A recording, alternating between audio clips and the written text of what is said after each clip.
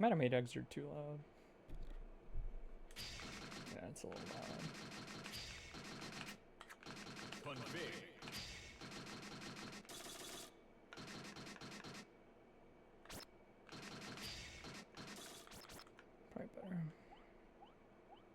Good luck.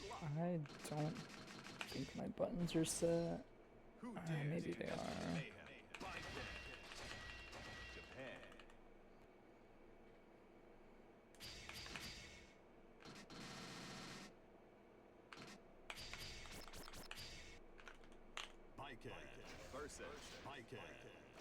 Get ready to rock.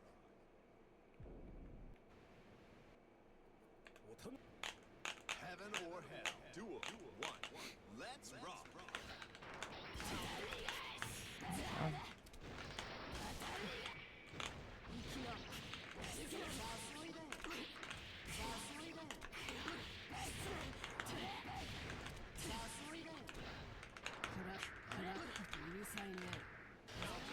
Ooh, finger try.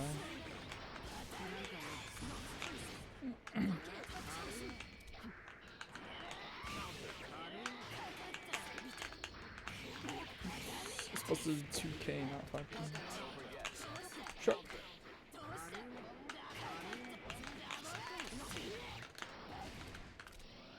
This one doesn't really jump along.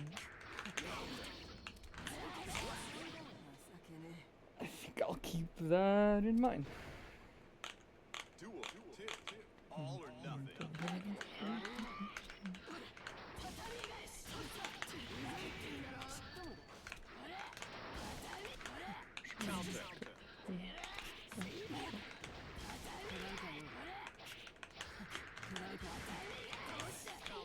Yeah, this person's like just down.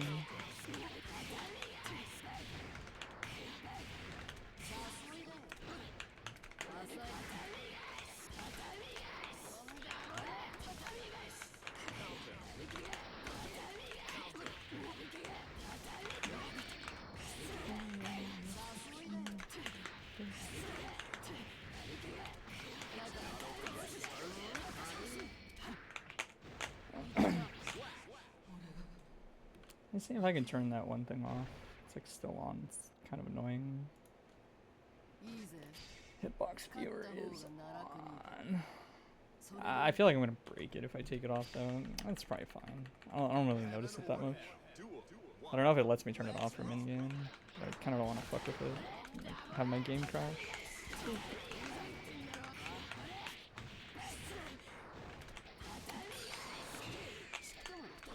Oh, it's ambitious.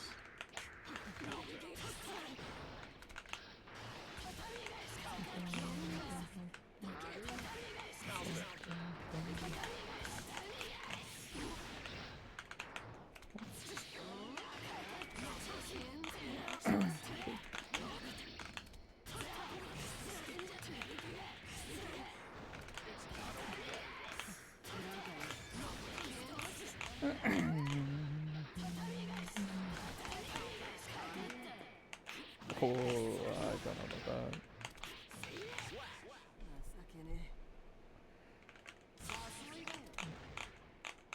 Duel. Keep on rocking.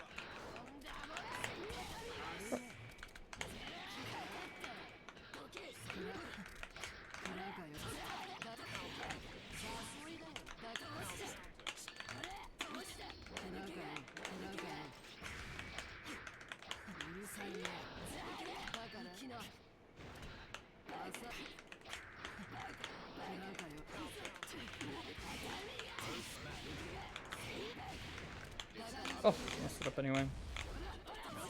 Oh, that's a hit finger. Don't have to do that. Shit, thrown that. Wrong cancel.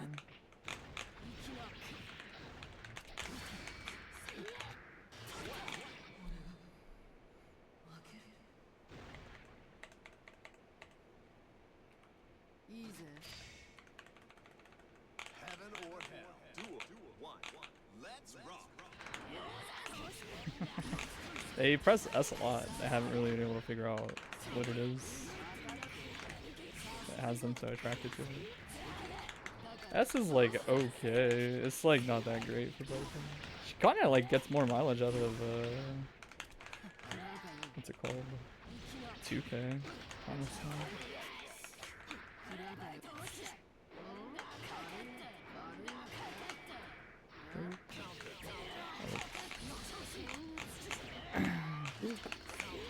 Oh, that's my.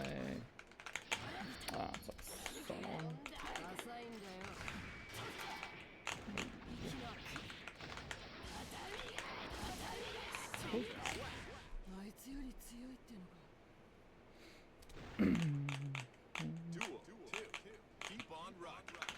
Honestly, I wonder if I would have been faster with that actually.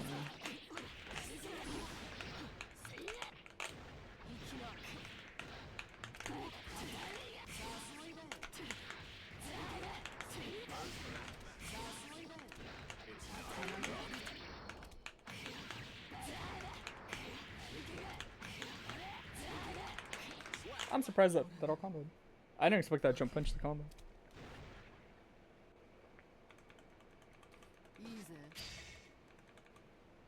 Especially because I gave up the damage at the start of the combo.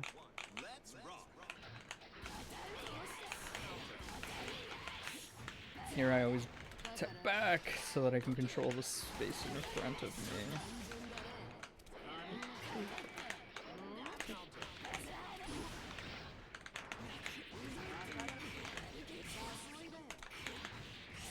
Late.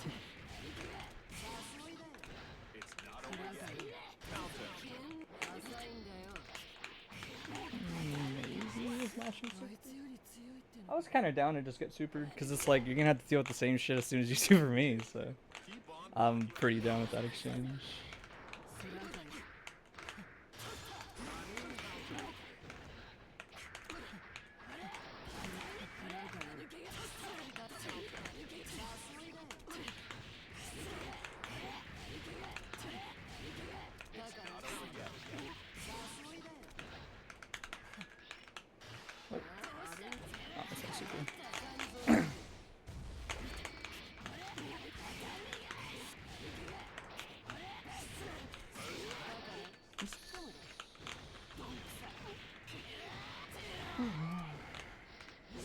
That's fine. You have to spend bar and give me my burst.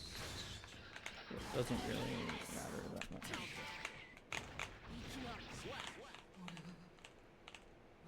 There are certain situations where I tell myself, like, it's fine to get hit by this stuff. It's not that big a deal. Like, in a way, you'd rather not, but you don't really think about it too much.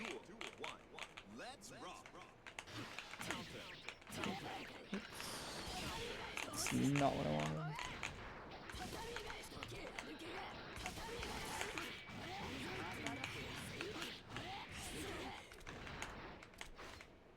Oh.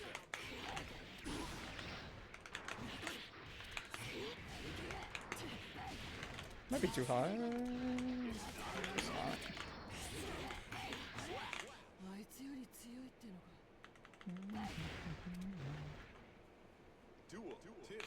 I think it's time. It's been a while. Sure.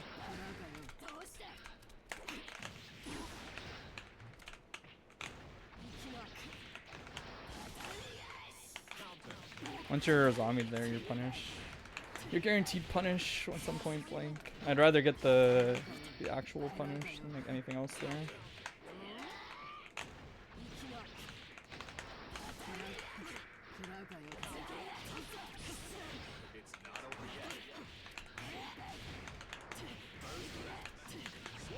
Yeah, I had a feeling. It's crazy that neutral jump there makes it not combo, but forward jump will combo there. It's really interesting that like the smallest changes will really affect it.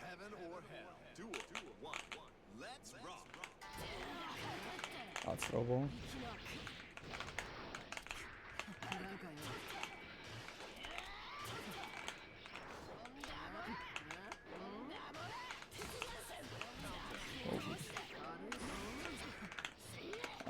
Still not good at that timing. Oop. I was actually fine for that too. Oh, that's fine. They wanted super, but it's like tomato, really.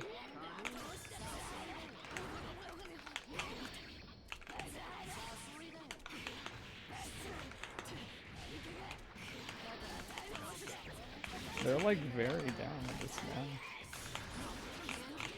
now. Like overthinking it. It's fine. I would have actually preferred to have gotten that bar, but it's cool either way.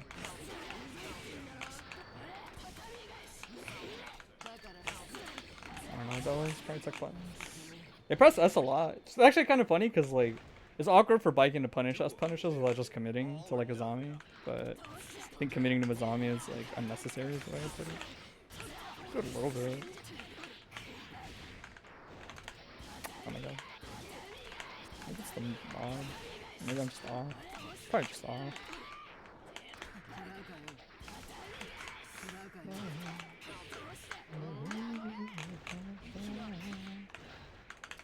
Oh, I missed my air dash.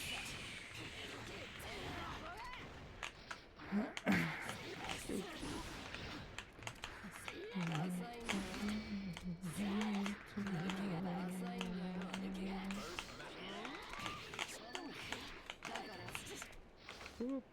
Boop. That's not what they wanted, but also Kuchinachi doesn't like really make sense there. That's the thing.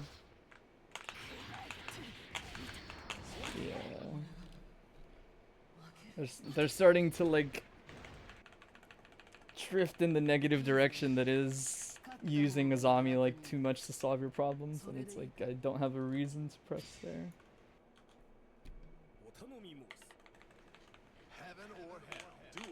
There's a very like I don't know how to actually win this exchange, so I'll just Azami type of mindset. And it's like I kind of want to not let that be the case if you can help it. Might be too close, but I can't get knocked down anyway.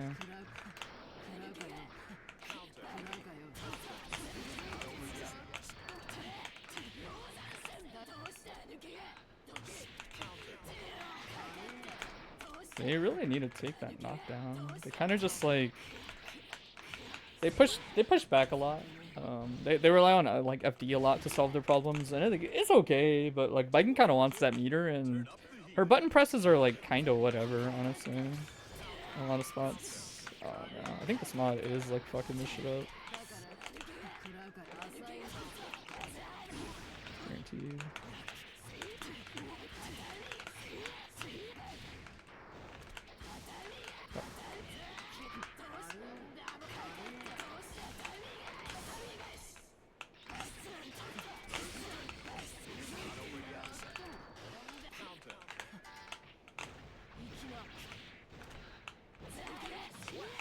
I don't know if that was Blitz. Could have been a couple things. Azami or Blitz would have been good, but if it was Reversal Super, then it doesn't really matter. I think the mod causes it to like spaz out a bit.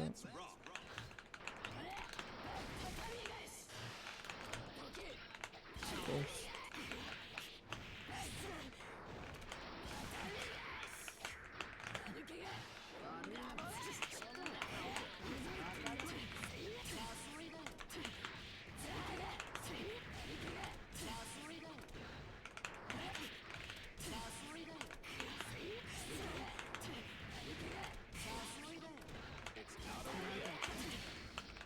Oh, that was almost too late. Like a smidge off of being too late. It was definitely too late for more combo, but it was almost just late enough to miss in general. Yeah, he's like they're like very reliant on faultless defense to save him, but then they don't have like any bar for anything.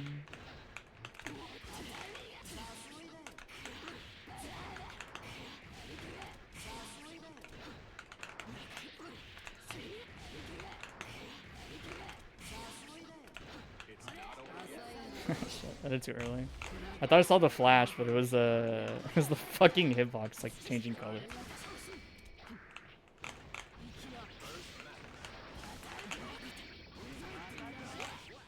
Damned if you do, damned if you don't.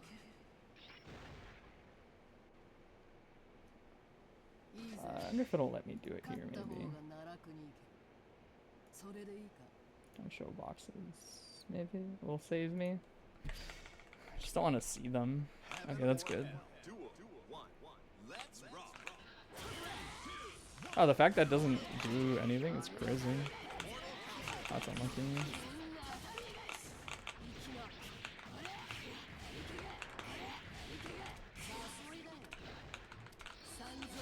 Oh, I should be braked already.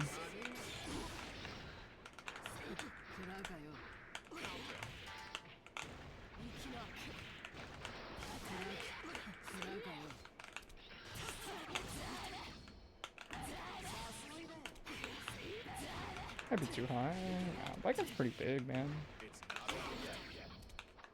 Ah, not big enough, I guess. I can't believe I didn't get Far Slash.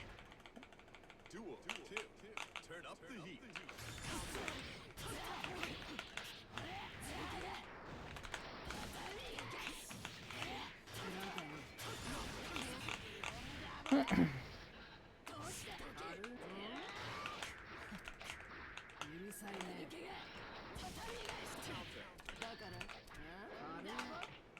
It's slow.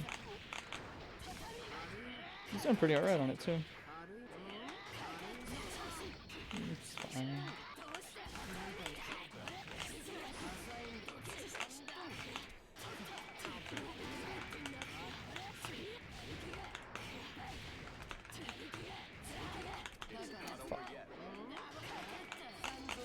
Should hit. Once you're running.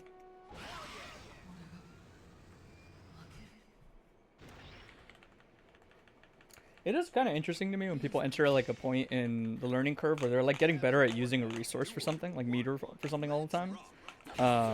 But then they will end up in a similarly bad spot because like now they never have it for like other stuff. Right?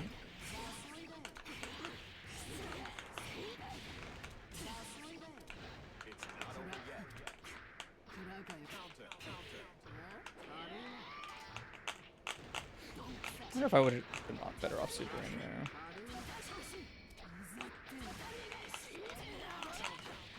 I guess I will just wait. Just not a reason not to.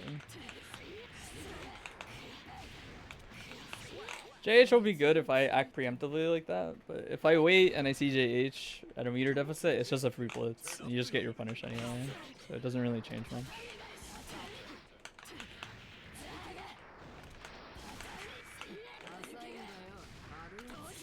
I just missed my backdash when I need it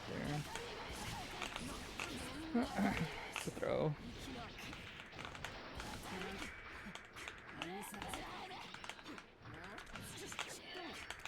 Surprised I wasn't a punish. Well, not that surprised actually.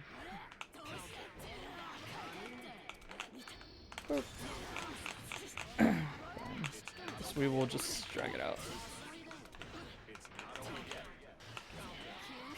H mash.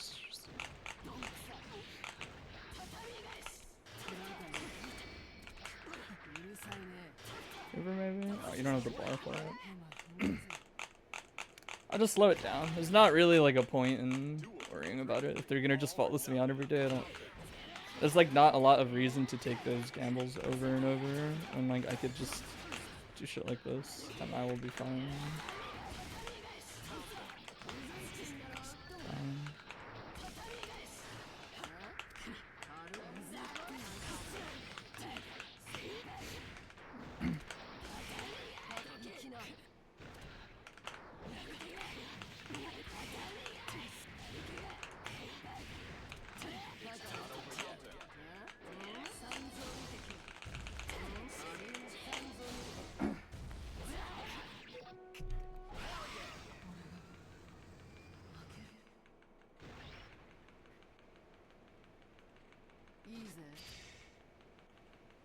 Heaven or hell. Duel.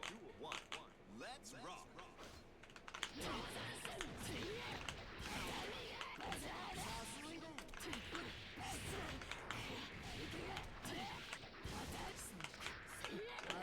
It's fine. If they want to have space, they can have it.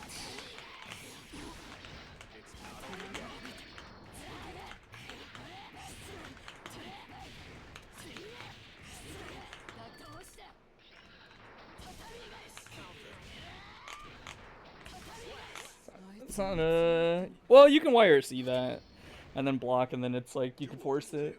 But otherwise, like, you can just match 6 speed there.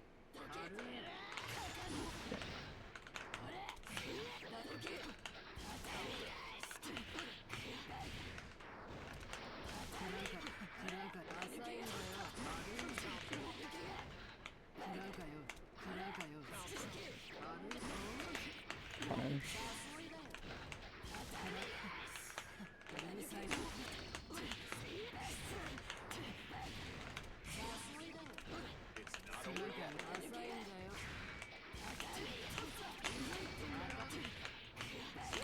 She still has a hard time getting out of the corner, so if people just like stop overextending, like I would want to like keep air dashing and doing things, but a lot of their defense is oriented around around getting opportunities to gamble with Roken Sogi on frame advantage and then randomly just smash out instead at times. So it's like I would probably rather do those, honestly. And then even if they get their turn, it's like whatever.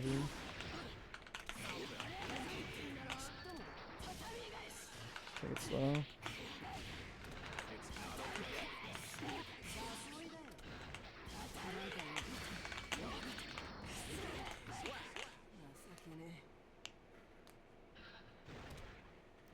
The fuck do you do versus Baiken as a Zato player? Just punish the Azami, focus on not interacting with her if you don't have Eddie, and focus on stopping her approach. At the end of the day, she still has to approach Zato.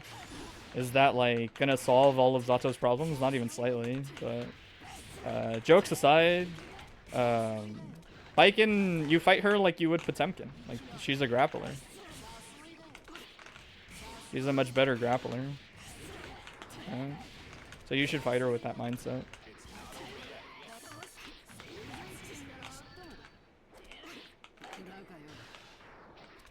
You're like willingly running away from her. So nothing's happening. Oh. It's supposed to be super at 100 bars, so there's like nothing to be scared of. But yeah. Pay attention to how Baiken is getting on top of you. If you have Eddie, then it sucks for Zato, but Eddie will eat the counter hit, or like the Azami hits, right? So there's like a lot of value in just using Eddie like that to get like more mileage out of him. Oh, that actually would have worked if if it extended far enough. It's funny.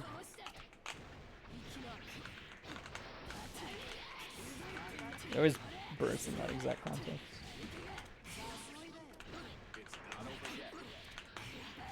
But usually, Baiken, you can't like, you just can't fight the beast forever. Like, Baiken will eventually get what she wants. I don't want to do that because that's like a really obvious cancel moment. Rather not gamble there.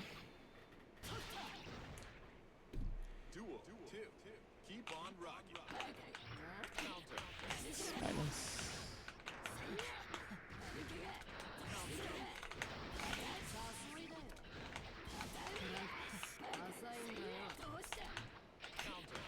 IAD is cool, but it won't actually fix the problem they're having in this spacing. It doesn't really matter like that much.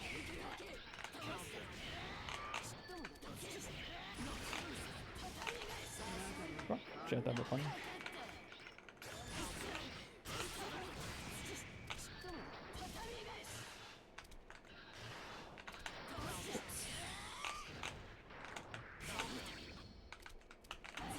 That's too low. Sucks.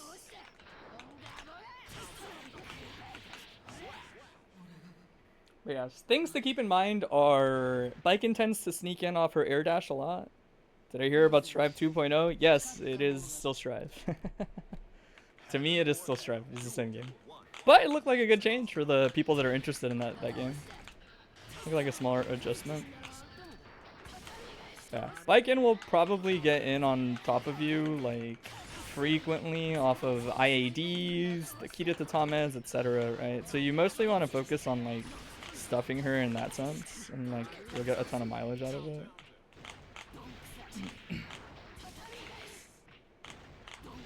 Ooh. It's not gonna work. It's fine. Let's do this.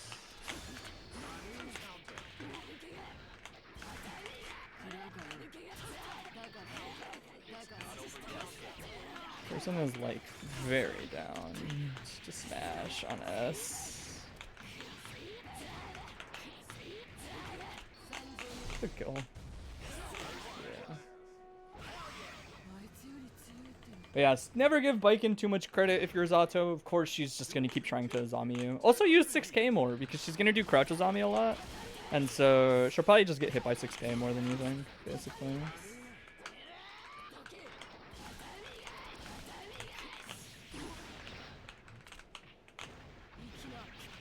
Use that. Use what is it? Damned Fang is the command grab, I think, right? No, it's not called Damned Fang in this game, right? It's like something else. Is it Dead Man's Hand, right? Is the no Damned Fang is the Zato command grab. Dead Man's Hand is the Eddie one, right? That's how it works. That sucks. That's just automatically timed. I don't want to do the air dash mix there in case they do something. So it's like you're back in neutral, but it's like doesn't really do anything.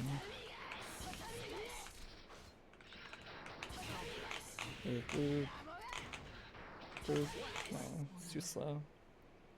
That one, even if you RC, it wouldn't have mattered. You'd still have to block, and the Tatami probably wouldn't force anything. Yeah, Strive 2.0, I mean, it looks like Strive. It looks like Strive, but they removed the... Johnny Mans are so disrespectful? What does that mean? I mean, I'm down. Like, I'll agree with you, but... Yeah, you might have to, like, elaborate. But it looked like a good change. I mean, I don't think the kids enjoyed Wild Assault like that, you know?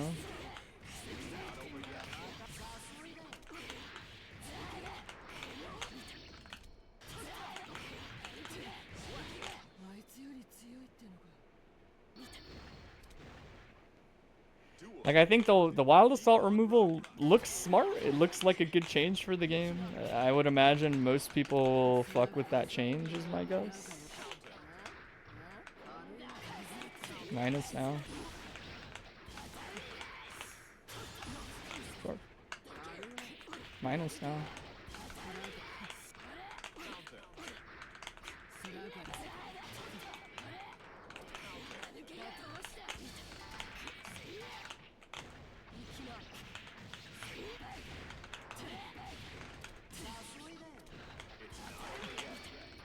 I mean, you would have been right, but I don't know if that looked like it was timed right.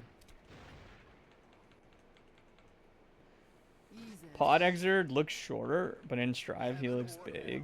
He's fucking huge in Strive. He's like a Goliath in Strive every time I see him.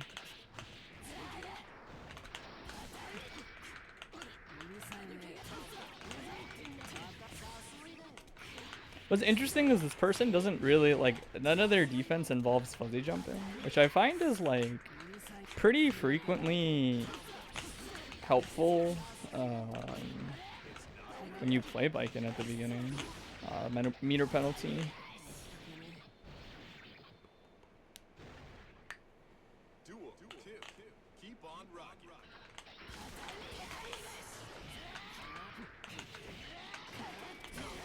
Sure. You get the worst knockdown of all time. Watch this. Close enough? Maybe? Okay, I wouldn't have been able to do the better combo. But they don't tech, so it works out.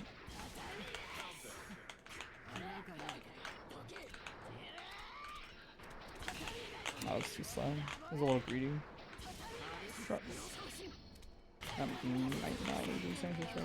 This is what's interesting, right? So, like, people end up in this situation a lot where they learn how to use the resources better, and so they learn to use the resources, and so, like, they'll have situations that are good for them, and they'll be, like, really close to winning, but then I will have 100 bar, right?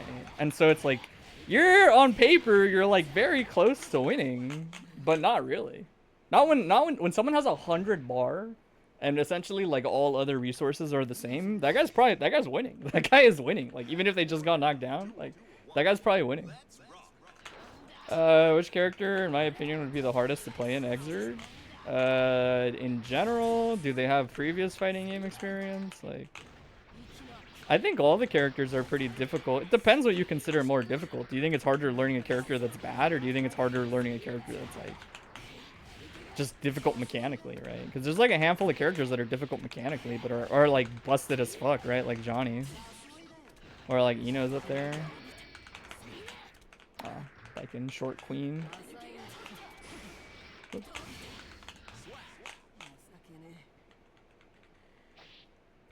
Hardest to play. Probably just the worst characters. Like, funny enough, I don't necessarily think it's Zato. I think Zato's hard to learn, but I think if you have a projectile set play, it's pretty good, man. Like, Eddie is basically a projectile set play. It's just the worst, like, form of it, I guess.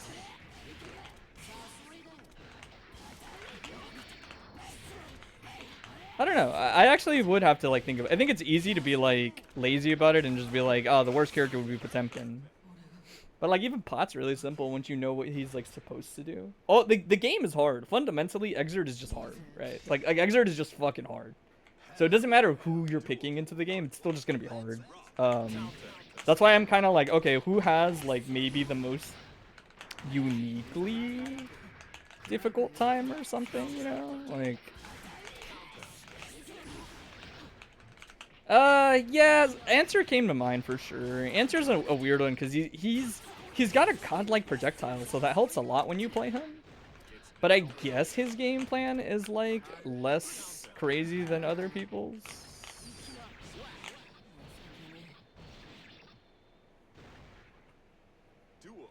We just get 2 back-to-back Shrek songs. No shot. That's epic.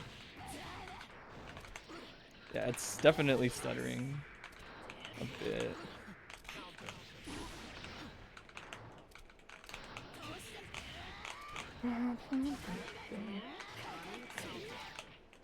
Two H probably doesn't combo from there.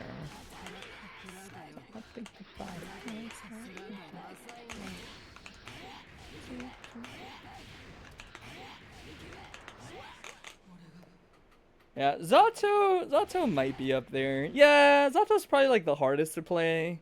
He just doesn't have anything outside of Eddie. The thing is it flips, right? Once you understand how Eddie works pretty well, it's actually like easier in some senses than like other characters. That's the way I would put it.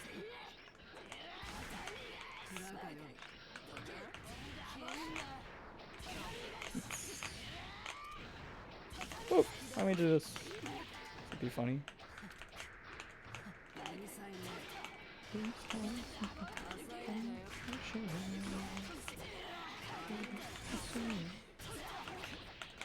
Okay, I've been messing that up, like the input for it, so it's nice that I got it.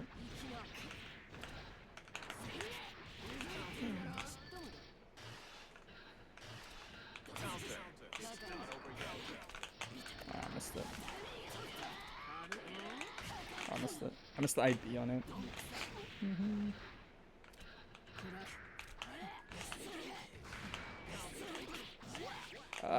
That was super. It didn't matter. I'd have just gone over it. She would have moved forward. Although I don't know if I would have had a punish at that spacing timing. That's too high.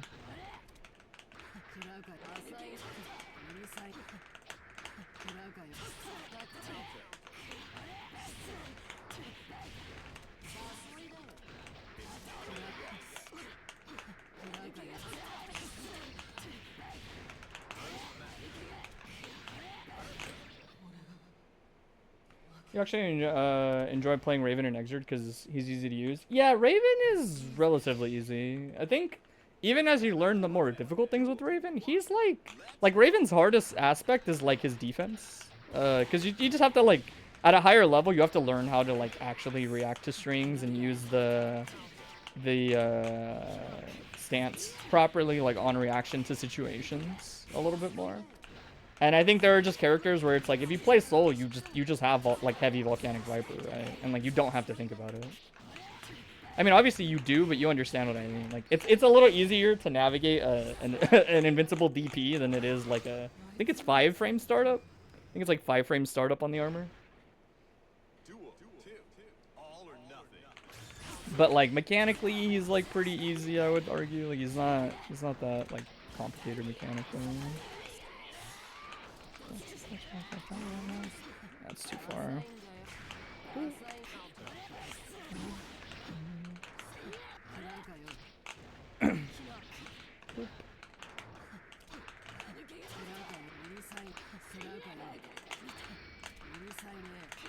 There you go. Interrupt.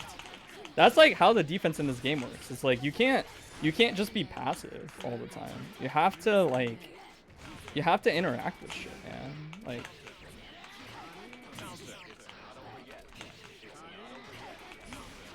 sure.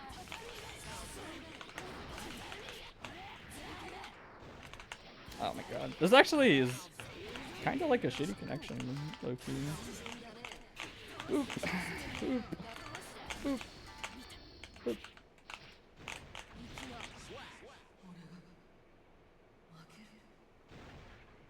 His attacks are too damn long. Raven has amazing normals. Raven has really good normals. The thing that I think maybe Raven players and like a lot of the community gets stuck on is that he just doesn't do like a ton of damage. But he's got like great neutral. He's got like pretty good Oki. Like there's not like that much wrong with Raven really.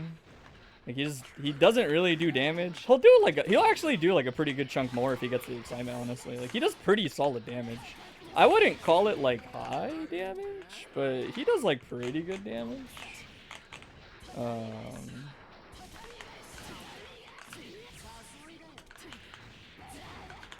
He does pretty good damage, and like his normals are just crazy, man. Like, fine.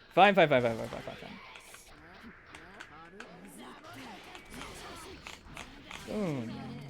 So like, even if you hit your confirm there, it's weird, man. Like, it's not as straightforward as you might think, because like, you're still in this position where like you have to leverage your burst now, right? This is also why the air dashing doesn't matter, by the way, because like a lot of this shit has been kind of spaced out. The idea is like it'd be cool if they got their air dashes more, because I know that they've been trying to, but if anything, it would just turn into the next layer of RPS. Like it wouldn't solve your problems as much as like just add to like layers to like what you have to do.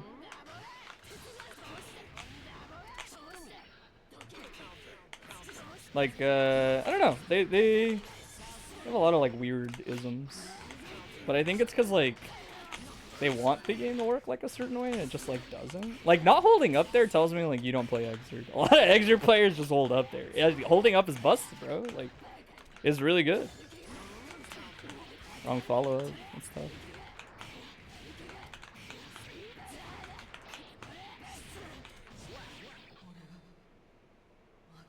As you play Venom or Pot, you know how to do combos as Raven, but not really good ones. That's fine, honestly. A priority is just having something that leads into knockdowns in this game. Ideally, you find better versions of it, but it's like not that relevant, honestly. You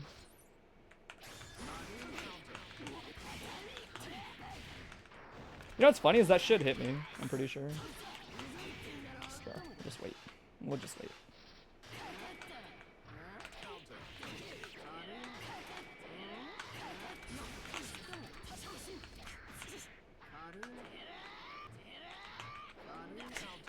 Should I not minus on that? Fuzzy tech. I don't know. They're like really reliant on a mechanic. Like they kind of, it's weird. It's like they don't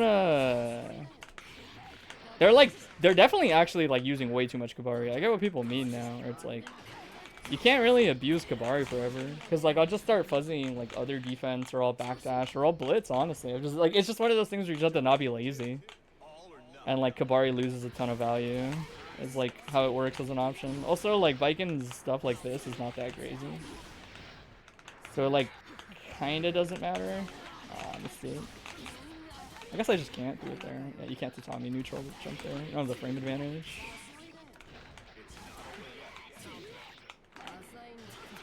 Boop, boop, boop, boop, boop. If you don't know how to deal with stagger, then your life will just be getting staggered on. They're trying to jump JH versus staggers, and it's okay, but the idea is like it's still just more interaction for the opponent. You don't really want your game plan to be like skewed that heavily if you can help it. Not in a game like Exert where you have a privilege in not like interacting with people. That's like a notable privilege in Exert.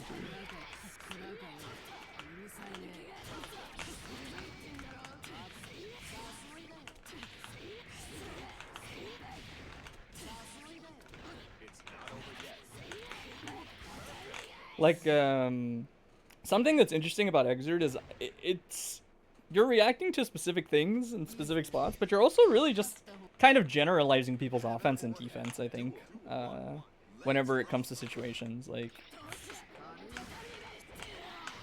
pressing on Linus is interesting.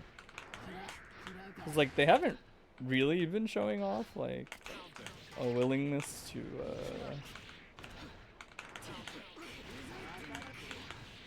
they haven't really showed off like a willingness to Azami in those spots, like in a coordinated fashion. The Azamis just kind of like happen. And so like now you're down like this is basically like you lose. Especially because like I can just like faultless, like the risk reward here never benefits the defender. And it's not even like it's because I'm biking, it's just like at any point like you're just prone to losing offense basically. They definitely have like shifted towards like an over-reliance on FD. It's good, but honestly some characters don't give a fuck about FD. A lot of characters do though.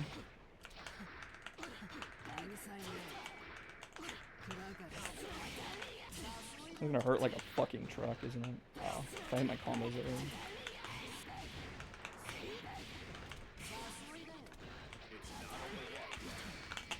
Ah, sucks. Like, I think Baiken is tricky because a lot of Baiken players will have the awareness needed to Azami in certain contexts. But it kind of doesn't matter, is the way I would put it. Like, you can't win, you cannot make an entirely, like, perfect functioning game plan out of Azami. At best, it just turns into, like, people are going to now, like, RPS a little versus you, I guess, is the idea. That's not gonna rage.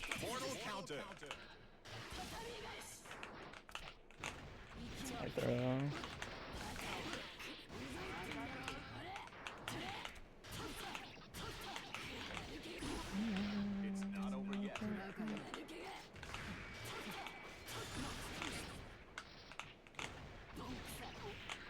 And so it's like there's one mix-up to consider, and then I can just hold out. And like that's kind of why like being able to do like shit like that is like unnecessary, is the way I would put it. Like it's easy to tell yourself like, oh, if I can just learn how to Azami it, and it's like, dude, they don't have to do that. They can do like a million other things. Like there's like very little point to, in my opinion, like learning a ton of the defense.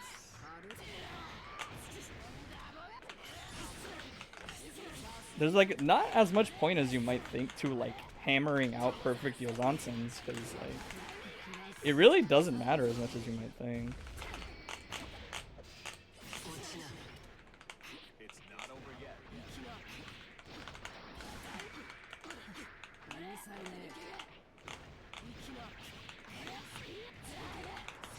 That's why it's weird to learn the game like that, I think.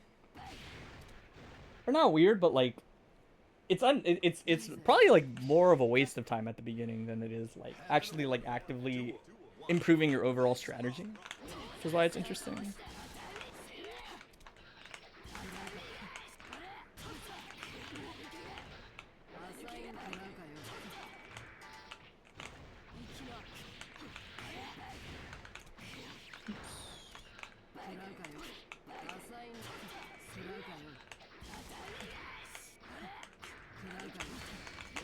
Like a bit of fuzzy defense is just kind of necessary. Oops.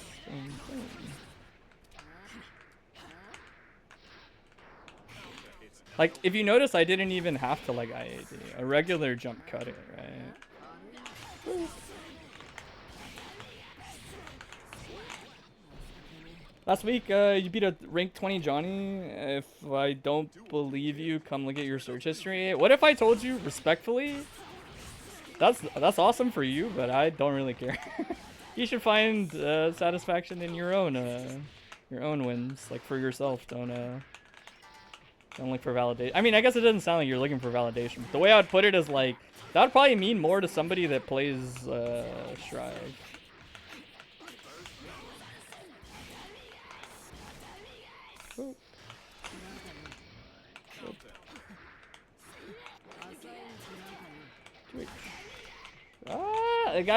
The idea is like you kind of can't just like wait around, right? Like if you're just down backing in this game, you're kind of just losing. It's like, now I just win. Right? Now I just far slash, like IB, far slash RC, like. That's what's so tricky about this game. 2 weeks ago, you watched Scream 7. It was kind of bad. I mean, you can't make that many Screams in a row and just like keep getting mileage out of the same thing, is my guess. Oh, okay, I did too early.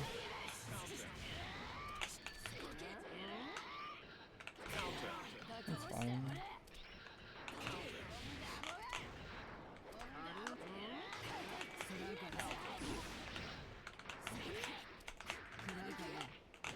Events is just too active in this game. Like, what if I just start doing this one? What's it gonna do if I do this one? Woo. It's not over yet. I'm actually really surprised I hit that timing onto Tommy. That shit's a pain. That shit's a pain in the ass to hit in that context. Duel. All or nothing. Sometimes you ask yourself why Raven's weird. Probably because they just wanted him to be weird, man. It's like, it's not that complex. It really isn't. Ah, I missed it.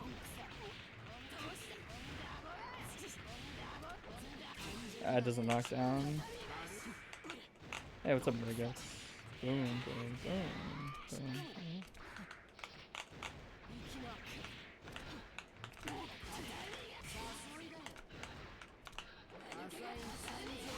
Might hit me. I've like never been in this situation. It's not over yet. Hope I'm doing well. I'm doing alright. Hope you guys are doing alright.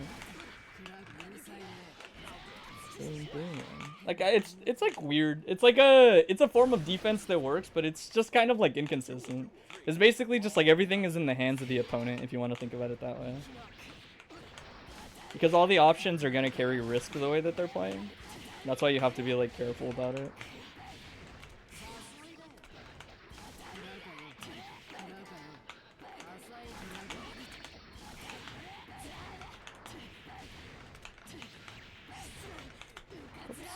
It doesn't really matter at this point. Like, I'm always okay with this. Xrd is a game where you can't, like, you can't run offense threatening enough long enough to, like, justify meter expenditures on pressure for 50 bar all the time. It's, like, not built for it. And you know what's funny is, like, this person, like, had it, like, a, you know, like, a time with Strive from my understanding, and, like, you kind of can in that game. You kind of can. Because in that game, it's more about just, like, getting to offense. Or in this game, like, it's about that too. But ironically enough, offense is not, like, guaranteed enough versus, like, people wiggling out to, like, want to always do it. Might not knock down. Well, now it will.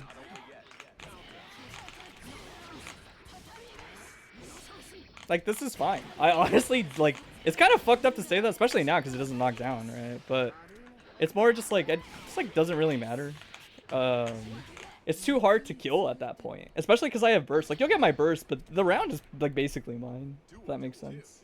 Keep on rocking.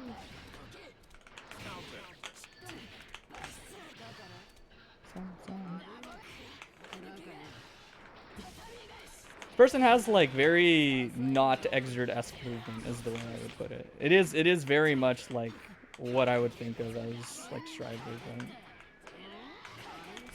Ooh, and then it's like, I could do this, and now it's like, I'm okay with this, because getting that out of the way is like a pretty, wait, this guy just like goes up there, huh? Ooh. Cross up. Ooh. And so like, it's kind of impossible for me to lose at this point, honestly. Like, obviously not really. But like, having bar is just like cheating in this game.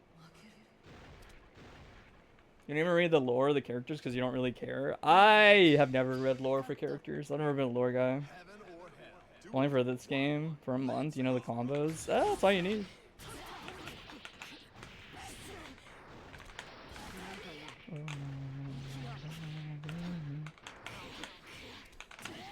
It's a little greedy on her. Oh, it's even more greedy. It's fine. Like, hey, what's up, graffiti? I guess we just do this now.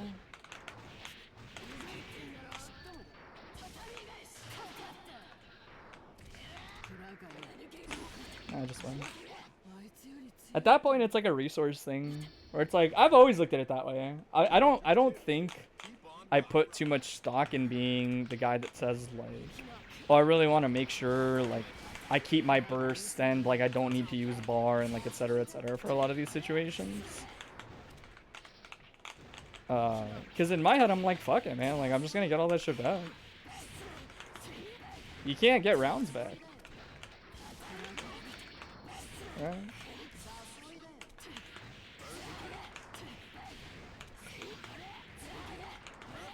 Like, they're doing a little bit too much like carriage before the horse type vibes for like learning biking. And you know, like probably revisit like strings a little bit and realize like this game is a lot more dynamic. We'll like have more opportunities for shit like that. Cause like if IEDing happened there, it's not any different. That 6P just wins with that spacing, and IED is kind of like irrelevant really. IEDs are probably like overtuned in this game from like an outside perspective maybe, but like not as much at like. Oops. Right, like see how having meter lets me just like win situations like that now. Right. Using meter is definitely always better than not, but there are situations like that where it's like, well, they're probably trying to Azami at round start. Granted, it's like that's not unfortunate misinput because like 2S at round start that many times seems like kind of odd to me. You can air dash here. Ooh, ooh. That's not gonna work.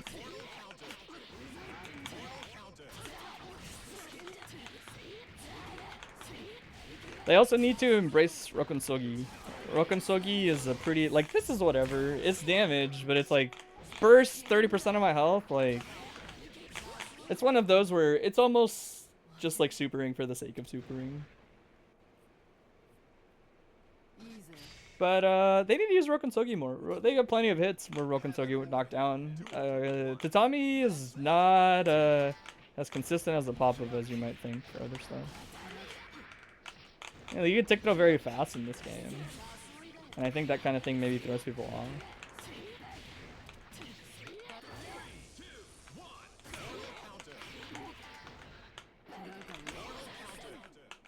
I want the height to be right for this. Oh, and then I missed the 5K. I do it too late.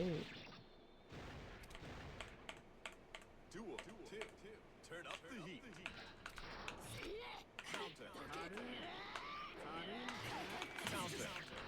Whoa, that's not what I wanted anyway. I wanted ID jump S. Sure.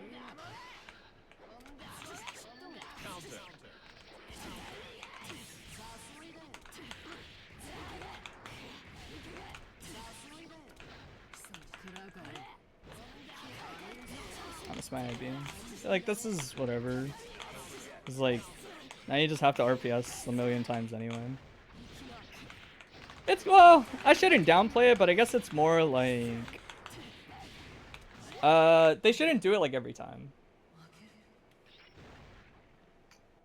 The damage, the additional damage that roaming canceling that gets is like negligible. Unless you're gonna like Kuchinashi pick up near the corner. And so it's like not that big a deal. That's why like sometimes I won't worry about it. Ooh. I just press buttons like as soon as they touch the floor. Oh, you gotta pick the uppercut. You definitely have to pick the uppercut there.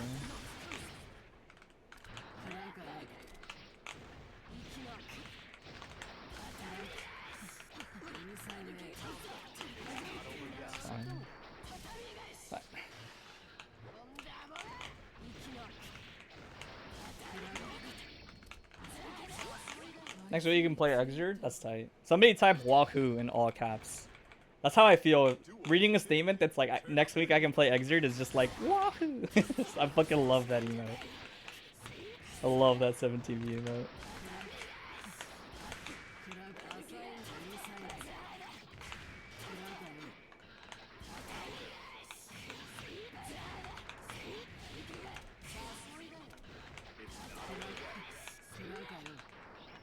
I missed it.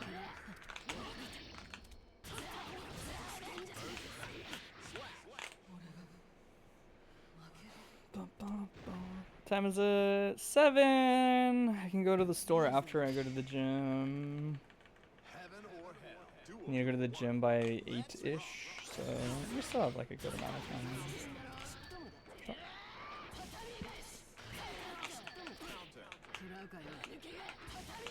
Boop. Boop.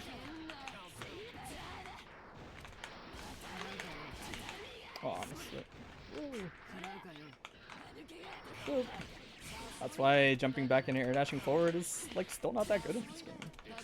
6Ps just do not carry consequence.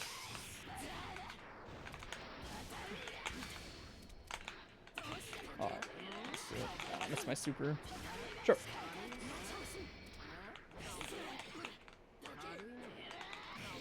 I cannot super on this side, like for the life of me. That's punish. Exert is still a perfect masterpiece, and a masterpiece that was left behind. What is Bloody Knuckles? The fuck are Bloody? Oh, Bloody Knuckles is. You don't know about Bloody Knuckles? The kids don't know about Bloody Knuckles these days? What? It's a classic. Boop. That is like definitely lagging, like every now and then.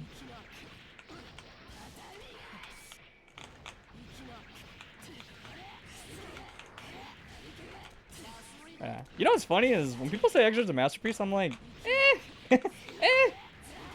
I love Exert, but like, I don't have 50 bar, so they can get this. Sure. Sure.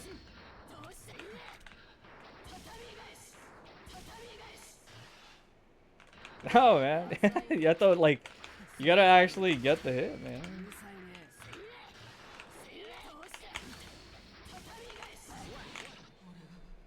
I think a lot of people, you know, seriously, you don't know what Bloody Knuckles is? It's a game you play with somebody where you hit their knuckles with your knuckles. And you see who gets Bloody Knuckles first. And that guy's not built as well as you. That's all you need to know.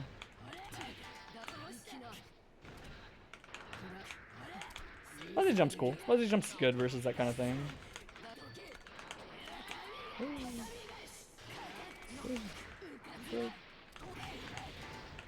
Oh, that doesn't work. I was warning about that. Boop.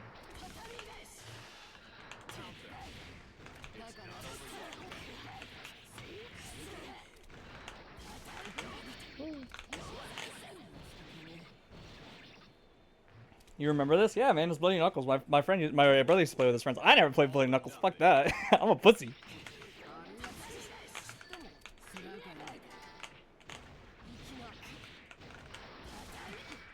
But that shit's a classic. You don't know about Bloody Knuckles?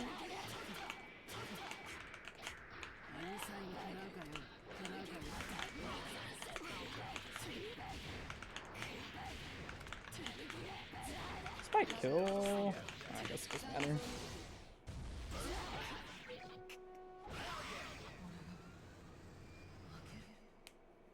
But yes, those situations are a lot about. Exert is a game about sticking shit out, man. Like, stick out your light normals, and every now and then stick out like 2 or 3 buttons so that you have an easy hit confirm. I don't think it works in the corner, if that's what they were trying to do. There we go. I was like, I'm pretty sure that even that shouldn't be like clustering up there. It was Dreamer. Is it Dreamer confirmed? Sure. It's fine. See, like, this is what I mean. So, like, now I'm just the dude with like a million bar, right? So, like, it kind of doesn't matter that much to me that I just had to waste my burst, because, like, now you have to waste your burst on this, and, like, I will still be, like, meter positive on you, probably, is the way I look at it. Right? Like, you'll see me use the RC on, like, a frame trap, like, in spots like that, where it's like, I only need the 1 hit. It doesn't really matter how I get it. Press 2S weaker. I'm the weaker Viking. Boop, boop.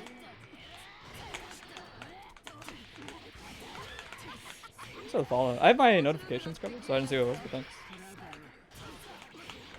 Should maybe? Nah, it's still too far. Doesn't really matter if you air dash there.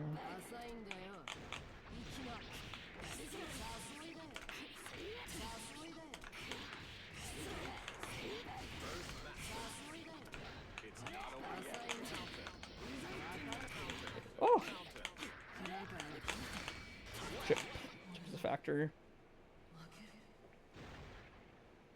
A lot of people get caught there because I think you're like taught you need to IP Kabari, and then oh, I thought that was Zamiya.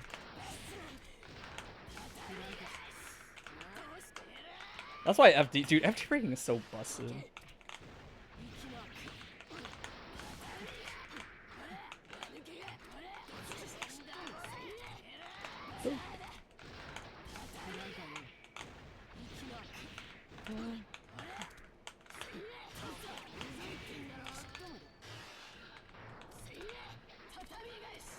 Yeah. I'll probably hang out a little bit more at full screen to try to like force a little bit more out of them in neutral. They kind of just don't do anything like too aggressively. Like even just taking space on the ground, like they don't really do it. So it's like I kind of want to just hang out here and like feel out what they do. Because approaching is like something people will just like force you to do, man. Doesn't really matter. Like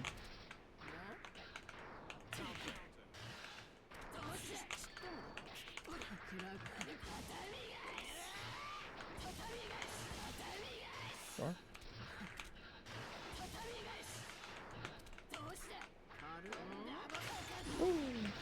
It's the problem with Kabari in this matchup all the time.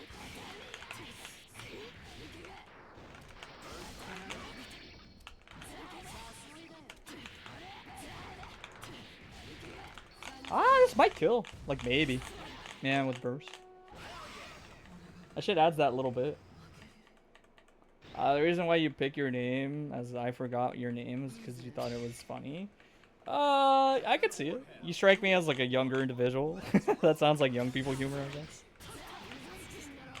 Sure.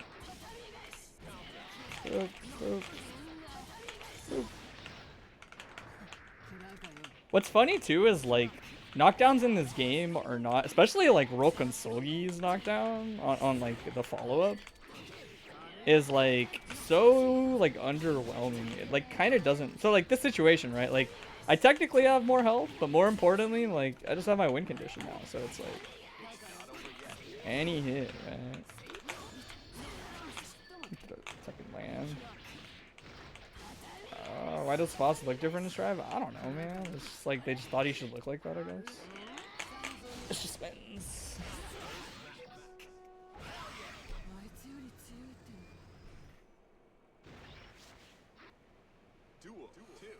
Keep on rocking.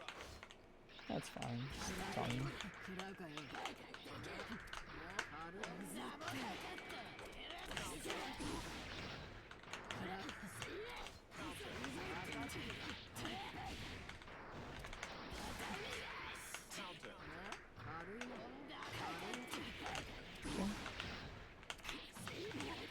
Does this work from here? I guess I'll never know.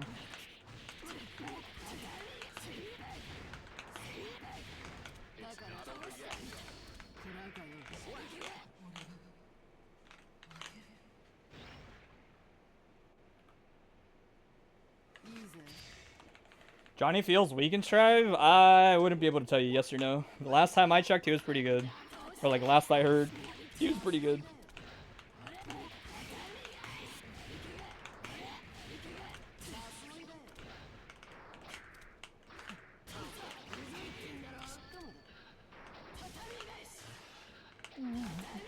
I mean, you gotta do something, man.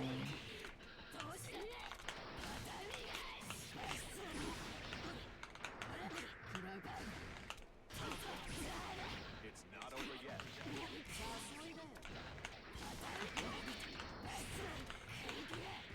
There's definitely like an art to flailing on wake up in Exurge.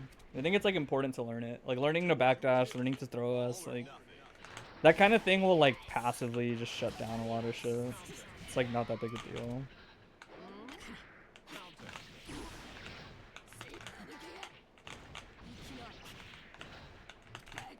There you go. Like that's fun. That's like perfectly fine, right? Like if I'm taking RPS, you should also be like, well, maybe I'll RPS with them sometime. Those interactions are like pretty invaluable to this game, I would argue. Boom. Now I get a punish. So IVs and no bar. Boop. Maybe. Yeah.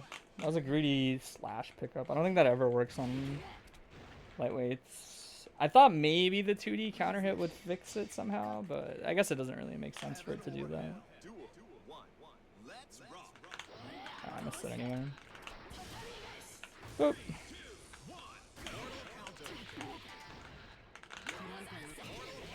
Boop, boop, boop. Oh, that was a little ambitious.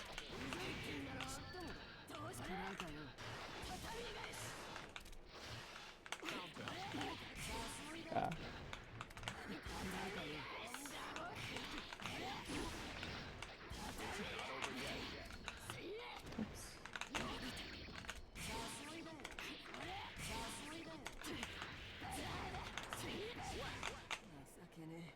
But yeah, Exe's just hard, man. I don't know what to tell people. Like, Exe's just hard. Exe just has a fuck ton of interactions happening all at once, and like, a lot of shit is preemptive, but also like a lot of it isn't. That doesn't reach ever at that distance. Like, they're kind of like over reliant on that, is the way I would put it.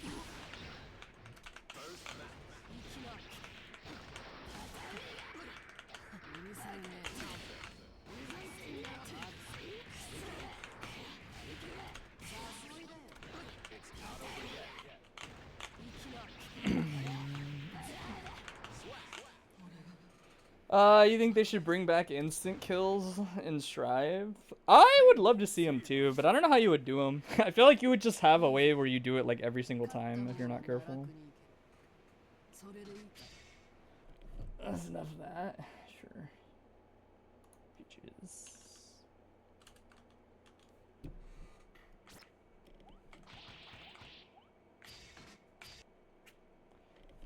You need to learn real pressure? Honestly? It's but it's also a lot of the neutral.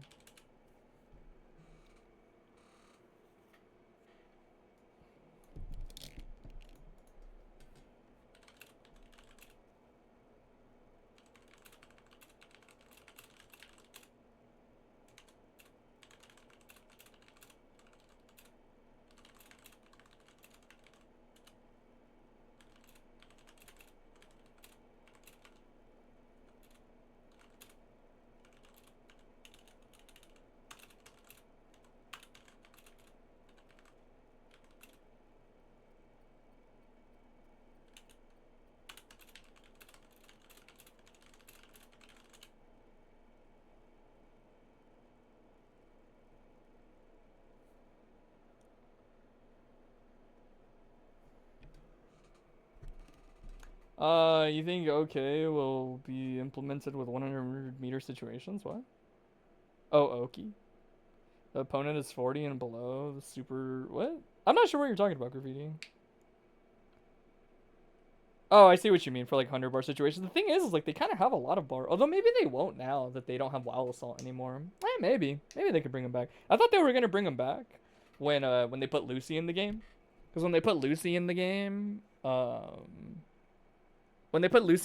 was like, oh, sweet. She's got like a cinematic thing, right? No, not her. Well, actually, yeah, she has like a cinematic thing, and then so does Unica or whatever. Hey, what's up, Detroit? Let me open the window. It's pretty hot in my room.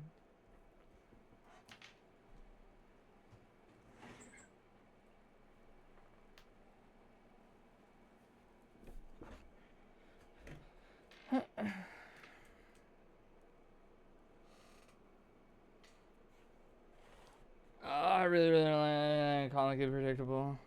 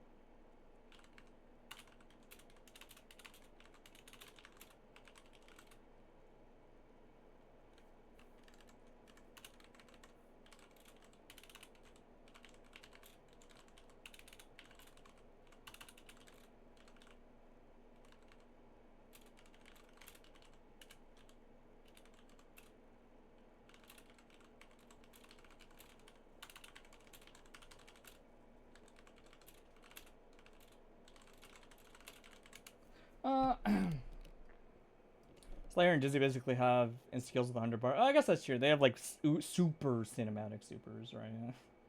So does Lucy, I think, if she kills you when she's like installed or something like that. Here, I'll just post my stream, I guess. Is that how you spell my name? Probably.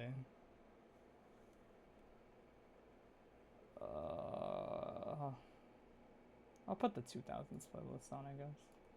I love this song.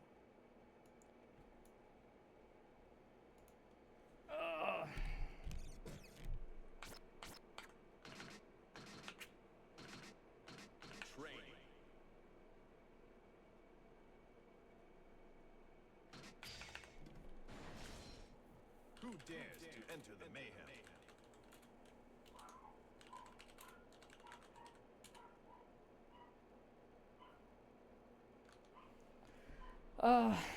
Yeah. This person's like been trying to figure it out for a while. And it, like I'm not gonna lie, man. I think when I think if you put like time into like Strive, then this game is like harder to learn than if you just like learn this game on its own. Because there's concepts in a similar looking game that are just like not parallel at all. And they're actually like actively like difficult. Versus Pike. Get ready to rock.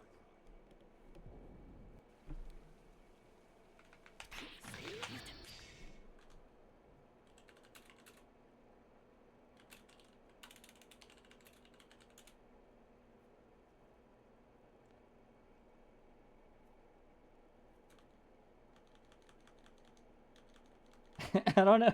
I'm like running out of ways to tell people like Exer is just hard, man. That's okay. Like it's just fucking hard, man. Sometimes it's just hard, and you're just cool with like the initial part of the learning curve. But there's a lot of uncertainty and like in certain things, I guess.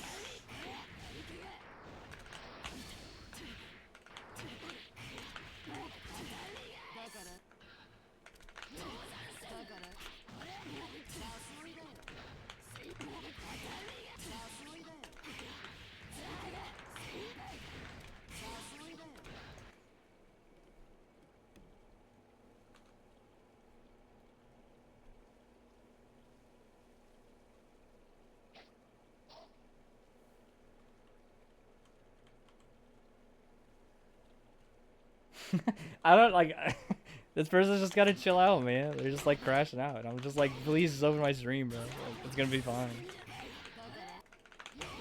Exert is not a game you figure out on your own. Like it's just not. I mean, I guess it is if you like. No, that's not true though. That's not true actually. You just can't like figure this game out in a vacuum. Not really. This game has to be learned with like the assistance of other people to a degree, and I kind of refuse to believe that's not true. If you take on the burden of like learning the game by yourself, you're just fucked. I think you're just fucked. Cause I was about to say like the whole thing with stream, dog. It does it, dog. It's online casual.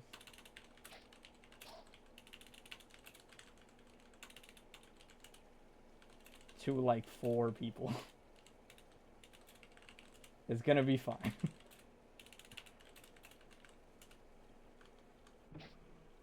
It's gonna be fine.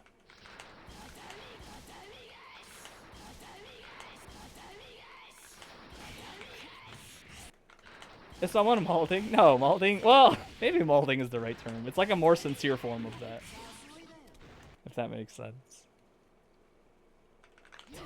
But I was gonna say, like, I didn't really talk to too many people when I learned this game. Like, I never talked to anybody when I learned this game, but then I realized that's not true. You are, in fact, molding. Hey, what's up, man? Like, I was gonna say I learned the game in a vacuum, and then I realized, no, fuck that. That's not true. I used to watch Deb and Bear stream all the fucking time. No, don't type in Discord. Type in the stream. That's not what that chat's for. Just type in the stream. Part of the reason I told you to open the stream up is so that I don't have to type in Discord.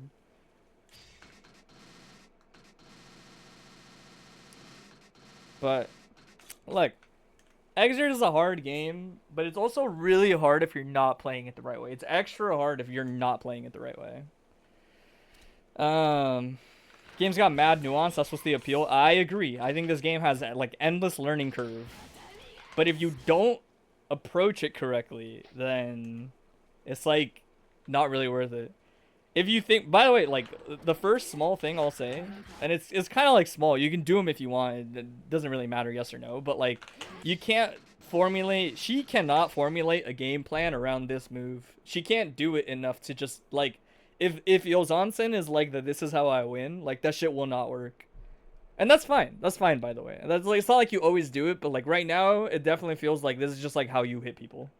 And if somebody blocks high, you just lose 50 bar. And in this game, losing 50 bar is a really fucking big deal. Because you don't have to lose 50 bar. You can lose 25 a lot. Like that. But yeah, Yozansen's not worth it. Despite how it might feel at the beginning, this is also not worth it. There's like no reason to learn this early on. It's better Oki, absolutely. But it's not worth missing your Oki. If you get a grounded throw with Baiken, she can just reach the opponent. Right? Depending on the wake-up timings, because they're not universal in this game, you can even dash jump at them and perform a mix-up via air dash or immediate 2D tatami. Right? It just depends. It would not be a safe mix-up, you know, things like this would hit you, but it's a mix-up. Fucking love meter in this game. Nothing has felt close to how fun it is to manage. I think it's a really simple system at its core, and the options are just over-tuned. So, like, it feels great to spend meter. It solves all your problems pretty much if you do it correctly. And as soon as you spend bar, especially in like really active ways like this, you don't get it back for a long time. 6 seconds is a long ass time in a round, bro. Like you can force positioning off of 6 seconds. You can just start your turn. You could leverage your own bar now, etc. Like that's not the point. But something you do have to learn, because I see it a lot, is like, this button isn't that relevant. Neither of these buttons, this button's not that relevant, and this button's not. These aren't buttons you really press in neutral. This game is so fast compared to like Strive, for example, and there's like subtle differences. There's like pretty big differences in neutral, actually. So the idea is like, because the game is fast, you can kind of sneak in with buttons like this off of just timing. You kind of overuse S and H buttons in general in a game where they're not like they're a lot weaker. They're a lot weaker. The reason that these buttons are worse, generally speaking, in this game is because your offense does not have a lot of layers once you do it. Right? Whereas when you block this, there's a lot of shit that can happen in this game. It's entirely different, right? Like you would always prefer somebody block a light normal in this game like this, even from further out, like here, than your S normal. It's just always better. It's literally just, I can't think of a reason why it wouldn't really be better for like almost everybody in the game. That's not obviously universal, but most characters, like if you're here, for example, which is a perfectly fine range to play neutral, right? Then like, let's say this person runs in, right?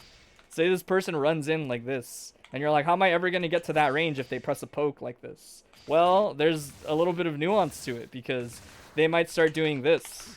And the idea is you're reacting to that. You're reacting to them moving forward. That's like everyone learns how to react in fighting games. So right now, I see that they're moving forward. I will press my biggest button. Right? And so what you do is you set up a very similar looking situation, and you just stagger the timing. You just give your opponent credit. Right? So like now, when I do this, I'm going to start meaningful offense off of like 2K. It's not to say that pressing a poke is never useful, but it's more, the idea is if the reason for why you can't press a poke is because you run into pokes, then you just need to navigate the floor better in this game. That is like a really surface level way of solving it. If you wanted to, you can IAD out of the run if you were like comfortable with that, but honestly, that's not that great anyway. Like, despite you feeling like oh, it sucks that you can't IAD because there's a lot of things that are really good if you can instant air dash, is actually not that crazy. It's pretty good in this game. It's mostly situations like this for her that are good. Like, if you can do this, it's pretty great. But it's like that and this, but you can't even use this on short characters. So, like, it doesn't matter that much. It's mostly just this. I would say this is, like, the thing that she wants the most is IADJS. And if they block it, say, like, here. Oh, my God, Viking is so short. Then you can get, like... You can get offense started this way, and that's a really, really strong tool for her. But the idea is that no matter what, if your button, if I scramble in this range, like let's say I tech or they tech, and we end up right next to each other, I am always pressing this button. This button needs to be the button that comes out. You never tech scramble in situations and press S buttons in this game. Like, not really. That's not 100% true, but The TLDR is I did notice a lot of your entire game plan is like formulated around this button, and it's like not that good. None of these buttons are that good in this game. You need to be in a spot where you can like force something to miss, and then you can actively pressure in ways that are meaningful, right? Because this can be a tick throw, this can be a stagger, this can be 2 buttons into a tick throw on that stagger, right? Yeah, it's a strive habit. Like, it just makes sense. It's not weird. I'm not trying to like, for not liking the game personally, I don't have anything against the people that fuck with it, right? But that's 100% like how that game functions. It's like you get more value out of these buttons. You just do. Right? Like, you get more value out of pressing those buttons on average than pressing... I mean, some characters have cracked out 5Ks and shit, but, like, these buttons are just consistent at, like, forcing situations. And in this game, they honestly are not. Like, they're just not. You would prefer to avoid that as, like most characters, right? So movement is important. The idea is that if you're, like, all the way over here, there is basically no approach in the game that will work versus somebody else. It's impossible. The screen in this game, if I'm not mistaken, is just like bigger than Strive. So running from full screen is not going to find value. Like, you have to run really long before any poke can connect in this game. They give a ton of screen space on purpose because the game is really fast. So it needs to compensate for that, right? So the idea is if you're around this far, full screen distance in this game is essentially like neither of us can do anything on average, right? The characters that do stuff are the zoners, right? Like, Kai can kind of do stuff. Mei can get the beach ball. Secret Garden isn't that big a deal in this game to, like, get out. Chip can turn invisible. Foss can obviously throw items that are way better in this game. Venom can get all his pool balls. Technically, Slayer can whiff Dandy and build a ton of bar at full screen. Ino can get her note out. Bedman can do, like, his whole zoning game plan. Ramlethal kind of doesn't actually care about full screen, funny enough, that much. Sin can eat some extra food. Elfelt will sniper you to death. Leo can set up Big X. Johnny actually doesn't care about full screen either. He'd probably just walk and get some bar, but he doesn't really get anything. Jacko's going to win off just timing you out with minions out. Jam can get cards, I guess. Coom can get red ball out, which is pretty solid. Raven can, I guess, throw needles. Dizzy can set up the army at full screen. And then, like, Answer can set up all his scrolls. Viking can't really do anything. She doesn't really have value at full screen like this. You just like Yashigatana and that's it. Like, you just fireball so that you mess with whatever they're doing. It's not that full screen is bad, but a lot of times you return to full screen and then you're like, now it's time to approach, and no approach is going to work from full screen. Nothing you do will not be reactable from the opponent. Like, if you move forward, they can just move back, and there's nothing you can really do about it. Because it's too much space. If you want to control that space better, then you have to take a little bit of space like this, right? One of the things that's nicest to learn early on, probably in my opinion, if you actually have an interest in trying to play like the footsies game in Exerd, which is fine, like, you can do it. It's still pretty good in this game. Is like just breaking more. It's the fastest way to like take space, right? The idea is if you do this the whole time she's like skidding, you're just like not really doing anything. It's better to just instantly be actionable, but more importantly, it's also better to just crouch. Most IAD options in the game will not hit you if you crouch. Well, like, Biken, for example, she wouldn't really hit this anyway, but, like, let's say I'm full screen like this. Say I'm, like, full screen, and did I do it, like, the right way? Yeah, so you might be like, okay, well, what if I, like, dash and do this? It's like, okay, well, now you have to block this, right? Because you just did, like, dash and then block. Like, you just did dash into nothing. But if you do this, she's gonna miss her button. And you'll see it. You'll see, like, there's only one reason that she's ending up next to you. Right? This is how I played. Like, even if you could have instant air dash, that shit would not have mattered. I can assure you. Because there's counterplay to it. You just have to understand how this game works. But this space is around where you can actually threaten approaches properly. Because now an IAD might reach, like, on react, like, in a situation like this, especially for Biken, you can do instant air dash, JS to Tommy on a lot of the taller characters, right? But in general, right now I'm close enough that the idea is, like, I'm not really scared of any of their approaches if I just commit to, like, waiting, if I know what I'm doing. Because IADs, I can crouch them. There's no reason to stand versus them.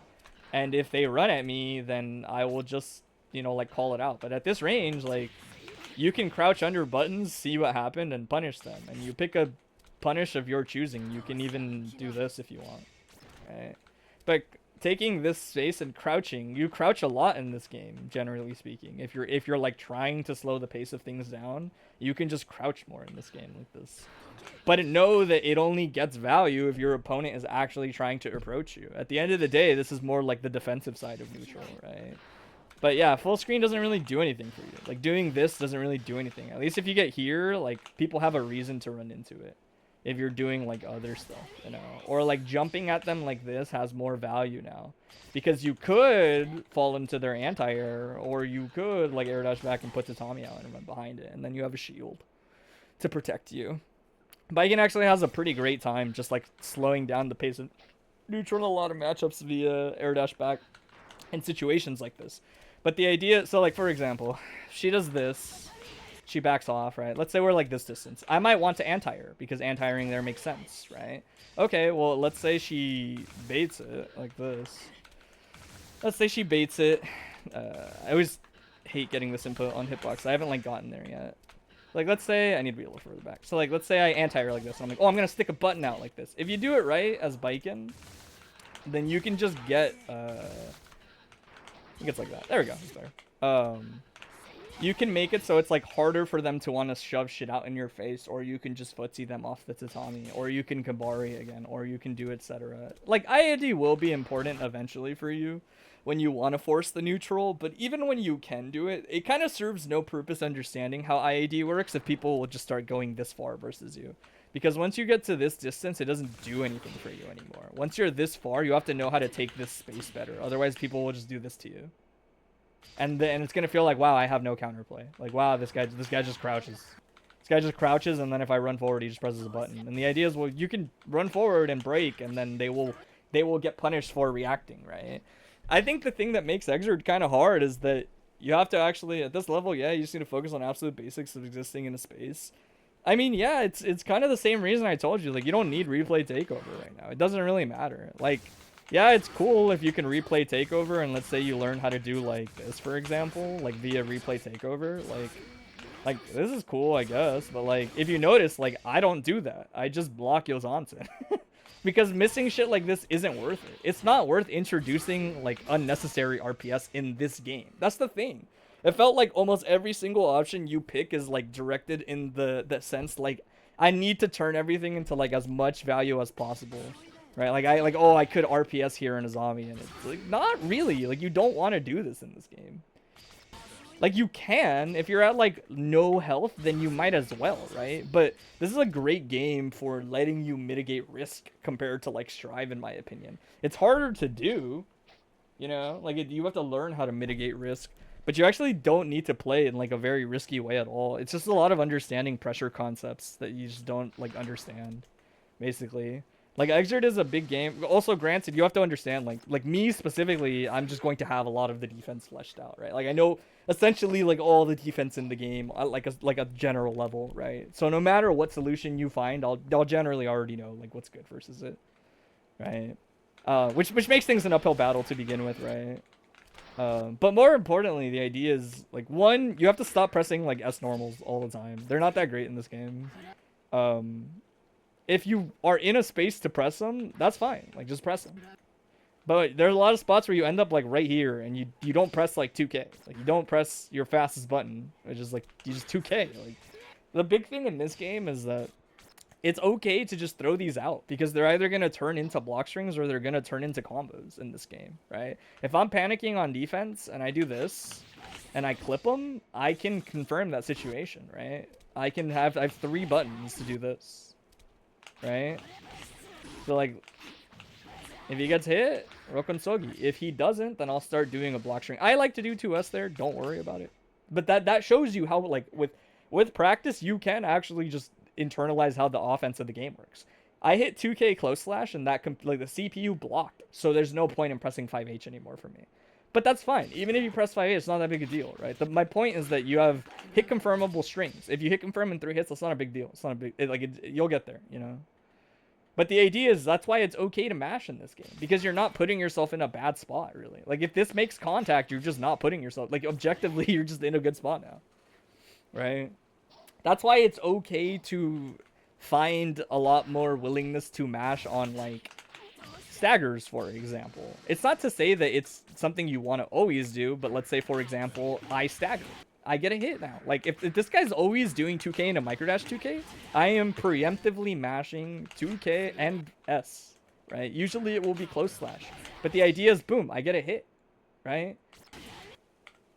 So, like, the defense is super intuitive. Yes, he can also do this, right? Like, if I, like, get hit and I'm like, oh, let me mash here. I got counter hit. That's fine. Like, that's not a big deal. The idea is it's important to be understanding that if you take the risk, it has to be, like, in a way that is beneficial to you, right? Even if this person, say, like, did this and waited, which is something you did, like, trying to bait out, you know, like, various options. If they do something that looks like this, and the defender presses a button, that's, like, way better for the defender. You just go straight into offense. The hardest part about this game probably is still hit confirming things at the rate at which the game plays at. But understand that, like, they give you Gatlings to do that. That's what the Gatlings are for. That's, like, the whole reason for them, right? It's so that you can tell yourself, like, I would like to press a button in a range where faster normals hit. That's fine. If you're a hitter, then just press 5K and see what happens, right? Baiken's a little stricter than others in this concept because her knockdowns are a little bit more selective. And so she's no, like, Kai Kisuke, where, like, Kai will just always knock down if he mashes in this game and he gets the hit. But, like, she won't always. But that's fine. Like, she's strong in other ways. She doesn't need it. Right?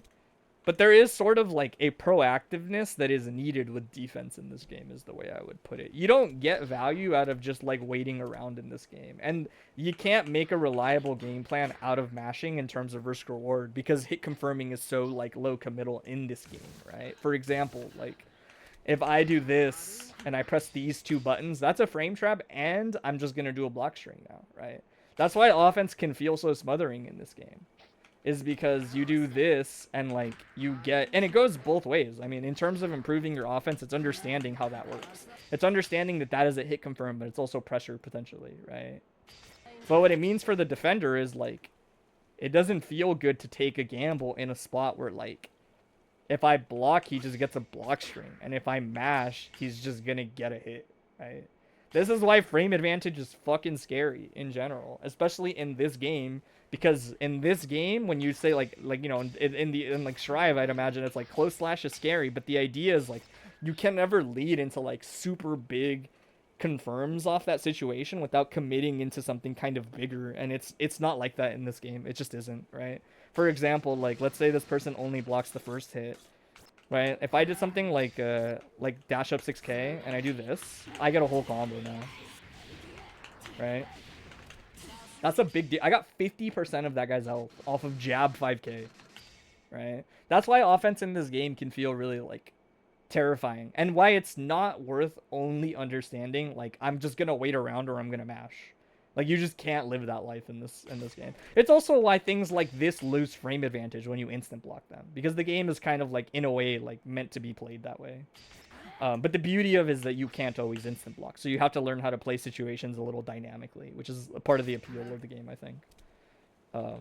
But really my point is, like, if you're struggling on defense, because you're crutching on, like, one thing. Like, when we were playing at one point, you were just like, surely faultless defense will give me enough, like, distance to, like, push out like this, right? Getting combo fucking sucks, but also it's probably your favorite part of playing against me. Oh yeah, I'd imagine some of the confirms are, like, stuff you haven't seen yet. But does that make sense? And also, like, something I mentioned earlier is, like, I mentioned earlier, these aren't that great. Like, when you make contact with them, it's not that great in general, right? For everybody. Like, it's not that it's bad. Making somebody block is always, for the most part, better than not making them block. Although maybe that's not true for Baiken. But the idea is, if a lot of your game plan looks like this, for example, right? Like, let's say, I guess I can just record it. Right, let's say your game plan it looks like this, basically. Like, let's say you're the aggressor's doing this and you do this, and you make them miss, but you press this button. It doesn't really do much for you, because you're still cornered, and while the offense is yours, that's not that big a deal, because you started, I might not feel like it, but you started pressure with the least relevant normal, potentially, right? Because like Tatami doesn't reach here, you basically have to Kabari. Otherwise the guy can just like, especially if they instant block, they can just hold up back and get out, right? And so if this person like holds up back and gets out, they can just take a little bit of space and nothing really changed. It might not feel like you're in a bad spot because you have a ton of space in front of you, but like you're still cornered, so you don't have anywhere to actually give up space into you, while the other person actually has room to set up approaches, you know? Just me proactive with lights on defense. It's more about understanding like the purpose of what you're doing, and if it changes the way that they're. So something that you don't understand well enough is one of the things I do a lot is staggering, right? If you're faultless defensing and you're relying on it to push me out into a distance where you're like, he's so far, like now I can just press this big button because I missed something and you introduced something else. Like this was most of the defense that you had, was getting this situation and then pressing something. One, that's really fucking expensive because look how much bar she lost. You lose 25, like you lose a lot of bar for this, right? Right? Like you lose essentially 25 bar just to do that. Which means that you don't have bar for offense when you go for it now, right? Which is pretty fundamental to like looping offense on stuff like this. But it also means like I'm just gonna adjust my what's it called, offense, right? The thing about this game is that there's no like the solutions are not that clear cut, right? Like it's faultless defensing to do that is like pretty good, like it's not bad. The problem is when it's like your only game plan, right? If you don't have a way of like shifting how you block or doing things differently, then it's tricky, right? It depends on how the opponent adjusts, right? If the opponent just lets themselves get pushed out like that and they wait you out, then you have to learn how to fight out of the corner. That's just kind of essential, right? Because you're never going to get over them. Even if you IAD, even if you do anything, it doesn't really matter. If they crouch and wait, they'll always be able to react here. I think I talked about this one time in the Bike and Discord already. Right? But the idea is if she's crouching here, it won't matter that you built distance. And IAD will not save you here, right? Because let's say you IAD like this. This person, if they're more experienced, will crouch your IAD because you might as well crouch at that distance. Right? And they're going to throw you back into the corner. And now they get a knockdown and now they're going to run offense off the knockdown, right? That's why, like, IAD might feel kind of cracked out in this game, maybe. Like, coming from like, Strive, where it's, like, slow as fuck. But it's not that great, honestly. So, like, learning to, like, actively fight out here is, like, important if they just hold space and look at you. If they get greedy, if they do things like this, then you have to be proactive versus it, right? You have to, like, tell yourself, like, sometimes I will be proactive. Sometimes, right? This is, like, I'm willing to take a lot of risk, potentially, for better reward if I can hit confirm it, right? That's an option, right? Holding up immediately and then getting out is also another pretty okay option versus redashing. Like point blank specifically, because the difference is now I can't get thrown for this. In fact, a lot of the times I don't really IAD here. You can, but it's kind of nice to like not IAD sometimes. It's also like easier to miss if you block one thing and then IAD immediately. It's like just easy to miss that in general. So if I'm being honest, a lot of the times I just hold up and then air dash out. Personally, I've never thought it's necessary to IAD, but you can if you want. But I'll like hold up for a second. Obviously, I'll do it for like just a second. That's usually part of the reason I do it, is because you do it like as a fuzzy jump. And then if they jail, then you don't worry about it. But if they redash, then you see the situation and you air dash back. You almost always have to like block on the other side because they're going to recover and then run at you. And then unless you're willing to gamble on getting 6P'd, which you can if you want.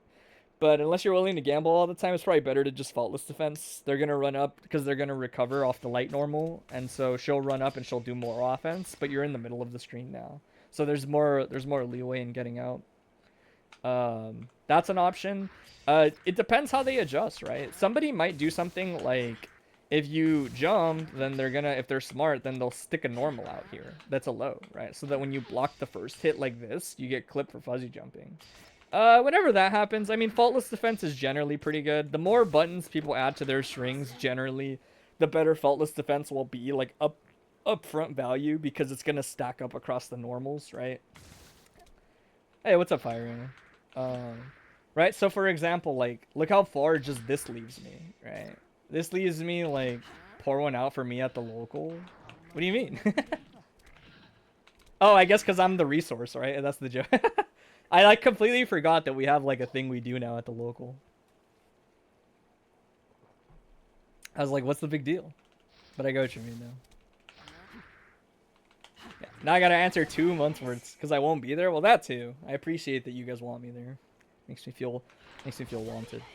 But yeah, the idea is you have to deconstruct pressure. It's not simple in this game. It follows general trends, and there are things that you want to look for and like practice versus. Why else would you be pouring one out? I thought it was because you had to wait like another month before like you asked me questions in person. That's what I thought it meant. But yeah, that's kind of the idea, is like you have to kind of understand it. You also have to realize like, yeah, you're just gonna die a lot. Like generally at the beginning, you just have shitty defense. That's just how it works. Your offense could be better for sure. But a lot of it is understanding specific styles of defense every now and then too. You have to get over that. It's a little bit of that, but it's also like you have to identify other ways of defending. The big thing is if you're gonna faultless all the time, then you have to learn to interact with the dash up, right? And there's like safer ways to do that, right? Like if I'm redashing, like I said, usually just holding up immediately, like you block the button that they've been pressing before they dash, is like you can do that. That's fine. You'll get out and you'll block in a much more like escapable situation, all things considered, right? You have to explode more a little bit. I think the idea is that generally speaking, versus a lot of the characters, whatever frame trapped you came with a downside if you block it. That's not always true, but that's like a pretty decent rule of thumb, right? So for example, if I do this and you always press a button here, so I want to stagger with this, if you faultless defense it, then yeah, you build a ton of distance, but you have to know how to use the distance or it's meaningless. But yeah, I mean, for what it's worth, I cannot express like how much deeper this game is than like Strive. Like anything you find is probably not like universally usable anyway. It doesn't mean it's not valuable, but it means like it's just an option that you rotate on top of making fighting game decisions, on top of executing. Like Exert is a really hard game. Exert is a really hard game if you like want to be able to do everything. Like it's just hard to do shit in Exert. It really just is. Alright, hit confirming is slightly harder. Not all hits are the same. There's entire system mechanics that you have to learn to interact with, like this, right? Which is like a whole other thing. Don't block everything. Right. Like teching is a whole other can of worms, and it's like an entire part of the game. It's actually such a huge part of the game. Hey, what's up, Avery? Time is it? 7:40. I'm like pushing it a little bit, but it should be fine. It's fine. I'll probably just go to the gym tomorrow too. Actually, I don't have anything going on before I go to my niece's bautismo. I don't know. It took me a second to remember how to say like baptism in not Spanish, because it's always just bautismo. I don't know. Like I never hear it in English. It's like luggage.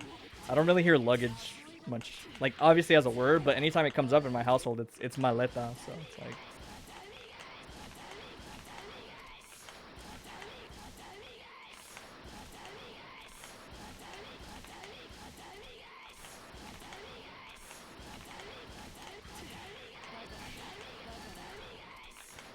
But yeah, I figure.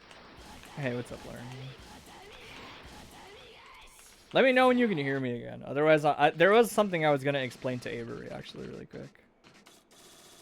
This is a good concept to know in general, and I guess I'll just talk about it. There's a concept that, like, centered around staggering normals and forcing responses out of people, right?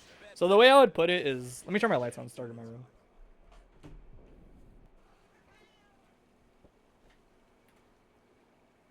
Hey, you get food? Chill. You're good to go? Look, I'll give you like the rundown. The idea is if you want to get better at applying offense, one, you obviously need to get that hit. I played you enough to come to the conclusion that like if you get this hit, You just have to do this. Like, don't try to do the tatami. It's not worth missing. It's literally not worth missing. Trust me, it's not. Because eventually you're gonna fight somebody that can RPS versus tatami anyway. Like, it's not worth it. It's not. If you get a hit like this, just like run up. It's fine. Right. Like I said, if you're like closer to the corner, for example, like let's say it looks like this, you can sometimes like jump and get a mix-up out of it, but it's like kind of not worth it. Just know that you should always have time versus like pretty much everybody to like run up. Understand this is obviously worse, and the idea is like when you get to around this range, you kind of have to like RPS. They're gonna backdash or they're gonna do etc. That's fine. That's not that big a deal. I mean, it kind of is, obviously, but you don't have an alternative is the way I would put it. You just don't. Right? And it's more, you just have to learn how to interact with like options that they're gonna pick. You know, like 2H is pretty good if this guy picks backdash there. Like, here, let me see. You're gonna have to settle for this? Yeah, I mean, like I said, it's like the reality of the situation. Because I think it's not worth doing Kita Tatame if you're not actually like pretty damn comfortable at it. It's just like you're gonna head out. Thanks for hanging out. You're just losing opportunities is what I tell people. Like, it's easy to tell yourself I want this because it feels like less interaction, but you're just losing opportunities, right? Like, people can be wrong if you just trust your intuition, right? So for example, let's say I get this hit. I think he's set, actually. Let me see. Yeah. So like if he backdashes and I'm like, okay, he's gonna backdash, I can do 2H and hit confirm it into a knockdown here, right? Like this. And now I have Oki. Like, better Oki than last time. And I don't have to do anything fancy here. So many times where you go for Tatami and just jump in place. Yeah, that was like every time. Even the times you got it, it was too slow. Because if you do it too slow, it doesn't work anyway. Right? But my point is, let's say you run up and he backdashes. It's like, okay, well, you can like just play for the backdash, right? Whoops. Let's say you get like this hit and you do this. You can just chase a backdash and get tons of value out of it, if you're right. If you're scared, then you can space a normal and he gets the backdash. Right? If you're like, he's gonna super or DP, then you just dash up and block. And they would block they would get, you know, they would get the DP out. Like, they would just block. You would just block it, I mean, right? And that's fine. If you want some kind of like lazy, not that great, but like okay option, you can do like Kabari, and it tends to catch a lot of backdashes here, right?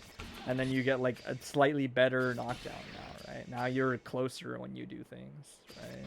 It is obviously worse, but it's like you will at least get to learn more about your character. The thing that people don't realize is if you get a knockdown and you do this, you're not learning anything. You're just missing something. There's a lot to learn in this game. You're gonna have to learn it. You should learn it. Right? Missing stuff till you get there is just gonna make your life miserable because you're not interacting with the actual game. You're just interacting with missing Kita Tatame. Right? That's why it's important. That's like Avery's saying, like, it's pretty common to just settle on things, but the reason it's common and more importantly, very important to internalize is because like you're just not playing the game when you miss things, and there's like a ton of game to learn. You think a lot of the reason you've gone backwards is because you've been trying to integrate things you cannot? Yeah, that's literally why. That is actually why. Yes. That is like you hit it like on the nose. Yeah. Yeah, I mean, you just do basic shit. You do basic shit like, dude, I know Bikins that are significantly more experienced than you, and I still tell them, like, you don't need Kita Tatame yet. Like, you're just gonna miss it. Like, it's not worth it.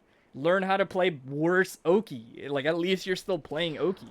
Especially because when you do this and you don't actually know how to win neutral, which is still, like, one of the hardest parts of the game, realistically, then it's, like, even worse. Talking about Rudy? Oh, no. Don't dox him like that. But the point is, like, yeah, man, like, worse Oki is better than no Oki in this game. It literally just is. And the hard things in this game are genuinely hard. Like, they're like gatekeeper for a long time. Like, there's so many little, like, how many times do you tell Jams kind of at the very beginning, Fiery, like, just don't PK, bro. Like, it's not worth it. Just do PP or something. Like, it's not worth you missing Dewanga for a while, you know? That's a more extreme example because she needs it, but it would be like telling them not to do IAD DP, you know? Like, if you saw a Jam player that always did this all the time and just whiffed the pit, you know, like, in the air like that, you would just be like, dude, it's not worth it. Like, it's not worth IAD DP. Like, it's just not. Just get some Oki. But yeah, stop trying to do that. Just run up and learn how to interact with people. Like I said, there's different options in your arsenal, and like you can watch how people like play. This is also why I told you it's not that helpful to watch experienced players, because you're like, I'm gonna go watch Hyper Slice Bread. What does he do off the knockdown? This, because I play at the highest level, so I need to do this. Right? You're never gonna get me doing like worse Oki almost ever. Right? But don't do that. You should practice this. You don't do this knockdown. It's like an integral part of her kit in this game. This knockdown is like very important, and I don't think I got hit by it maybe more than once. So something you should know in case you didn't is like, I don't even know if I can do it on Bedman. But like there's a distance where like that doesn't work anymore. Like especially on lightweights, if you hit Tatami like at the end of 2D like this, you oftentimes cannot get the hit confirm. It just doesn't work. That's fine. But the idea is like in order for you to get that, you have to actually be pretty close like this. And then you can get it. In case that like hadn't come up yet. Like you need to not do that hit confirm. You can still use 2D and do stuff like this, even further out. Right, like this. Surely Beta specifically fucked up for this. Why guys are no, that like a lot of characters fall out of that. That's just common. That's like pretty common with Baiken. Right? But like Kuchinashi is a great knockdown to substitute. This is kind of why I say like you have to learn to actually interact with the Gatlings in the game, because that's how you get it. That's how you get those situations. If you're always doing pressure like this, you rarely get better knockdowns because you're just doing like /5H. But if you get a hit like this, you get to close slash and you can tell yourself like, okay, I can do a 2D Gatling into Kuchinashi and I can get the knockdown I want now, right?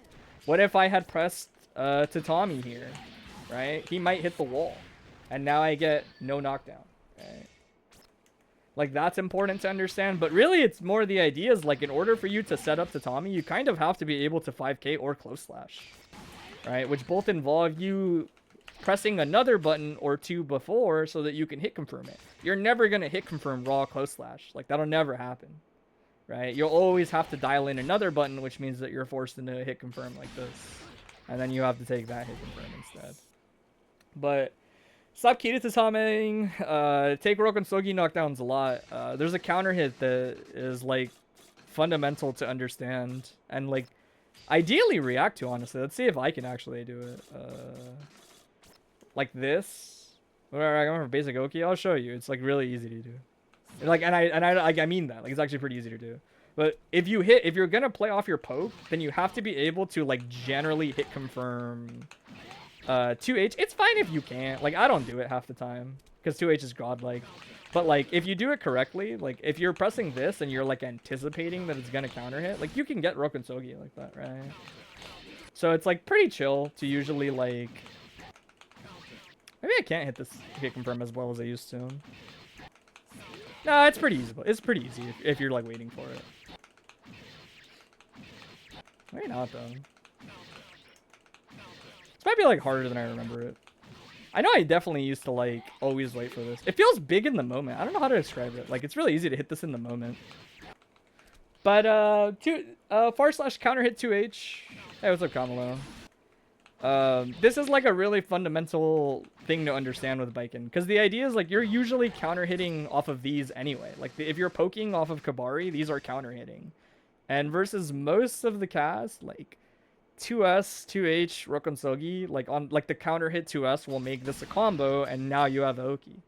This is like what I did to you like multiple times. I'm pretty sure, right?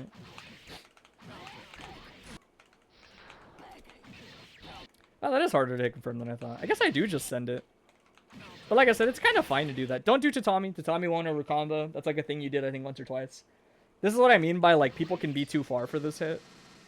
right? It doesn't matter like who you are, what your hurt box is. Like it's just some people are just too far for this. Like 2H will rarely like combo into the situation after tatami, even if the tatami hits. This is more like if you're in the corner. So when you get hits like this, you're like, oh sweet, I get a knockdown, and you just run your Oki, right? That's also true for other hits. If you get hits like this, you might want to tatami, but you can just Rokonsogi and take Oki, right? Do that more. If you're gonna be locking in block strings, something I highly recommend. I think I told you to do it, and maybe you already forgot. Because I almost always tell every single Baiken to do the same block string at the beginning, is to do these 3 buttons every time. You just can try to get in a range where 2k close slash, 5p 2k close slash is like a great string. It's a great string to start with.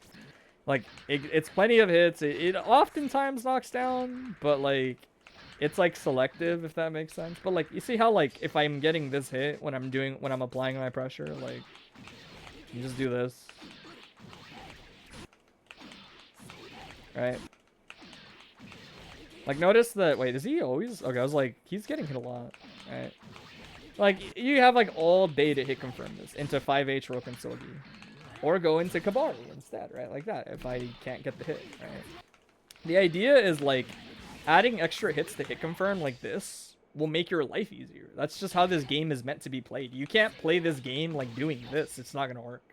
Because there's not enough innate threat. These, while these are actually delayed Gatlings for her, funny enough, her pressure after isn't like restrictive enough, and you've probably realized it by now, but everybody else is actually really good out of block in those situations.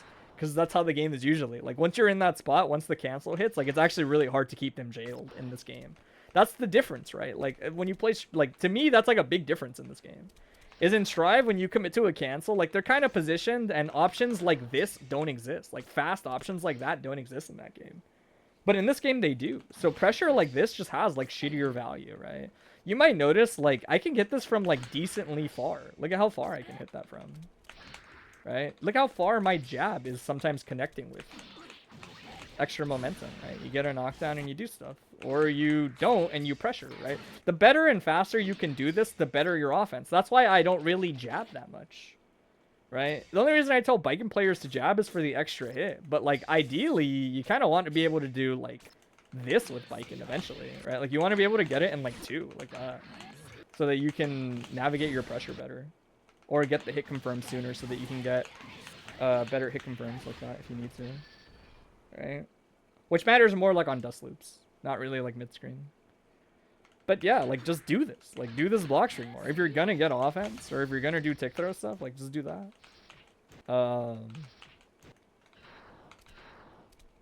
I'm trying to think like how I would condense it. I think the best thing I could say is like, no, when you're over here, there's like nothing you're really doing. You might as well like run and then FD break in about this range, and now everything that you kind of want to do is a little bit better, right? All your options you were doing are like mostly fine. You just can't do them from full screen or they don't do anything.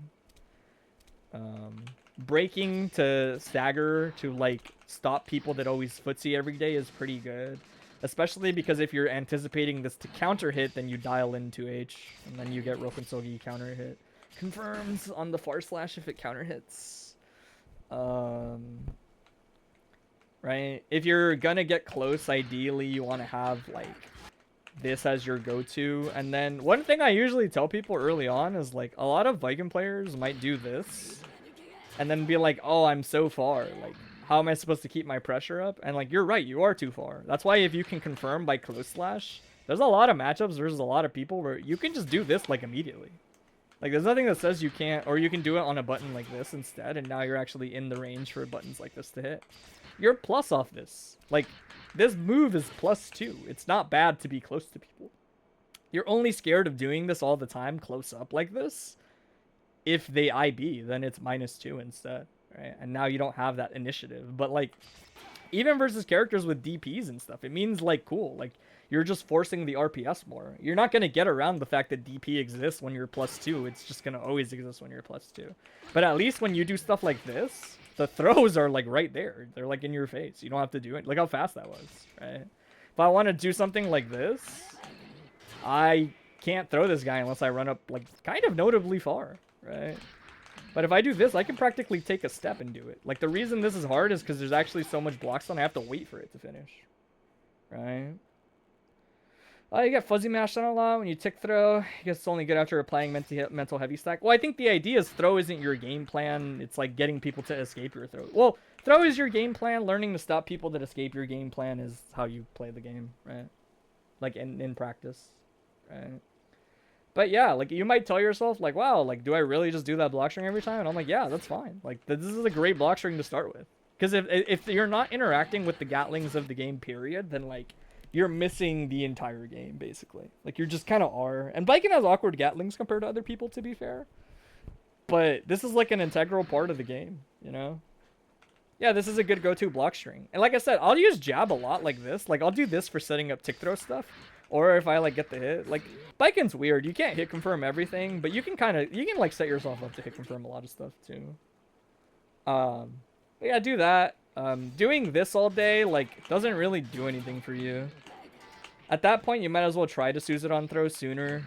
But realistically, the idea is, like, you end up in a lot of spots where if you ever get the hit, you get the hit with, like, this. And so you kind of have to do that. Right? You kind of have to do that. Or if you ever get to mash with this, you can do a microdash into a tick throw.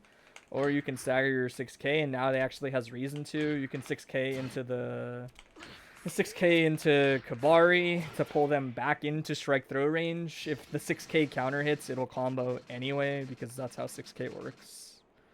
Right, so if they get counter hit by this, it wouldn't change your situation. You would just combo into this hit, and then you would link this hit. And now you get a combo. So. But notice that, like, I won't really care that much if this guy gets hit or not here. Sometimes I'm just dialing this in, right? And if he gets hit, like, sweet. If I did the cancel immediately, it's a hit confirm, and I can just get my hit confirm. And if he ever blocks it, like, that's fine. This is still a frame trap. This is still plus on regular block. Like, it's fine. Right? But there are situations like that in this game, you know? If you put this VOD on this stream on YouTube, you missed it? Probably not. Do people want me to put my VODs on YouTube? I guess I can. It's not like a lot of effort. I've only put VOD reviews up there because most of this stuff ends up being kind of rambly and not productive. And I would sooner like want to make something that's actually like productive. If it's not too much trouble. Now I have fiber. It's pretty easy to do, luckily.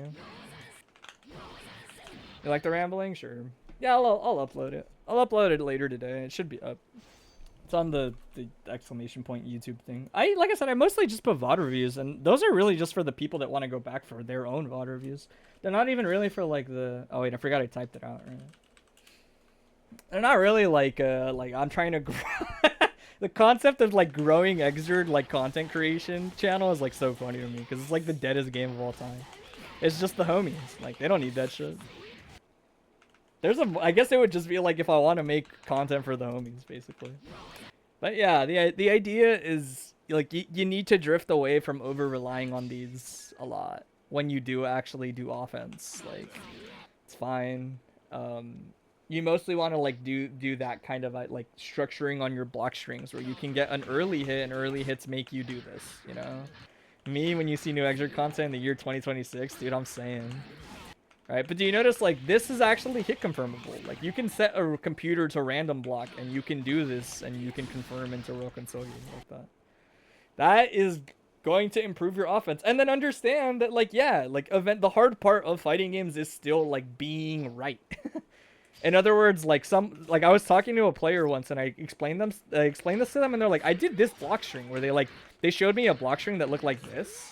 And then they press this, and they're like, what do I do off far slash to keep my turn? And I'm like, not much. Like, you have to either spend resources or win neutral again. Like, eventually you're just wrong. And that's part of the fighting game. Like, Xrd is good because it gives you, like, 2 or 3 opportunities at the beginning, you know? Rollback was technically a patch. That's true. Right? Like, there comes a point where, like, yeah, if somebody blocks, like, a string that looks like this, you're like they blocked it, like they got you, you know. What it means is like you should have tried to do something like this a little more soon, you know, like force the initiative here or there, right? Eventually people will just block you. And you have to understand that that's like a thing that you have to force out with like better strike though, right?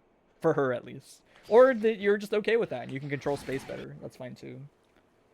Alright, but this block string is invaluable. Grissidia, I believe, is another person that has cashed out on me telling her, like, just do this. Like, it's really good. Like, it's just a hit confirm. Like, it's more pressure. You can run up and do it again. Like, you can just do this and just do it again. Like, and now it's like, those are two separate strike throws you could have done, right? I could have done it on here. I could have done it on here. You could do it, technically, you could do it on the tatami. I've done it before. I did it like when we were playing. It's just hard to time, right? So like, it's hard to time when people escape from block stun, but you can do it, see? Like that. You can take throw immediately off the tatami. That's also why, obviously, this is so generally strong, like on Oki, is because it's a free tick throw if you want to take it. But setting up your pressure to be closer before you do things like that is important. And having extra buttons so that you can actually feasibly hit confirm into knockdowns is like how the game is built. One of the things that is important to understand is like when you're staggering like this, in order for you to get value out of it, in my opinion, at least on a character like Baiken, is like, let's say I'm going to stagger on 2k because they always, I've been throwing and I want to catch the mash or I want to catch the jump or whatever. I generally will dial in like the next 2 hits. Like this for myself, so that if they got hit, I can hit confirm it, right? Because if my stagger looks like this, then there's no point, right? A stagger needs to look like this, so you go, oh, I hit him, right? I hit him, let me hit confirm, right? Or it needs to look like this, right? So you're like, okay, like that's like, you know, you do more pressure or whatever. Ideally, you don't want to do the next button until you think they're gonna get hit.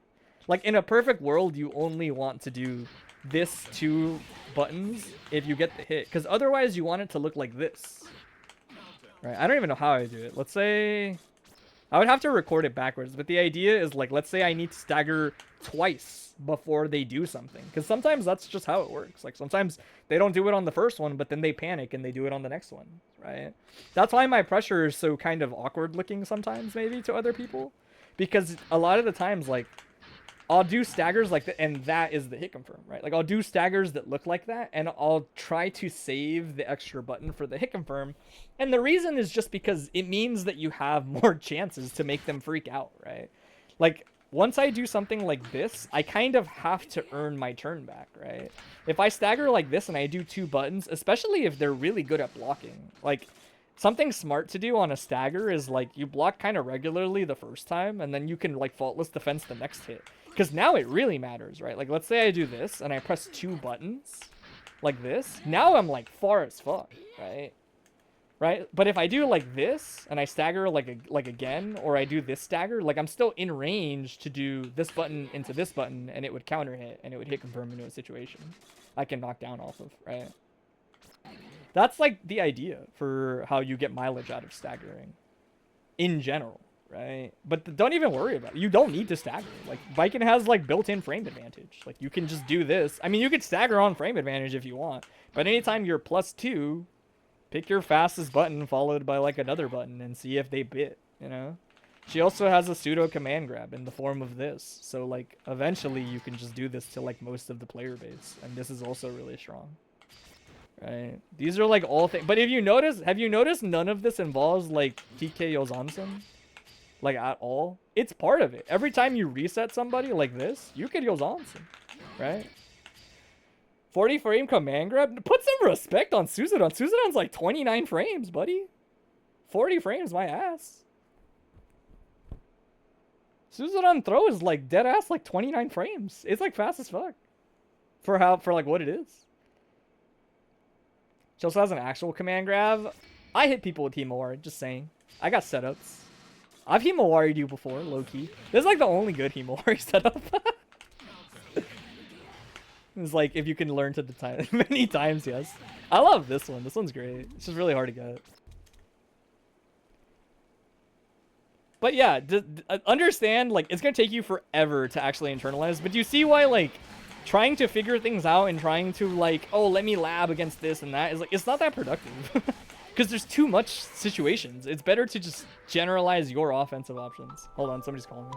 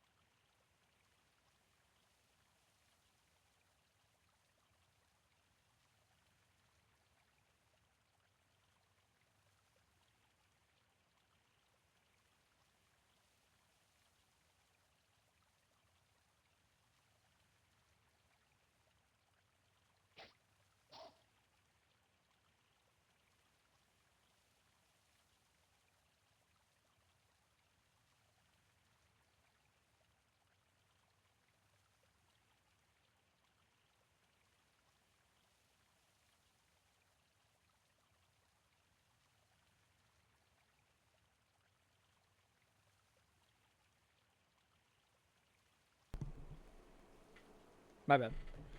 My family's out of town, so they're calling me to check on the pets. But yeah, so the big thing is like, yeah, that's pretty common with beginners. It really is pretty common with beginners, especially like I said, like Strive actually gives quite a bit of binary solutions to things, and this game just doesn't have them. You'll lab one answer and find out it's wrong in 11 out of 12 micro situations. But we might have to like, it goes a fuck ton. Yeah, I mean that's just how the game is constructed. Like that's how it's built.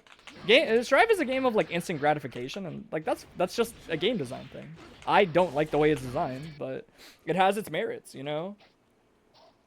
The thing I tell people a lot with Exert is like Exert is more than just understanding what the fuck is killing you. Like it's understanding the counterplay, it's executing the counterplay. Like Exert is one of those games where like if you if you want like this, and I'm not saying you as in like in general, like I mean the general you, people that would like this to be the case, right? Let me see. What the fuck is it?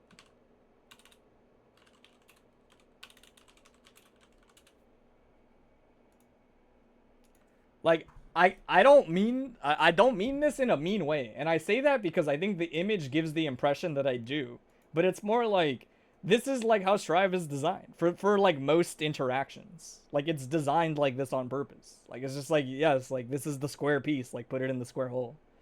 And a lot of the satisfaction comes from like every fighting game is about like managing resources. That game is no exception. But it puts a way heavier emphasis on just like being correct. Like just being correct in the moment. Like this game puts an emphasis on that too, but there's like a million forms of knowledge gap that you can like just apply on somebody. A large percentage of the people I just beat them off of knowledge gap, right? It doesn't mean that's the whole game. When I get to fight people like Solstice, Elven Shadow, Ray, you name it, right? Like any of our more like experienced players, it goes back to also being right. You know, like it is still a fighting game, but there's just a lot of shit before the fighting game. Just running back to back, 53 back to back 50s, 50 bars. So yeah, it's absurdly streamlined. Yeah, I mean that's the point. It's the selling point. You know. These days I don't really care if like a lot of fighting games are getting streamlined in a way where you don't need to like practice them forever, because there's enough old games we can practice forever that it's not a big deal. If I was to say ever get like kind of not bored, but just like Exer's whatever, like let me go try something else, which will probably never happen, I would just go play Old Melty Blood. Old Melty Blood is another game that just has like a million intricacies to it, deep system mechanics, good system mechanics, like multiple modes for every character. So like I don't care. But yeah, I mean when you come to this game, it's a lot of recognizing like, wow, everything is situational. Right? But I do think that like the transition, the one-to-one transition from Strive to this game is like polarizing because of that. Because like all the it's just night and day, man. They're not the same game like in the slightest. They're really not.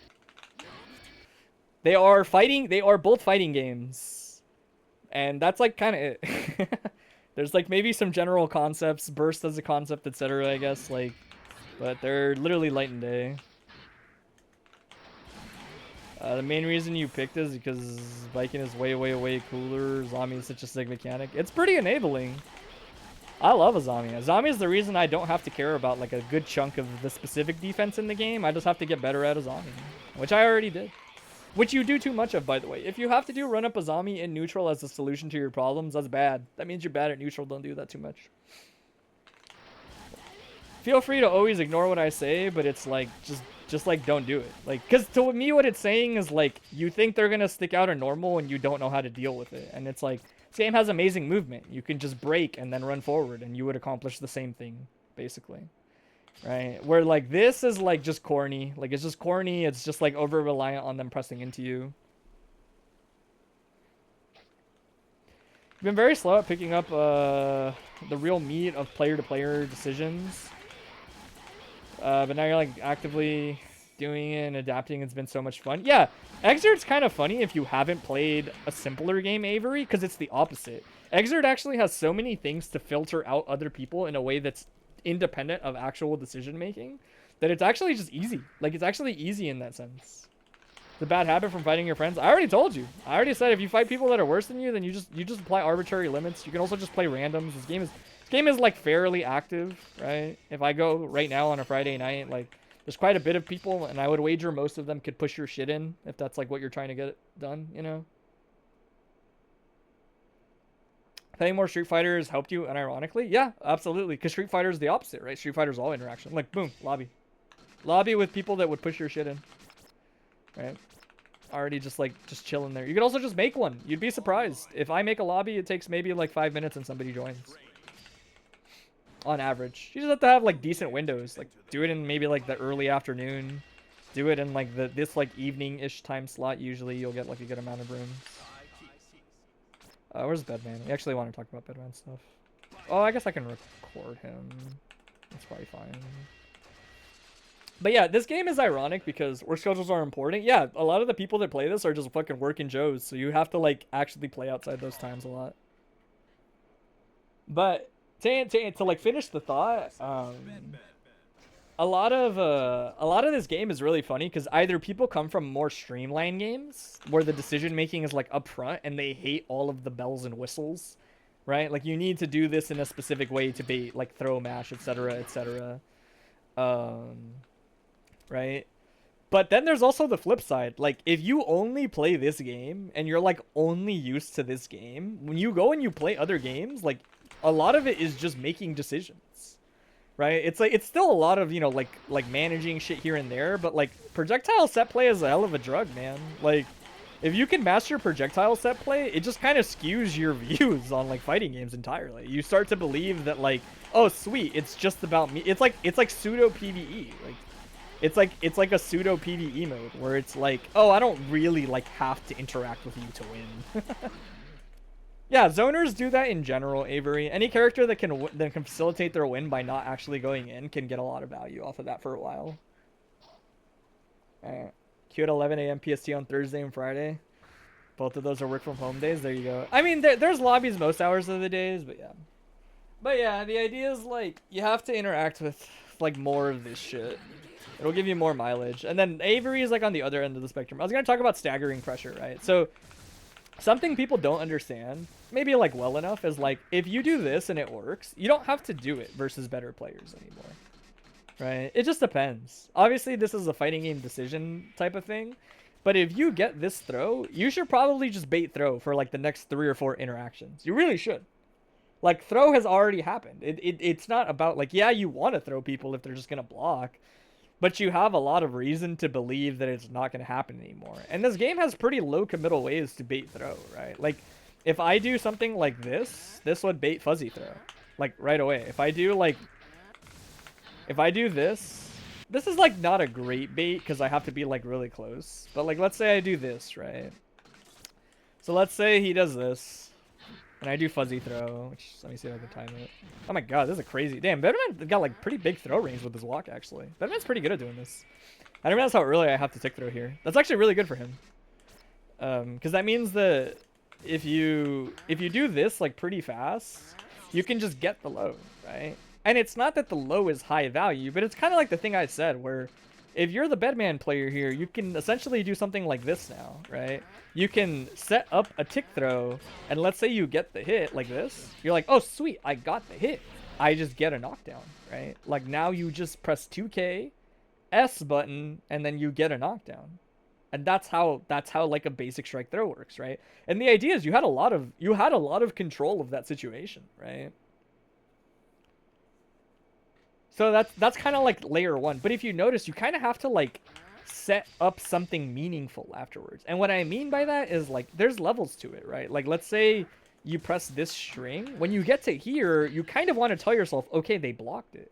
Now it's time to do this, right? You need to like keep progressing your offense in these situations and stay on top of it, right? That's kind of like how a lot of the game is structured, in my opinion, in general, is like it gives you an opportunity like this, which is pretty strong, right? Like the idea is the throw here is good because it's so hard to avoid unless I'm preemptive, that you might as well like assume once you get the throw, any good player will be a little preemptive now, right? And a good like timing will do it all. Like all you have to do is that. If they mash, then yeah, you just time it instead, right? Like you would just do like boom, boom as like a delayed Gatling. And now if they're mashing, it's the same concept, right? That's kind of why it's funny because I realized like he doesn't have frame advantage on this, but he has like the Strive version of throw bait, or not Strive. It's like more Dragon Ball FighterZ, I guess, where it's like he has delayed Gatlings, so like he can just get him off of like a delayed Gatling. Because the idea is like he can do this to me, right? Like he can walk up and he can do like, let me see, he can do like this into like a pretty fast throw because of his walk, or he can do like this, right? And so like if I'm mashing, for example, like, right, I'll mash and I'll like get escape, right? But if I do this, then he gets the bait, right?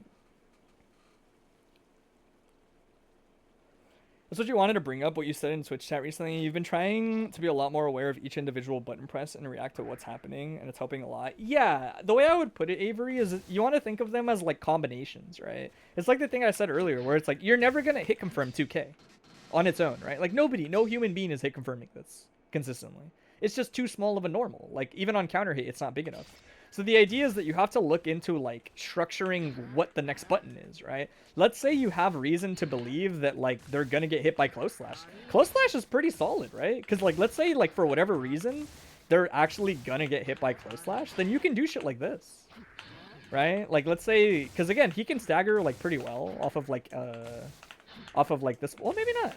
Is it only 2K? I thought he could do it off close slash. We'll see. Right. So like if they like fuzzy mash like this and you get this hit, this is a high reward punishment for frame trapping, right? You think in the past you truncated too much? It was too scripted? Scripting is fine, Avery. I think it's more about like you want to think of the tools that you're using in these situations. Like the strings that you're using in these situations are better at certain things and worse at others, right? So I'll give you an example, right? We're gonna talk about like the pros and cons of like a bedman block string, right? The idea is if you do something like this, you're actually like you have a lot of flexibility, honestly, still. Because right, like you can do like depending on like situations here, like you can do 2S and it still hits, which can help you versus people that just hold up, right? Like this button has quite a bit of options after it, right? I'm sorry, I'm trying to time the thing, right? So you could 2S. Right, and I believe 2S will still go into 2H, right? So you can do that. A lot of people don't understand that. I think that always has a gap in it, but like most people aren't ready for it anyway. And the idea is like even at that distance, if Bedman flies and hovers, JS is annoying. Like JS will reach, right? So he can still structure a block string off of this, like pretty okay, right? Like he has different ways of trying to get value out of that, and that's not even the block string you necessarily want to do. The idea is more like if I was to do something like this as Bedman, like let me see,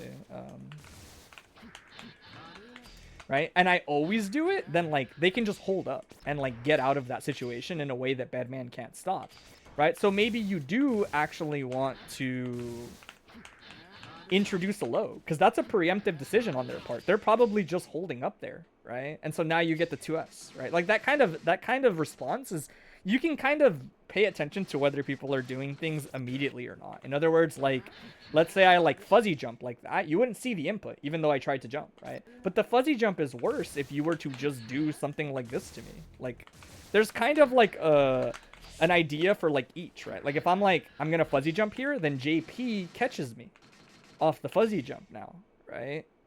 There's like a little bit of nuance to it, right? That's kind of the idea in these situations, right? Where if I was to like see close slash and hold up immediately, I'm just out. It doesn't matter, right? It takes too long to hover dash in any way to jail there, right? So there's reason for like one or the other, right? The idea is kind of like, it's like throw, right? Like what you want as Bedman probably is like anybody wants to get an opening, but if somebody's blocking forever, obviously throw is how you're gonna get it, right? So you have to throw and you have to structure your offense around it. What the idea is like every time you end up somewhere, you kind of want to start with like, what does my character want in this situation? And then follow it up with like, okay, what are the weaknesses to that? And what are my options that can help me maintain a reason for the opponent to respect me getting it, basically, right? Like what I want off this is Tri-Dash. Tri-Dash in this range is really good, right? Because it's close enough that you can still threaten strike throw. It's close enough that you can try to do like some budget high-low stuff if you could like whiff JH certain ways, right?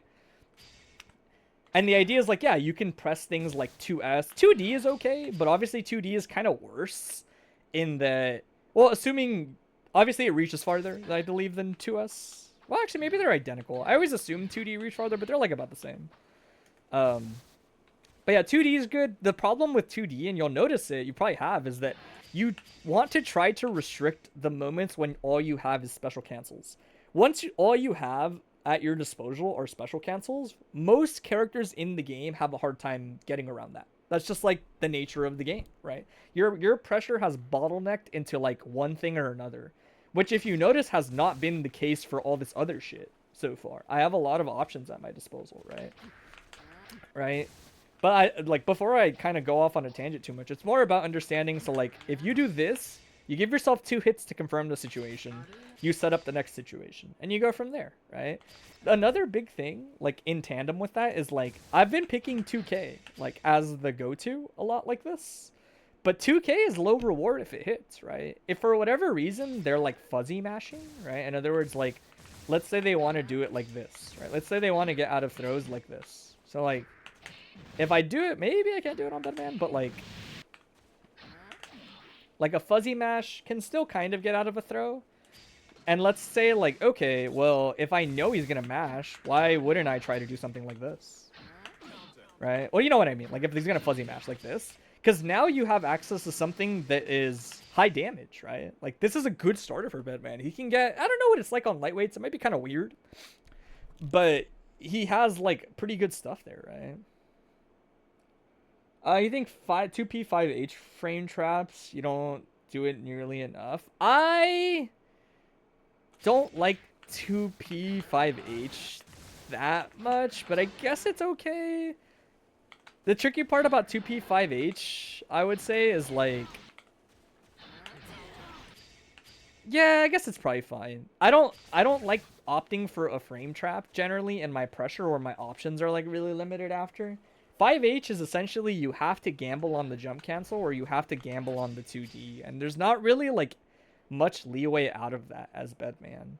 It's not bad, but I prefer to try to set up situations like if somebody will let you get this because maybe their timing is off or something, right? Something like this is actually like pretty solid in that we're like spaced out. Now when I jump, I can jump back, I can jump forward. Like, to me, the Seismo would be really cool if you can just get it. Granted, I'm no Bedman player, right? That's why I say, like, it's tricky because you kind of have to, like, condition people to not mash immediately like this. But funny enough, Close Slash is actually also a pretty good button to, like, stagger on like that because it is 0 on block, I want to say. I think it's, like, 0. It's, like, ironically enough, it's, like, one of his best normals on block. I used to think 2P was plus, but apparently it's, like, -2. But they designed it with, like, a delay Gatling instead for frame traps, which is interesting. Because this is like a new school thought of like how you frame trap. But a lot of understanding like how you get. Yeah, close slash into close slash is fine. Again, you kind of want to look at the numbers on things like that and figure them out. But really the logic is more that you have to understand, in order for you to get value out of whatever you're baiting stuff with, you have to like have like the thing is, like, I've heard Bedman players say like I should do like 5K like this, and I don't really get it over pressing 2K, because like to me these are like the same button, but this will also catch fuzzy jumping, where like this won't, and the reward seems like it would be basically the same. 2K pro rates more. The combo is like 3 hits, Avery.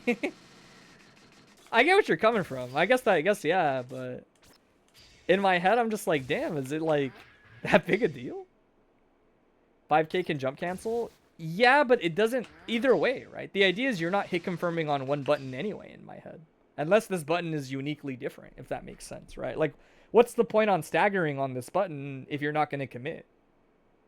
Right? It has value in terms of like adding more immediate offense if you want to do that, I guess. If you do like this into like that, that's pretty cool. Like in a way that's different, but at that point I'm like, what's the point? Like if you're not dialing in the next hit, you're not hit confirming this. You're just like, it's not gonna happen, right?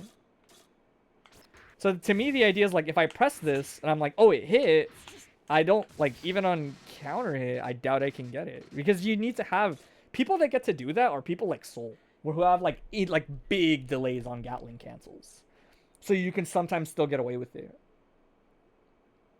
Yeah, I mean that's kind of the idea, right? These situations are not usually reactive in one hit, Avery. They're always like, generally speaking, they're reactive in 2 hits, right? It looks like this in practice.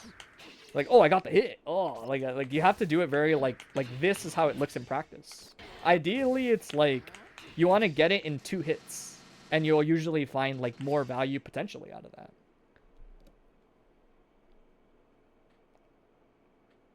Yeah, I've seen that before. Like I've seen GC Yoshi use this before, but I've never really like understood the value of it that much personally. Like genuinely, like as a not Bedman player, I've seen like this, and I'm like, is it like that much damage? Like that you're like willing to lock into like 6H? 6H doesn't seem like it's like a great button to do stuff off of as Bedman. Like it's not jump cancelable. It doesn't have Gatlings. Like the only RPS you get is like a special cancel, and when you do it, you know. That's why I've never liked it that much. Like, look at the damage you get off this. I think if you had a reason to do like this, and then like, I don't know, the hit confirm is somehow better, you know? Like, then maybe, but I've never seen a situation where you wouldn't probably just get a similar hit confirm out of something that's better on block. 5K 6H chance. You're not trying to go into 6H on purpose. I mean, let me see. Is this like hit confirmable? Not really. Like you wouldn't be able to hit confirm this. It's different if a button is like hit confirmable like on reaction, but this isn't, right? Because like you're definitely like, it's easy for me to be like, oh yeah, like I got it that one time, but it's like I can tell just from the look of this like that I'm not gonna be able to confirm that. That's like way too light of a counter hit. This stuff like this you can, right? Like if you say like, and even this, like it seems like this doesn't have like a delayed Gatling into 2H, which is even more reason why you have to be careful, right? Certain characters are like this. Like Chip is like this. Chip has like no delayed Gatlings. I found out when I tried him out like way long ago, like just to do block strings. I was like, whoa, this is weird, because like Baiken does, right? Like I can do like a delay there. I can do a delay here. Like she has a lot of like built-in like delay. I can do like this into like a late 2H. Like actually maybe not. I think it's // yeah, that has a late cancel. Yeah. But does that kind of make sense? Like, so I guess for what it's worth, like the idea would be like, let me look at the damage difference, I guess. This does that much damage. 5K does, it's like the same. They look like the same basically.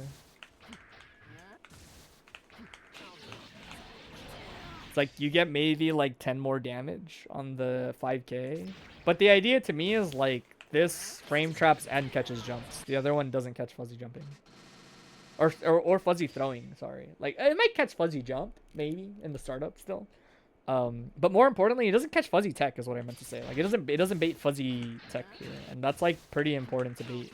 Basically, anyone that's like played the game for a long time will know how to do that. But you've noticed, like, the trend is basically just, like, you just pick a string and, like, you try to maximize value, right? So, like, for example, like, if I was to pick something like this, but also this not comboing on regular hit is also bad, which is why I've, like, not really understood why Bedman players use it. Because, like, the other thing will combo on regular hit. So it's like, why wouldn't I do this, right? Everything else I'm picking here is, like, is gonna... Wait, this doesn't combo? That has to be crouch? Oh, shit, my bad. That's my bad. I thought this was on regular hit. I had no idea this isn't combo on. Has to be counter hit or crouch, huh? I guess you can't lock into that then. I guess that's not that great. I didn't know this isn't combo on standing hit. That's kind of rough. That's actually really shitty. Why didn't they let this combo on? Dude, Bedman, these are the things I think are bad on Bedman. Like, there's a lot of things. People will be like, oh my god, like 6P is so bad. Because it's like worse than what it used to be. No, I mean, that's fine. The reason I was curious, I mean, I guess you would have to try like this, but it's not gonna work consistently. That's annoying. The close slash is good. The reason I was saying to try something like this is if this comboed naturally, then you would have like a good rewarding hit confirm. It would basically look like this would be the idea. Let's make him crouch for the sake of it, right? Like you would get a hit on regular hit, or, you know, like assuming it worked the way I thought it did. And you would be like, oh, like, he blocked it, whatever, right? Like, You're doing this, or you're doing, wait. And then it's like, cool, you get a guaranteed launch. And like, the situation in my head was like, this is a great situation, because this, if you notice, like, this would also not catch a fuzzy throw, like a fuzzy tech, because I'm close slashing for like the frame trap slash like the timing on when they're gonna like try to get out. But this is like really high reward now. Like you were saying, like, oh, you get more damage. Like I'm gonna assume if you can get this hit with Bedman, it's probably like something you can turn into pretty decent damage, even as a Bedman. Like even as Bedman, I mean, like, right?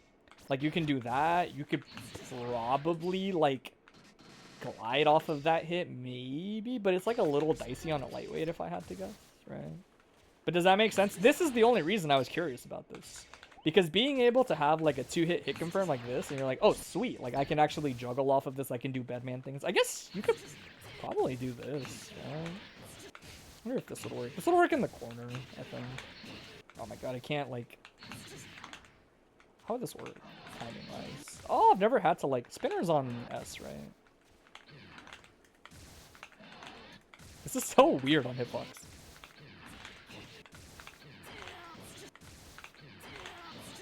Oh, that's weird. He has like a weird minimum. Oh, you know what it is? I think I know what it is. Okay. I'm not pressing the forward input. That's what it is. I need to do...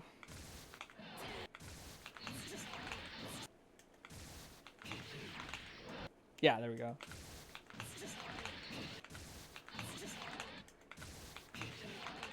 So it would be... Can I do it? Like if I do... It'd be this into that. Okay.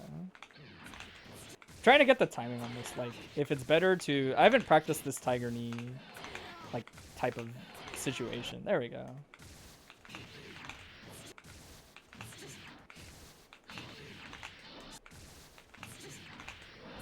There we go. And if you're in the corner, it will probably juggle on that hit. But that's besides the point. It doesn't really do what I think it does, because it doesn't combo on standing hit, which is, like, unfortunate. It's rough on box. Funny enough, it's easier on box. It's just more about like finding the timing like that. It's actually kind of lenient now that I think about it, because she juggles for so long. There we go.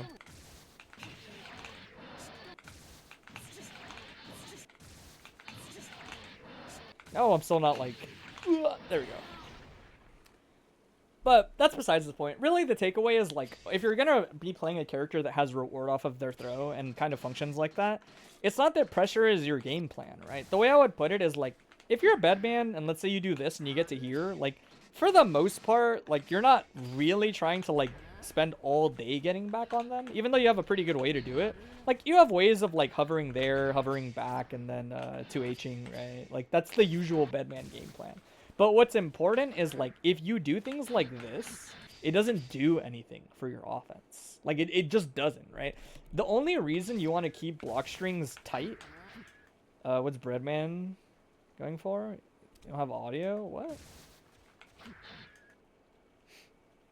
You don't work on conditioning into your ideal hit, basically. It's less about conditioning, Avery, and it's more like... If I had to generalize it, it's... If you're going to throw somebody, you also have to set things up to punish them escaping throws now, on average. Otherwise, it's not that there isn't a point to throwing them, it's that you're not actually going to force responses out of them. That's what it is, right?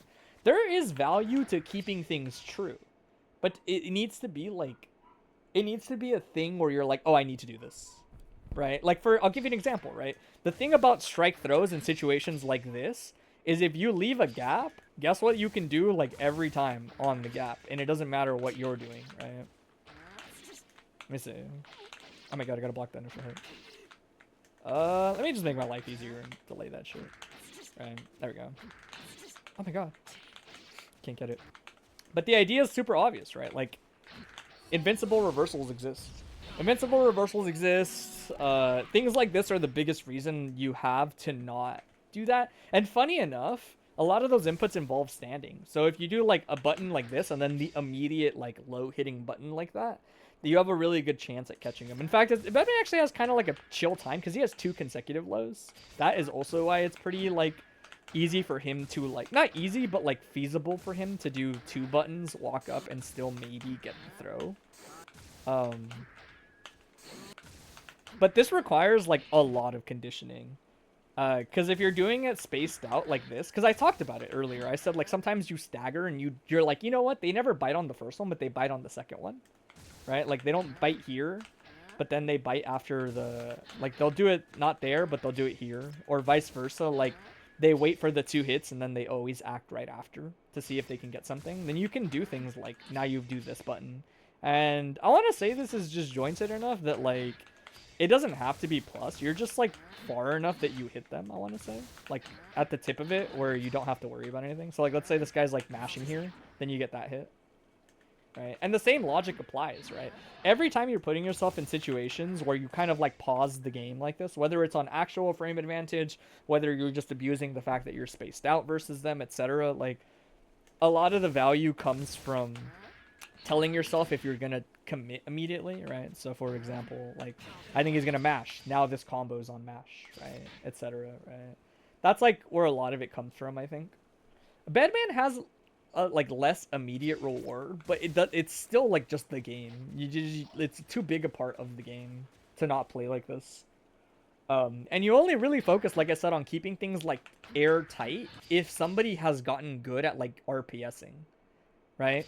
Like, let's say you're always, like, leaving the gap here or the gap here, right? Like, for example, on this shrink, I'm like, Avery always staggers twice and then does something, right? You don't always want to make it your whole game plan, but knowing when to introduce it and remove it is what makes your offense, like, hard to read. That's, like, usually the case with basically every character. The better you are at making it ambiguous which thing you're doing, the harder it is to read your offense. And sometimes what ends up happening is like you get hits, or at least I get hits where I was like not expecting them to get hit, if that makes sense.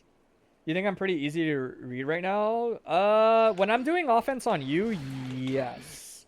When you're doing offense on me, you never present this concept. You almost always immediately tick throw me. You do the 2P5H thing a lot, which hasn't really worked out, I want to say, like, most of the time, because I don't really like mash versus throws, personally. But the big thing is, like, you'll do this, and it's like, cool, you have a throw. But the tricky part is you won't, like, continue to stagger your offense, which is pretty normal, right? So you'll do something like this, where you'll throw, and then the next time you'll do something that looks like this, right? And the problem is, like, I'm getting rewarded a lot for just blocking now, because what you've done is you've performed the block string long enough that you're now like you've got to start spending meter, right? Where when you do stuff like this, you haven't committed yet. It's still enough buttons for you to get the hit if I actually did something, but it's also enough time for you to go, oh, he blocked, and then do stuff off of it, right? That's like the difference is whenever I block your strike throw, it's usually just over, if that makes sense. You kind of give up like all forms of offense. You tend to push yourself out quite a bit, right? Where the idea is like you could structure it a little bit more staggered like that. And there's pros and cons, like I said, to staggering things, right? If you stagger stuff all the time like this, then you leave obvious gaps like this in the offense for people to wiggle out with backdash, with super, with whatever, right? It's character to character, right? I kind of like essentially had this conversation, I guess, with Fiery like a week ago, maybe, whenever it was, where the idea is that yes, you give them more opportunities to interact with you, but if they opted to not interact with you, if they opted to block, you also give yourself more chances to reset offense.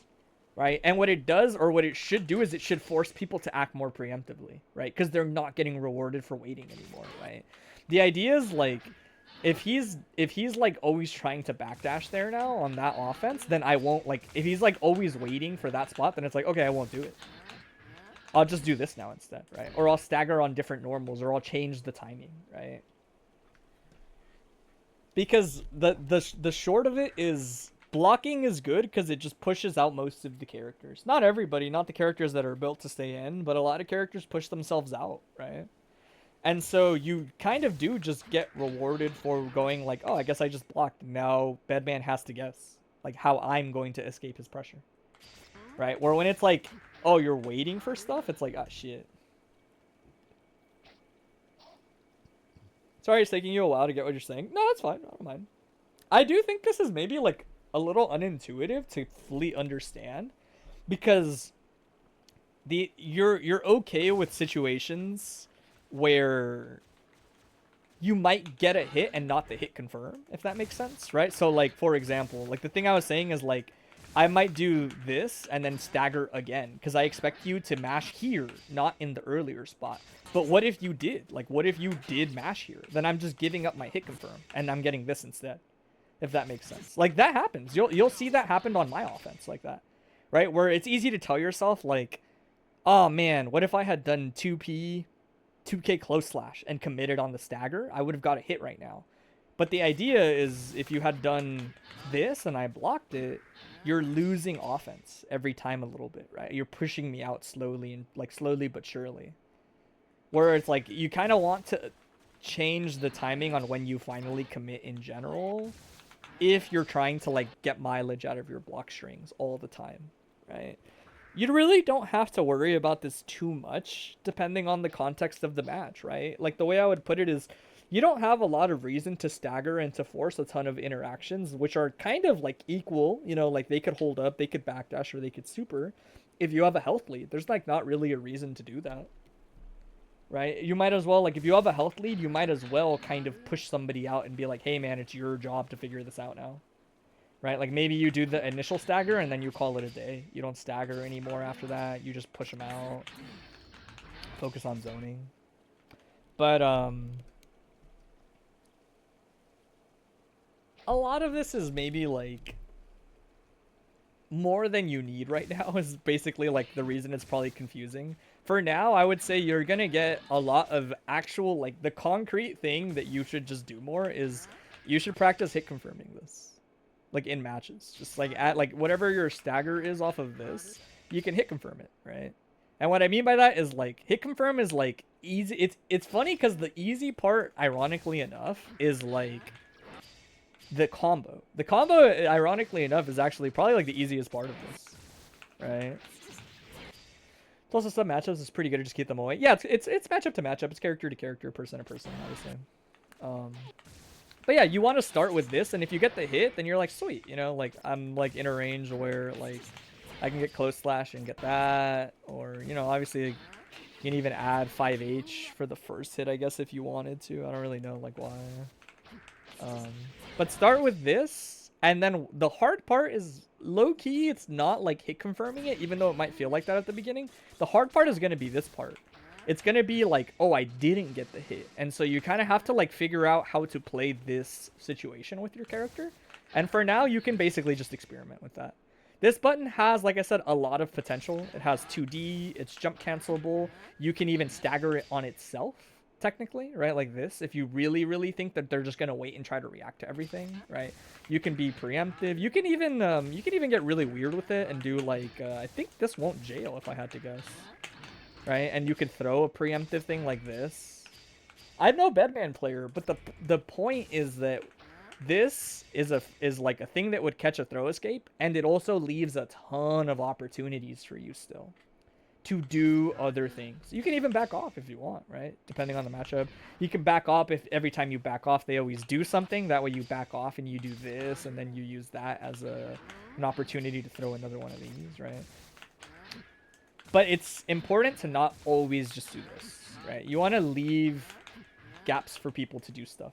Sometimes, right? Once you start getting DP'd and once you start like running into invul shit, or like backdash maybe if they hit the timing on it, just do it immediately again like this, because that's how you usually catch that stuff, right? If you're doing this all day, then I'm gonna super, right? And so what you can do is you can just start, now you can actually start doing this. And because I'm usually just reacting to like a block 2p, I'm usually, wow, you can actually get that out there? That's fucking cheap. You actually have to delay it like a little bit, but not, there we go, that should probably be fine. Like that, see, that's catching my super input, like me trying to do fireball input, right? And now it's like, now they don't want to gamble immediately because now you're still kind of getting the same situation by like timing the low press. Because think about it, a lot of reversals have a standing input in there somewhere, so the low is still pretty good. You just have to time it differently. You just have to time it where the up input would have been if you left the gap, right? And so now you're in a pretty similar situation. It's just now that you're doing it faster, you're not staggering. But the concept is like the same, right? If I get this hit, for example, I would just do the hit confirm, right? Oh, that was the other thing I mentioned that's going to be weird about staggering. Sorry, I didn't think about it. The most obvious situation that makes staggering weird is if you hit the initial button. Then it feels dumb to stagger. That's probably the one where you're like, oh, I guess if I staggered here, I would have hit them, huh? Right? Like if you do this and then, oh wait, I forgot this isn't set up. But that's part of the RPS, right? Like that's just like part of the game is how I think of it, right? Because if he does this and I'm like, oh, I got hit, but then I block, like you're like, oh shit. But I don't know, you gotta break a couple eggs to make an omelet or whatever the expression is, right? The idea is that you wouldn't have done the stagger if that's what you thought would happen, right? And that happens. Like all you have to tell yourself is like, is that a coincidence or is that gonna happen a lot? And if that's gonna happen a lot, then yeah, do a block streak. Like do the whole hit confirm and you're gonna get mileage out of it. This happens a lot with biking because people will get hit with this when I'm just staggering it. Like when I was like, oh, I wasn't planning. Like when I'm trying to do this, you know? Or like, for example, I'll do this and I'm just like, oh, I was expecting you to mash there, not like just get, or like this one's like a good one, you know? Like I did, there's a lot of situations where like if I do this and I get the hit and then I press this, I'm like, oh, that's awkward. That happens a lot with biking actually, now that I think about it. Where I'll get this hit and then I'll set up my stagger and I'll go, god damn it, why did they get hit? You weren't supposed to get hit. But yeah, you'll run into that. Don't worry about it too much. Like I said, I think the important thing is understanding when you, because you're gonna run into people that do reversals, right? Like that do reversals in these spots. Know how to punish that, basically, right? Like you want to be able to goddamn. Like you want to be able to like also be able to time it to not end up there. You don't want this situation to feel like a liability, right? And what I mean by that is like, it's not that you stop your offense entirely.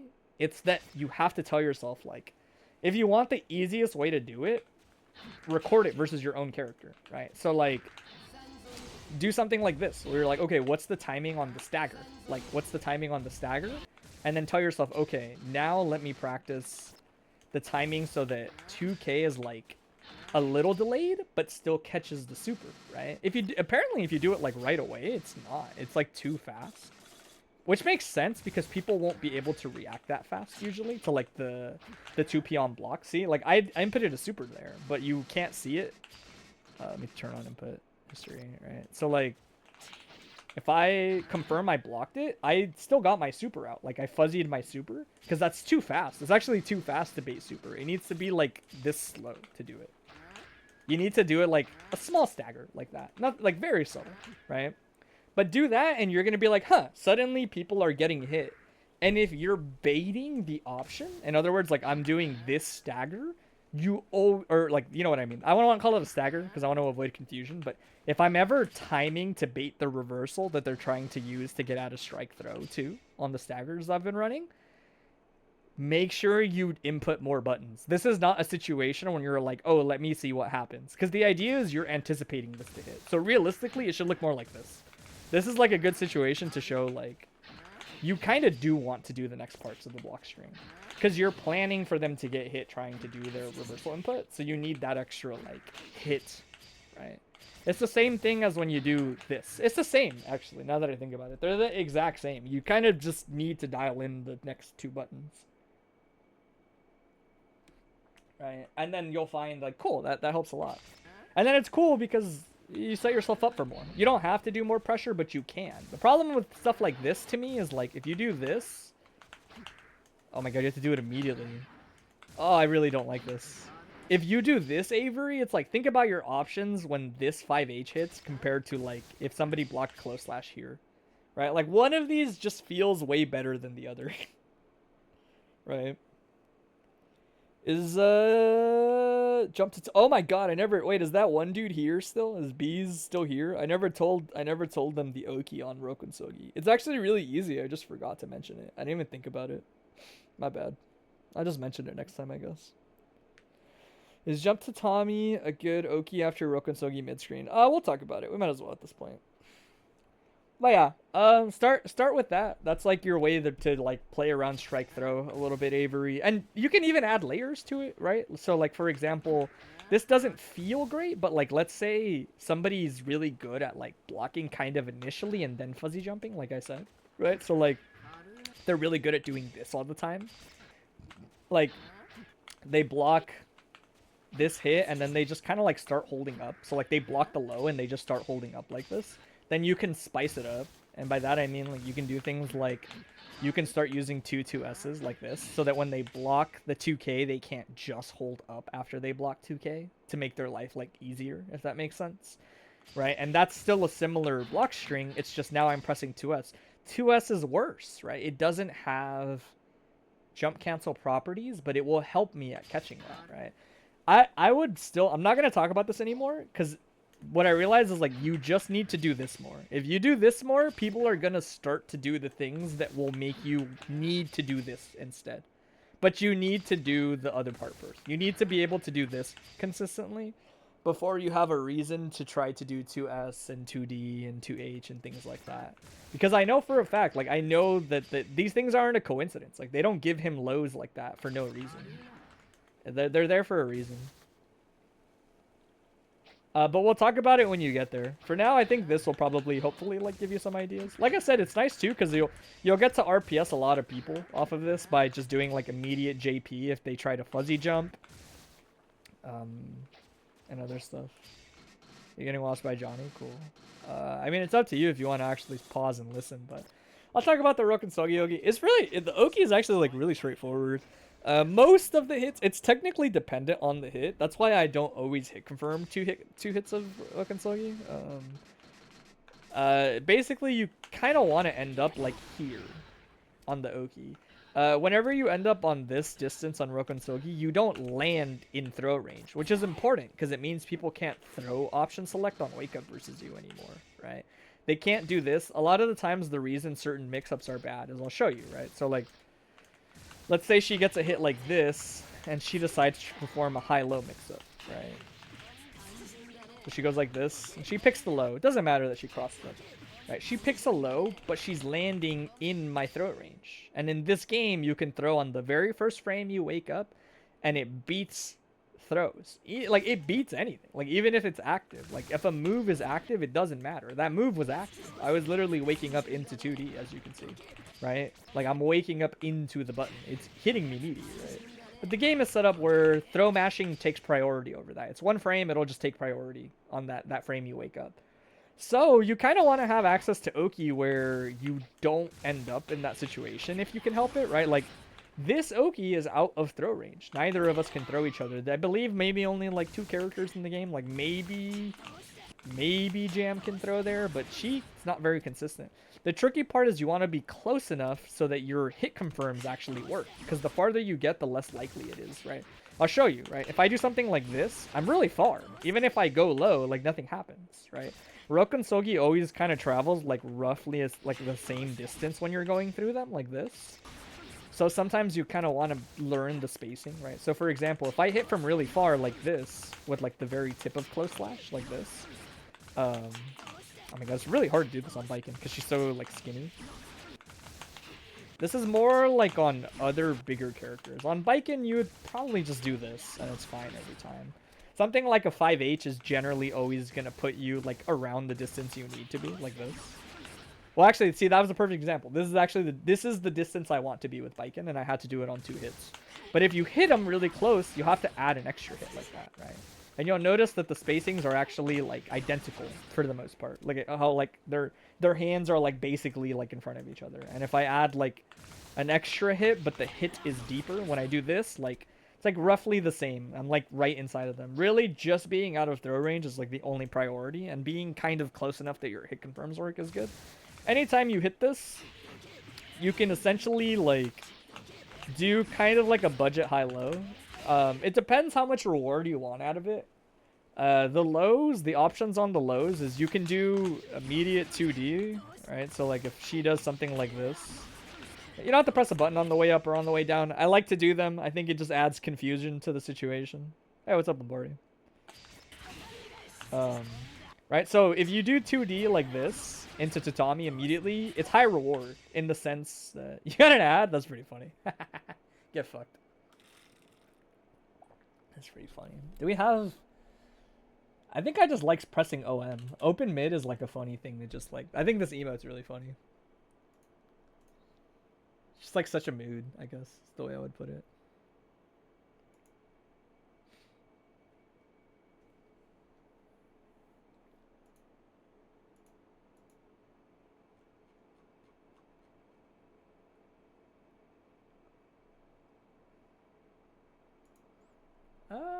You know, we'll listen to Big Willie style. Fuck it. I actually went and listened to this after they talked about it on Apollo's stream. It's pretty cool. I actually kind of like this album. I like half the tracks on it pretty well.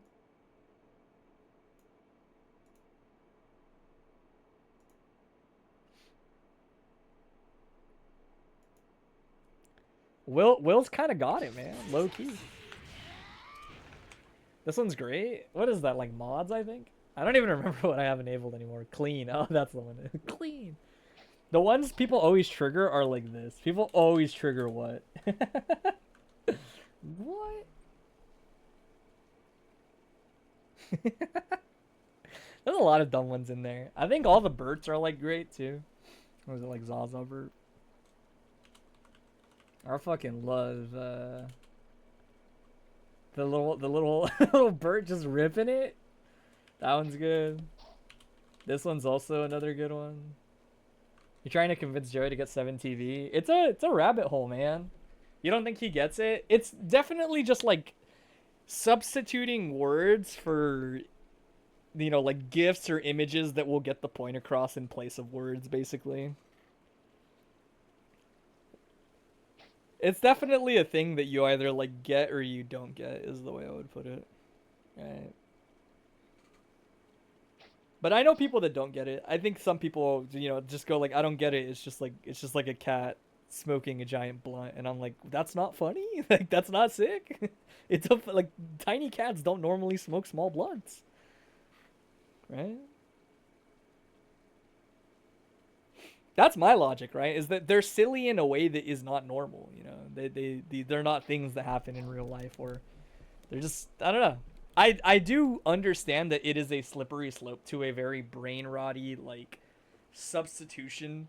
It's you know, we stop using real words and just start saying things. It's the thing that Sanchez was talking about on his stream, where the kids these days will just say vibes in place of like 30 other words that are supposed to be used there. Your cat blows the fattest blunts. Her blunts look like dicks though. I gotta mod people so we can ban individuals when they type shit like that. Like once they type it, I don't care enough to do it. But I might need to actually start modding more of the frequents, bro. Can't just type shit like that. Your job coach dropped the word vibes recently. It's just that kind of stuff cannot be allowed to permeate into the actual workplace. It's not real language. It really isn't. It's great when talking with your friends all the time, but knowing to turn it off is a big deal. Are you done watching an ad? There's no way you got an ad for like 5 minutes. Surely you're done watching that ad.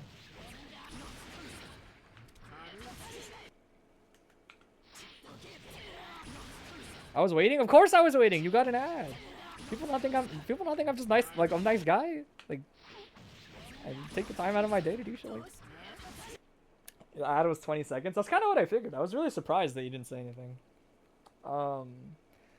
It's really streamlined. If you get a Rokonsogi knockdown in this distance, it's a low, a tatami. Technically, you can get a little spicy with it, but the main stuff is like delayed air dash or low. The low, if you want higher reward, as long as it's not going to be awkward and like bounce against the wall and deny the knockdown, you can press 2D into tatami and you get the launch, and you'll be close enough to get this if you do it right. Right, and this is higher reward, right? You get corner carry, like let's say they hit this like here. This might be too close, but I think it's probably fine. Let's do it from like here. Oh, why is that hitting? What the fuck? Let's do it here, I guess. The idea is like even from here you can see like you get a ton of screen space because then she would do this, right? And she would take a bunch of screen space back. And it gets better like the closer you can space it to the corner and stuff. But that's the low. If you want a lower committal version of the low, then you do 2K close flash like that. And oh, I didn't do it right. And if you can hit confirm fast enough, you get the same situation, right?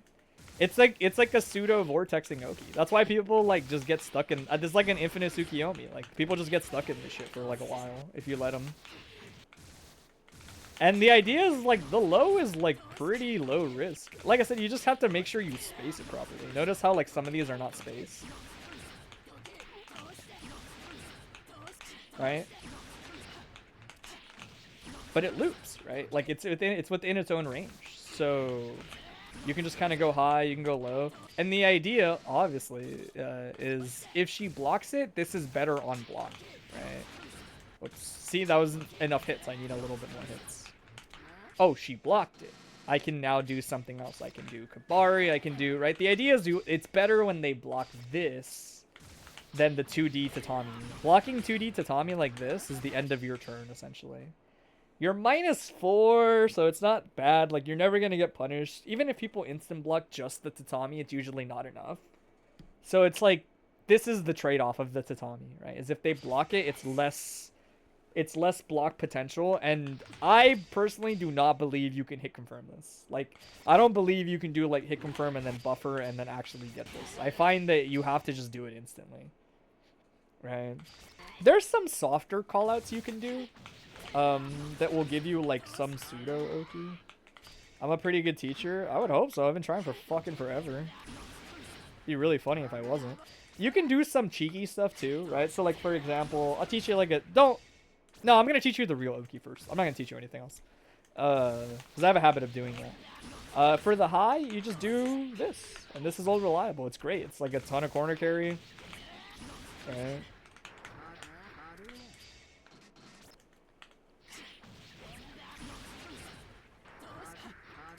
Right, it's that straightforward. And then if you want to get fancy, like, you'll notice, like, when I'm lazy, I don't even do it, right? Like, I really just don't.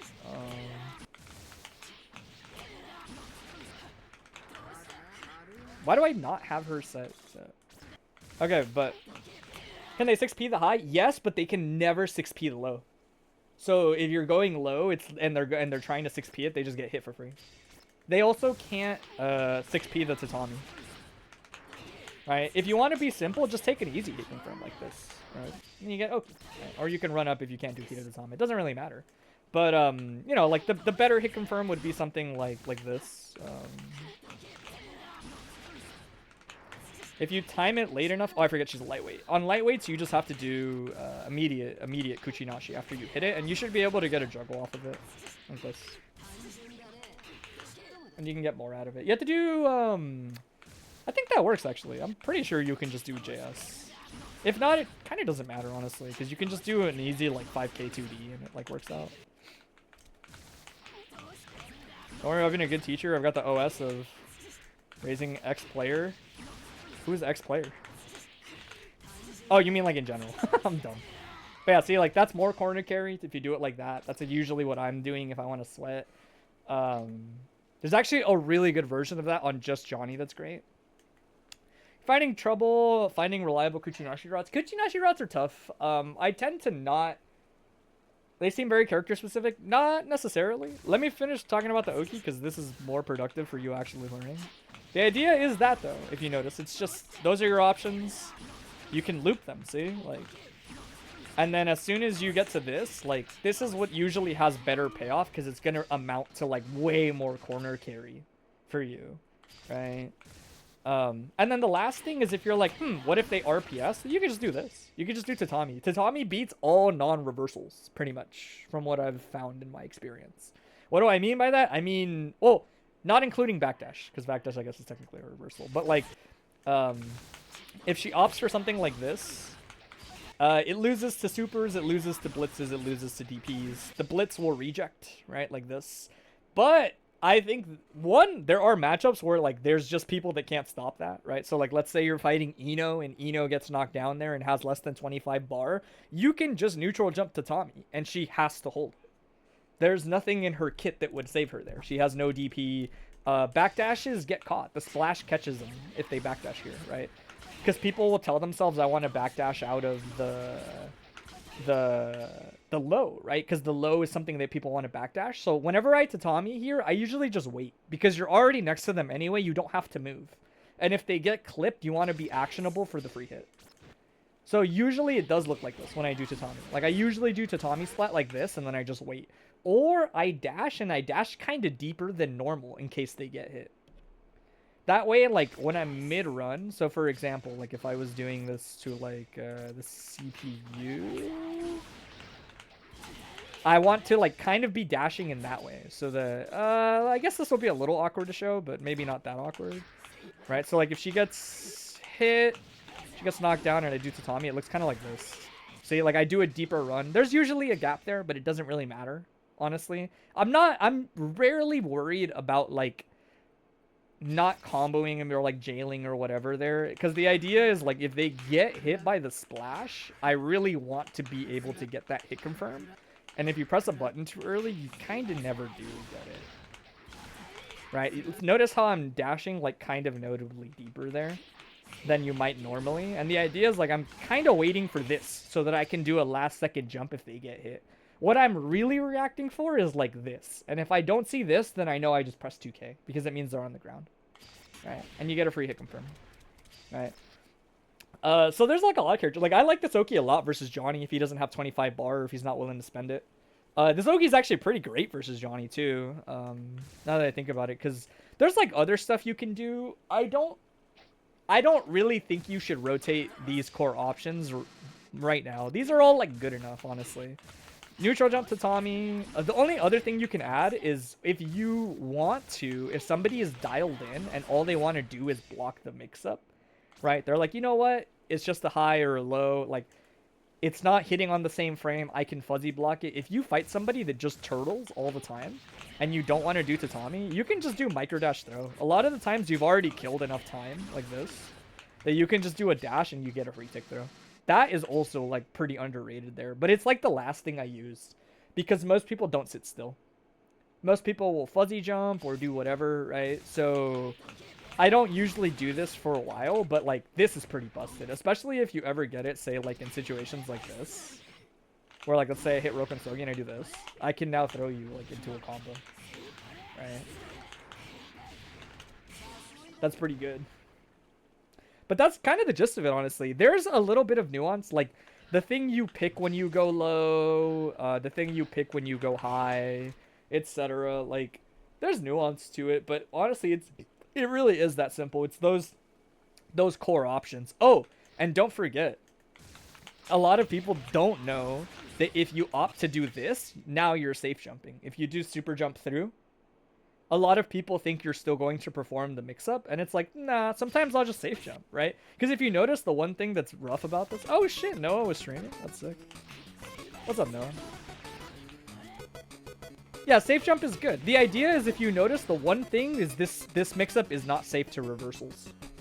4 whole new viewers? That's what I'm saying. Where are you playing? Are you playing plus R?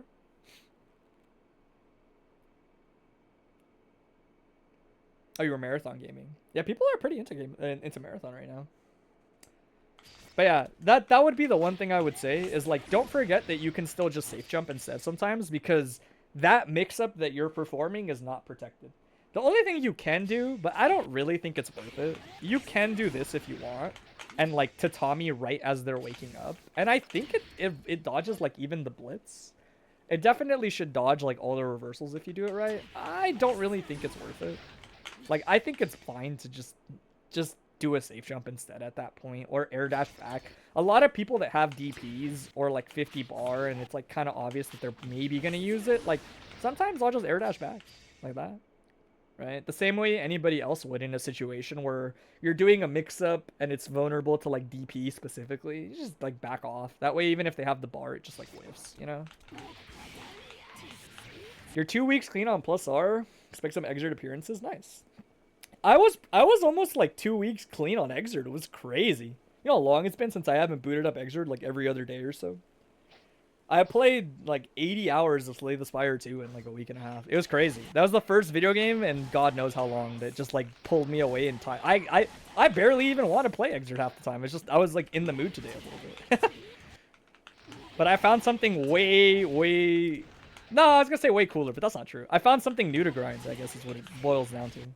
But yeah, that's the gist of it. That's Roken Sogioki. That's like all it is. I do it a lot because otherwise Baiken is not getting a mix up off of Roken Sogi. She's just getting like this. By the way, the reason I don't like doing this mix up off of the safe jump is because the safe jump lands in throw range a lot of the time.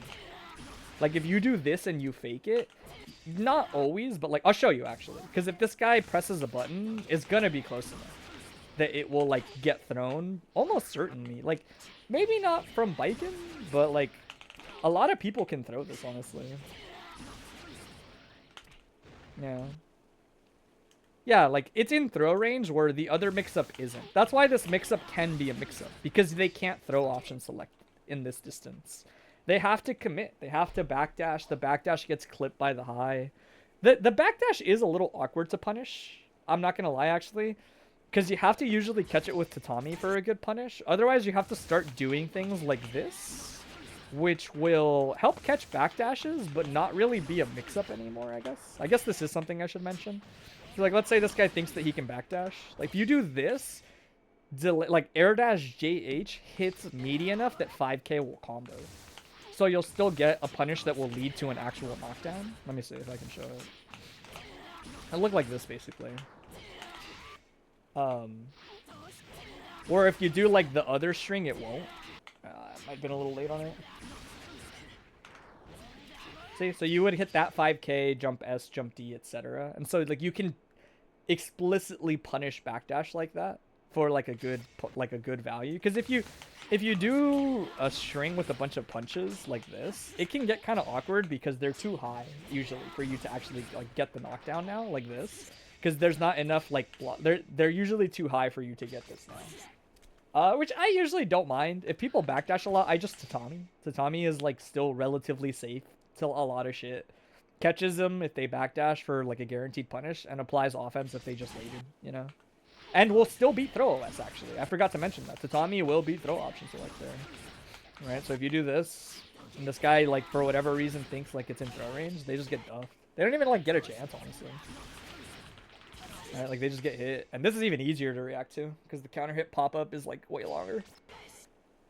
But yeah, that stuff's pretty, honestly, that for how solid that mix is, it's like really easy to perform. The hardest part is when you go low and you pick 2k close slash is hitting in 2 hits like that, so that you can maintain that distance off of the neutral jump like this. Because if you do an extra hit like this, it's kind of dicey if you're like in throw range now. It depends a lot more on the character, or like things like that start to matter more. But if you do it like this, you almost always end up like pretty much the same distance like you want to every time too. I think you can cap out at like maybe 2 or 3 reps of this. Like I think after the third one, they just end up too far no matter what, maybe. Nah, it looks like you just go forever if you just go low. Again, the hard part is you have to hit it in 2, and I think Roken Sogi is kind of a tricky hit confirm to get the hang of, because the half circle input can be like a lot, right?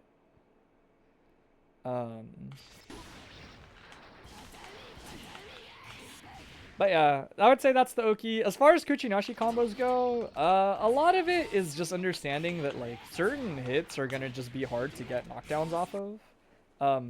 Also the later, like certain hits, I don't think you can do this. Let me make them run up so my life is easier. Like I don't think you can ever knock down the lightweights on this hit. I want to say that's like the one thing that is kind of annoying, is if you ever hit like a fancy combo like this. So something that is important to understand is if you're not doing it really early in a combo, it's kind of dicey if jump S is gonna work. And jump S is pretty important in these situations because you're already usually adding like a lot of height. So for example, jump S doesn't work here anymore. It's pretty it doesn't take a lot of hits. It really only takes like maybe a little bit of hits or a little bit of time for jump S to have like too much startup, and you have to jump kick. And so what ends up happening is, goddamn, I can't. There we go. Doing it too fast. You have to do jump kick here for the pickup, which works. I just messed up the spacing. You have to do jump kick. But now lightweights are too high to knock down because you had to jump kick there. So like if you're ever hitting this, which is like a pretty standard combo once you have like execution down. Right. Which I guess I don't. Ooh, the hitbox fatigue is real. After I play on hitbox for like 2 or 3 hours, I'm like, damn, this is not my natural muscle memory. So it kind of smokes me. So you can do this, but no matter what you do, one, the Kuchinashi is like iffy as fuck to hit, and two, more importantly, it's not gonna knock down anyway. She's too high already. It's just like a thing, right? Situations like this are a little different because they're kind of like a combo that is short enough that you can jump S. Yeah, even if you get the hit, it doesn't knock down, right? Learning Kuchinashi combos, if you're gonna learn them, which I think you can get away with not knowing them for a long time, is just like if you hit Yozansen and you hit something like this, where you kind of let them fall a little bit, you pick up with 5k. But the big reason that this gets to knock down still is that I get to do jump S here, right? Answer in million. Answer's pretty easy if you like figure out how to like combo them. A lot of the midweights are pretty simple for Viking. But now if you notice, like, this will knock down. Sorry, I didn't delay this hit enough. You want to delay the, because like Yozansen is a ton of untech time, see? So you kind of want to like get deep inside the hurt box like that. You're gonna head out. Thanks for the tips. Yeah, anytime, man. Right, and if you do it right like that, usually the hardest parts about Kuchinashi confirms, in my opinion, are setting up the height from the Kuchinashi so that the rest of the combo is just normal, right? In other words, if I was to do this, for example, this is like probably not going to knock down no matter what I do. And even though it looks like really similar, I'm pressing 6H immediately. She's a little bit higher up. I probably won't knock her down. See? You kind of want her to like sink a little bit like that, and then that should add enough height to this knocks down like more consistently now. You can actually delay quite a bit, which I'm not doing like here. There we go. That's perfect. I have to delay the 6H a little bit. You have to delay and you want to dash into it. So it's a lot of times it's like delay is what you do first. Like you don't run immediately and then you kind of dash into this input for the extra momentum. And the delay should set you up. But notice how I kind of like, I do the dashing 6H kind of with like no delays at all. I just wait before I do it. That is where the delay is. That's the part. This might be too high still. Whoops. And this is also like, these are generally harder the closer you are to them, right? So like if I'm over here, for example, like if I do it from like over here, that'll be good. It's easier because you have like way more time to run up. Like the delay is basically done for you automatically because you're hitting from so far, right? Like because I need to actually run up before I hit it, I actually like don't need to delay it like when it like further distances like this. This is why I think these combos are like a little bit weird to understand at the beginning, is because if you notice, like I didn't really delay at all on a far hit like that. You just kind of like do it. You just kind of like run up and do it, and you'll be fine. Where like if you hit them kind of like in a mid-range like this, you do have to like delay a bit. And the reason that this probably won't do it, yeah. The reason that this initial delay, you can also do this if you want to have an easier time. I should actually probably mention that, because depending on like preferences, it's easier to hit dash 5H for people. It's still the same logic like this, but if you hit dash 5H, it just gives them less height in general. 6H provides more height, 5H doesn't. You can 6H lightweights, but it's more finicky, as you've seen. Like, you have to actually, like, time it really well, like this. This should be fine. Ah, shit.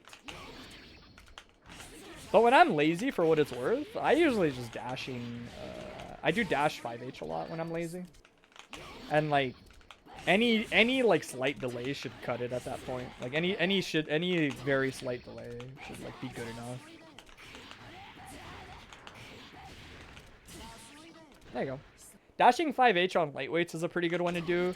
The reason it's tough, like I said, is because like if you hit it from far away, then you actually kind of do want to use like 6H sometimes, because now they start to get like a little too low, and it almost starts being like a little bit dicey if you're gonna get this hit properly before they touch the ground.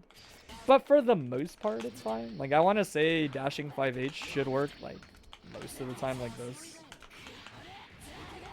So you could probably do that, actually. I completely forgot, because like the better confirm is like 6Hing or whatever, but kind of doesn't matter, honestly. 5H is like the exact same thing, basically, but easier.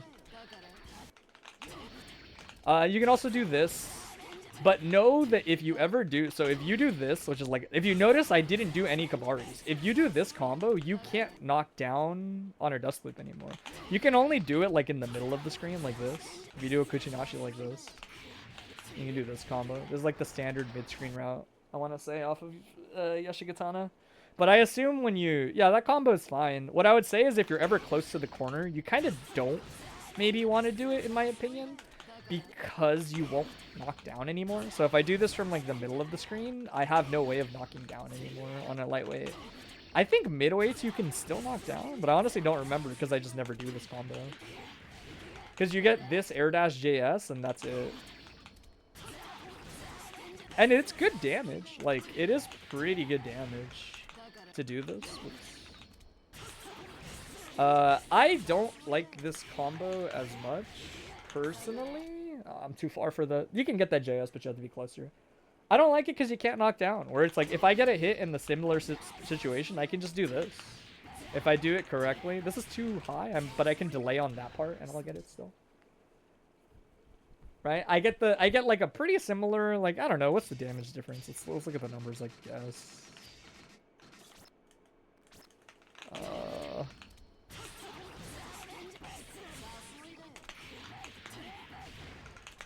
What is it? 198 plus, we'll say maybe like another 6 or so damage. The combo is pretty scaled by here, so like, even if you hit this air dash JS at the end that I'm missing a lot, like, it shouldn't like really matter. Like, it won't change the numbers at that point by that much. Yeah, it'd probably be like a little bit more, but like, let's say you do this, right?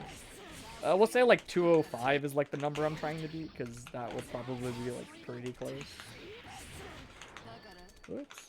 I'm already pretty close to that number.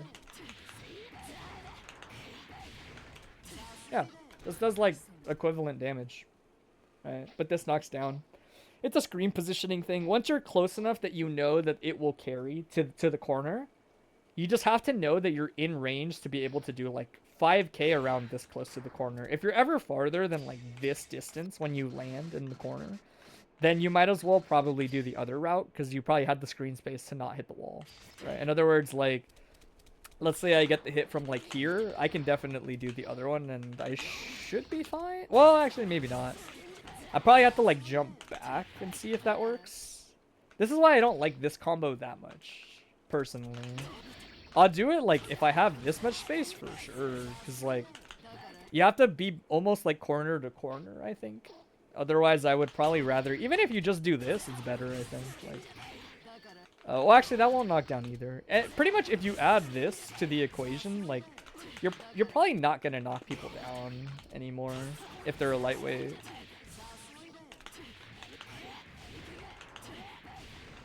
Yeah, because that Kuchinashi won't hit at that distance.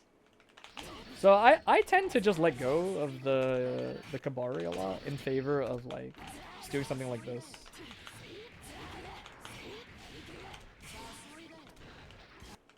But the trick is just that, right? It's that subtle delay in understanding how to, like, if I don't run before it, I don't have any... The game remembers if Baiken kind of ran before the thing she did. So if I just do it like this, I'll never be close enough for this button, right? But if I dash a little bit before, the game actually kind of drifts a little further forward. Right? And so that's like essentially like the trick to this combo, if there was one, I guess. You also honestly can delay that last JD wall bounce a bit. Like, I'm doing this instantly for the sake of showing it, where like, you can delay that a little bit, but it's a lot worse than just delaying here. Delaying here is like generally a lot easier. And then you do basically the rest of the combo identical. But one of the things that you'll notice is the difference between that. So that combo is different from if you do something like this for one specific reason. If you do something like this, you can hit with this, and let's say like even if you're closer to the corner, for example, which is like likely to happen. Let's say you hit it like this. Even if you do this, it's weird on Baiken, but let's pretend that hits. You can't really knock down on that on any lightweight, I want to say. Like, I want to say that shit just doesn't knock lightweights down. Like, I'm almost positive.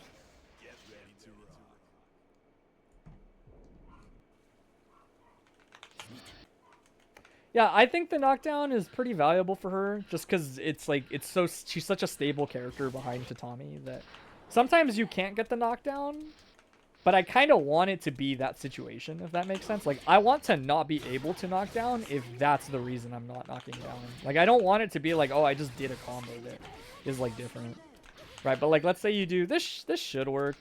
But I want to say this doesn't knock down. For what it's worth, by the way, I don't actually optimize my combos that much.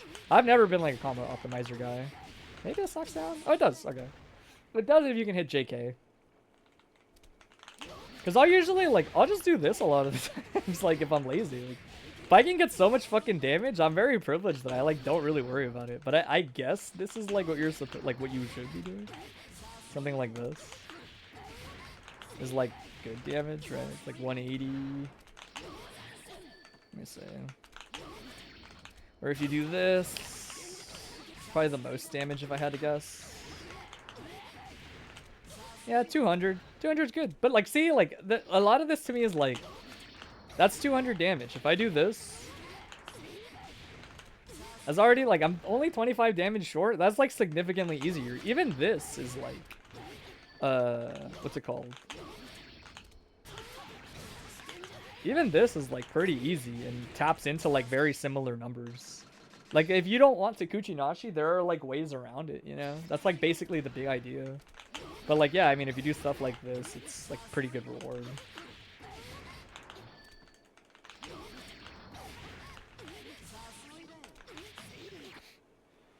You're still getting familiar with her routes. You've been knocking down into specific parts of the screen, like close enough, it bounces.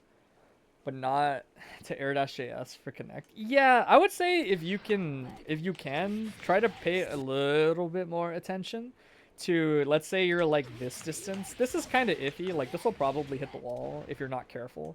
There's a lot of tricks to getting around it. Like sometimes if I get a hit here, if I like air dash with them, they'll hit the wall. I'm pretty sure if I do this and I like air dash with them. That's a little bit farther. It's like right here. Although at this point she just hits the wall actually. But there are distances where, like, if you air dash with them, sometimes you fuck it up. I would say it's like here, maybe. But there are actually ways where you can just manipulate the screen like this. Where, like, that way she never drifts farther if I don't air dash, like this. And then I'll just do running IAD Tatami as the solution for the Oki, like this. And it's, like, good enough. And I don't have to... I wouldn't worry about it. What I was gonna say is, going into this is pretty good. This is like underrated. It's like pretty underrated, I think. I like this a lot. You don't really get like Tatami Oki consistently off of it if they're not like already basically in the corner, right? So like if you, let's say you do it from like here on accident, like you can't really neutral jump Tatami, and you don't want to jump forward because it means that all reversals in the game just beat you if you do this. I do this route a lot, honestly. I think it's pretty good to just do this. And like as long as they're pretty close to the corner, like you basically like got what you wanted. If they backdash here, you'll always recover faster because you're usually like acting after like around the time their backdash finishes. Yeah, it's really good corner carry. You can also just safe jump if you learn the timing. This is also why I don't mind this like Oki. You don't need Tatami Oki all the time. If you do like micro dash neutral jump here and you learn to time it, I'm a little early on Dizzy because it's fighting Baiken so much. But like that's a safe jump. Right, and so it's like this is cool. Like a safe jump is plenty of offense, honestly. Like it's good. It like you start your block streak. There's only one thing in the game that consistently beats safe jumps and punishes them, and it's blitz. It whiffs on Johnny and it whiffs on Venom. Those are the only two that you always kind of have to do. Rokon Sogi or just take the Tatami splat into the wall bounce. But I'll usually just Rokon Sogi them a lot and run that Oki on them a lot like this.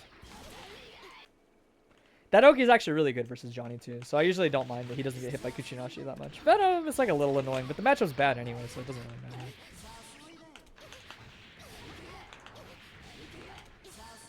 But yeah, I'm not gonna lie, like I think I just do the combos that feel right in my head. And there's like a general formula for it. But a lot of it's like me just feeling it out. Your friend swears Johnny loses hard to Baiken. I think Baiken's job is easier than Johnny's once she knows the matchup. But I think it's even. But I do think her job is easier than him. Once she like really knows how to do the matchup, I think it's like easier for her to do it.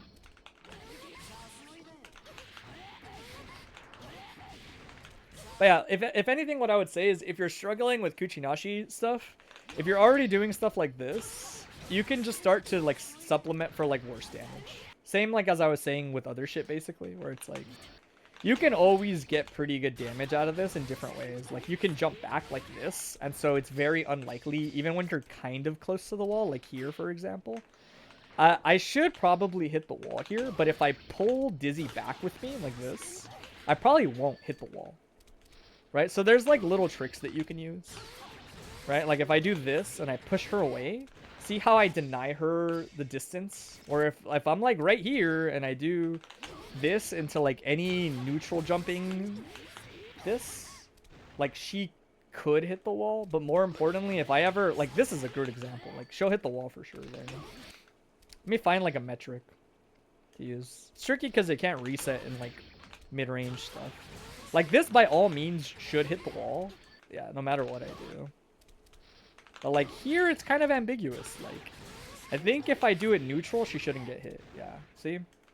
And it's really nice to remember that because sometimes it's easy to accidentally always tell yourself to like always jump forward, right? So like for example, if I do this and I jump forward like this, like she hit the wall now. Right. The idea is that when you move forward with her, like mid-combo, like this, the screen shifts too, right?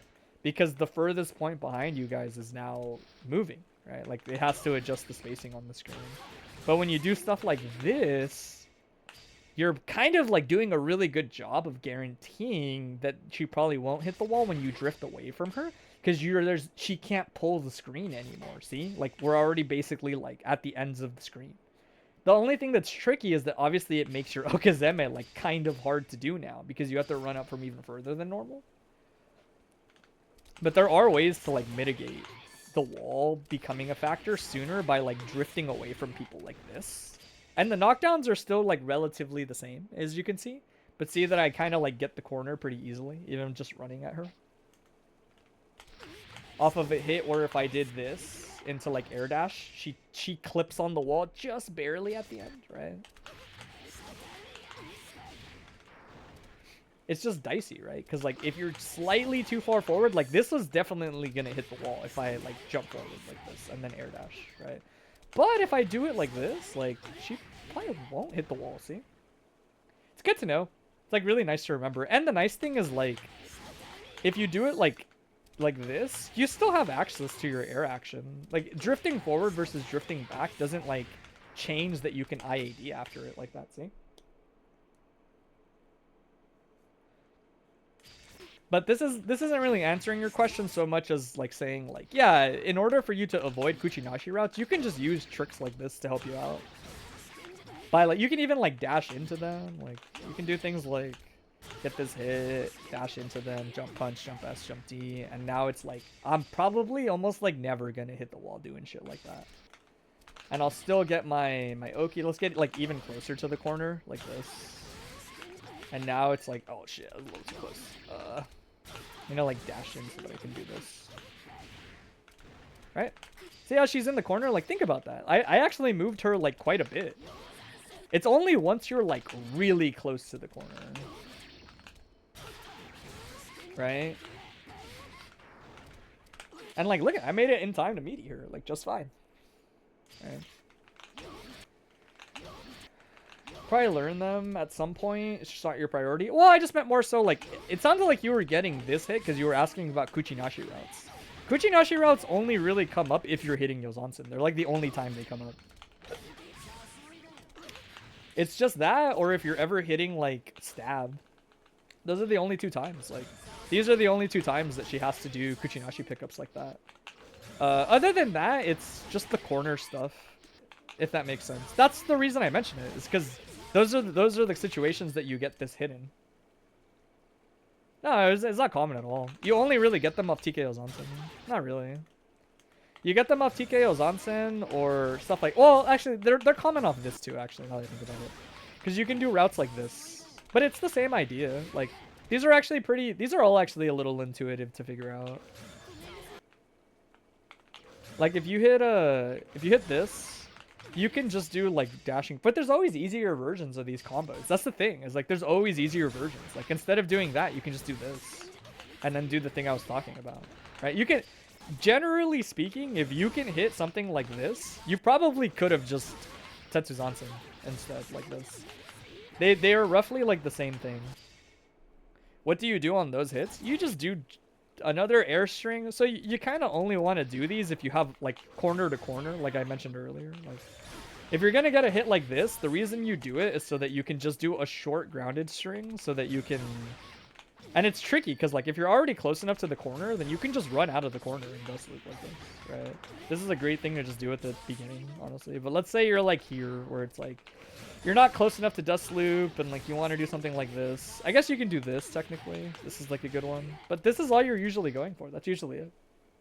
There's fancier versions, there's less fancy versions. I would usually recommend like you can micro dash 2D Kuchinashi, like 5k 2D Kuchinashi, and then the pickup is just this, honestly. Like it's the same pickup. If you notice, it's not different, right? It's like if I had done this, but you can't... This is one too many hits. That's the only difference, right? When you get a counter hit like this, the pickup after Kuchinashi is identical to the other one.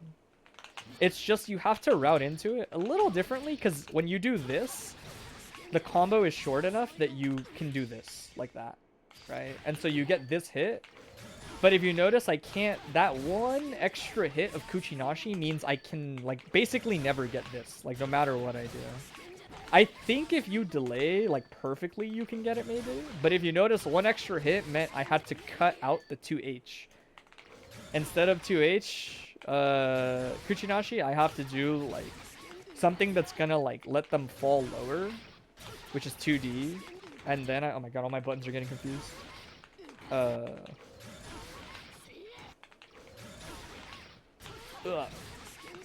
have to do something like this, and then you pick up with 5k 2D. You don't really like dropping? Yeah, in most games you do the most consistent. Yeah, I mean that's kind of my point. That's why I was like, you can just do this. And like, oh sorry, it's a lightweight. You can't hit hits. You just do this. Yeah, I swapped to hitbox right after Frosty's pretty much. Yeah, that's fine. Like, you can just do that. That's simple. That's clean cut. Like, that's simple. Just do that. If you want to get even more basic, you can just cut out, like, the thingy, you know?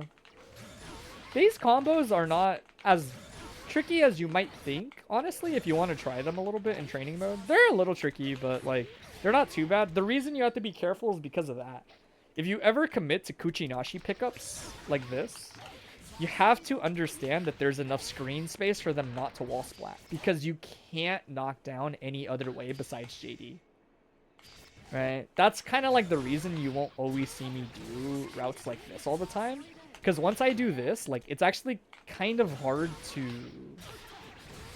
Yeah, they're not that tricky. But the idea is, like, once you're here, you really have to, like, route around them touching the wall, and that can be, like, kind of complicated. If that makes sense. That's a lot harder, honestly, than hitting, like, dash Kuchinashi into, like, 5k pickup. It's basically you just dash, you press 2D, and then you do Kuchinashi. And then at the very end, you press 5k, and you have to time the 5k press. That's basically it. Right.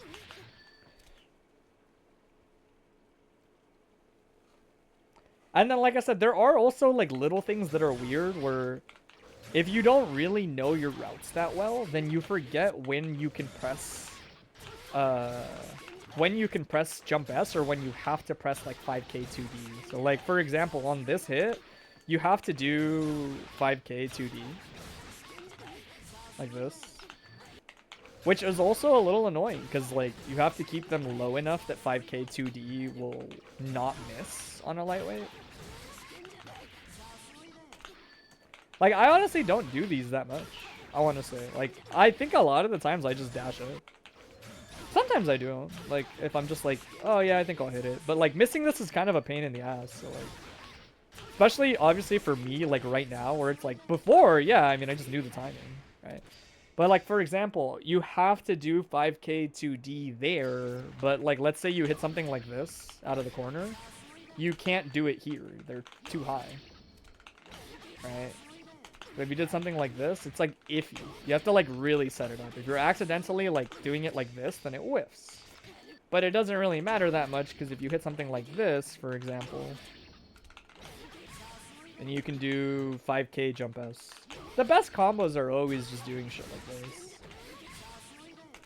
But I forget, I think this is less corner carry than like doing... Yeah, this is less corner carry. She ends up like at the umbrella if I do this. So like sometimes I'll just prioritize corner carry personally. Like if you do this and you like air dash or do whatever, she wakes up and she's like right under the umbrella. But, like, if I do something like this, it's less damage, but it should be more corner carry for sure. Right? Now she's, like, instead of being here, she's, like, back here. And you might tell yourself, like, oh, why is that a big deal? It means that in one block string, she's probably at the corner now, right? Like that. That's usually the difference, where, like, if I set her, like, after first thing, like this, and I do the optimal combo, but it's kind of like apples and oranges. Like, it's not like one right answer, one wrong answer, etc. Like, I hate this. I mean, I want to say it's like pretty good damage that you lose out on, but I'm not a numbers guy for stuff like this. Funny enough, was it 180 versus? Actually, it's probably gonna be pretty close because that's the end of the combo basically. Probably won't actually be like that different. Probably like maybe like a 30 damage difference is my guess. There's also fancy ways of getting corner carry and like pretty good damage. He was like a good bit. He was like 70 damage. Maybe it's worth it. Yeah, I should do it more. It's pretty easy on lightweights too.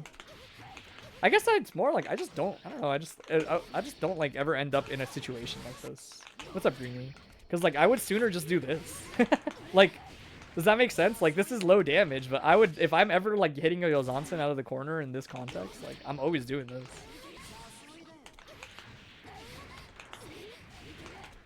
Right? Like, it literally equivalent damage to do that.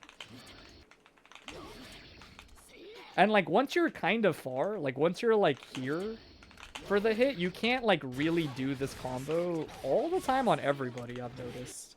It's, like, decently consistent, but it's a little finicky. They're not, like, perfectly spaced. Because it's weird. Like, if you don't hit this, like, point blank, it feels like sometimes they're like too low or too weirdly spaced. But yeah, I don't like this. I don't think damage is worth dealing with the situation.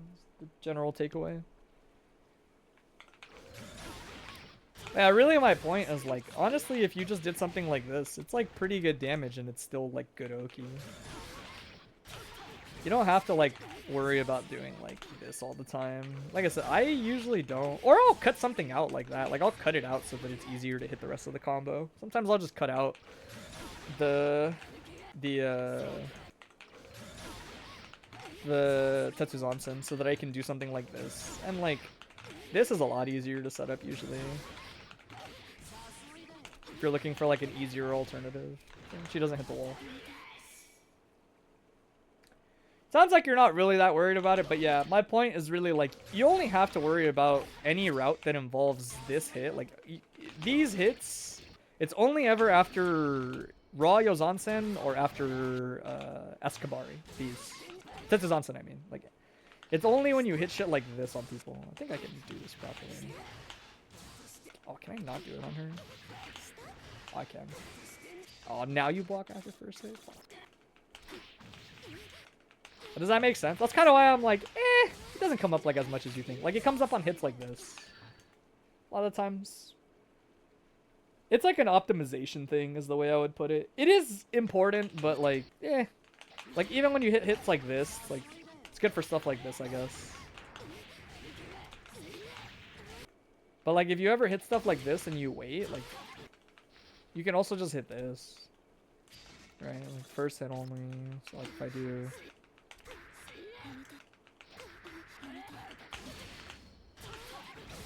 Alright, like you can always get this if you just wait.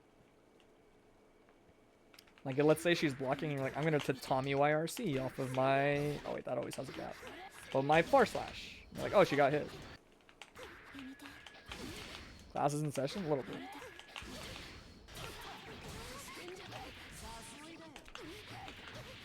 Yeah, like, hits like this are weird to me because, like, sometimes you want the damage. Like, sometimes I will take damage. Look how much damage that shit is, man. Like, that's quite a lot of damage to hit, right? So, like, sometimes the damage is, like, undeniable. Like, a good example is if I ever hit this on somebody, dude, like, on a lightweight, a lot of the times, if I hit raw, like if you get hit by like raw splat like this as a lightweight, I don't even care about the knockdown anymore. It's like half your health bar.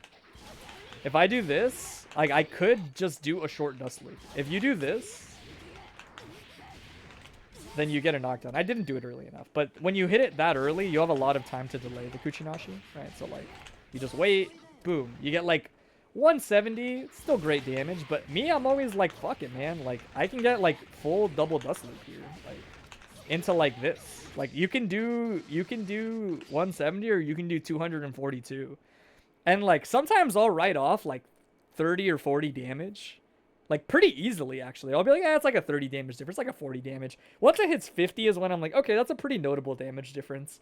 What was the other one? 180 was it? 242 versus it wasn't 170, right? I think it was more than that.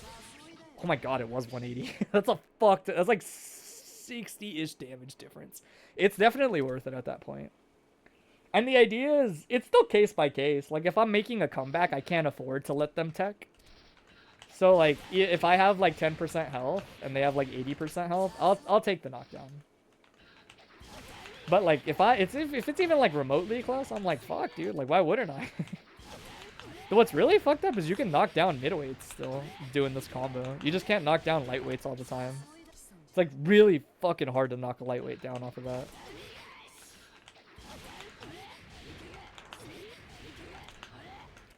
It's just really weird to get that jump pickup on. But you don't ever want to do JK on lightweights. They end up like too high. You use super for the knockdown? I don't think it's usually... You might... This is like my thought on it is... I personally never like supering for knockdowns with Baiken. I think she is well enough designed that she doesn't need it. And I would rather play the tech scramble than do Oki with 50 less bar as Baiken. I really would, honestly. That's more like a personal preference. You're probably right. Like, I think super should knock down. I don't see why it wouldn't. I don't think she's that high. You would just cut out the final SJD. Like, you would super right here, and it should reach a knockdown. Yeah.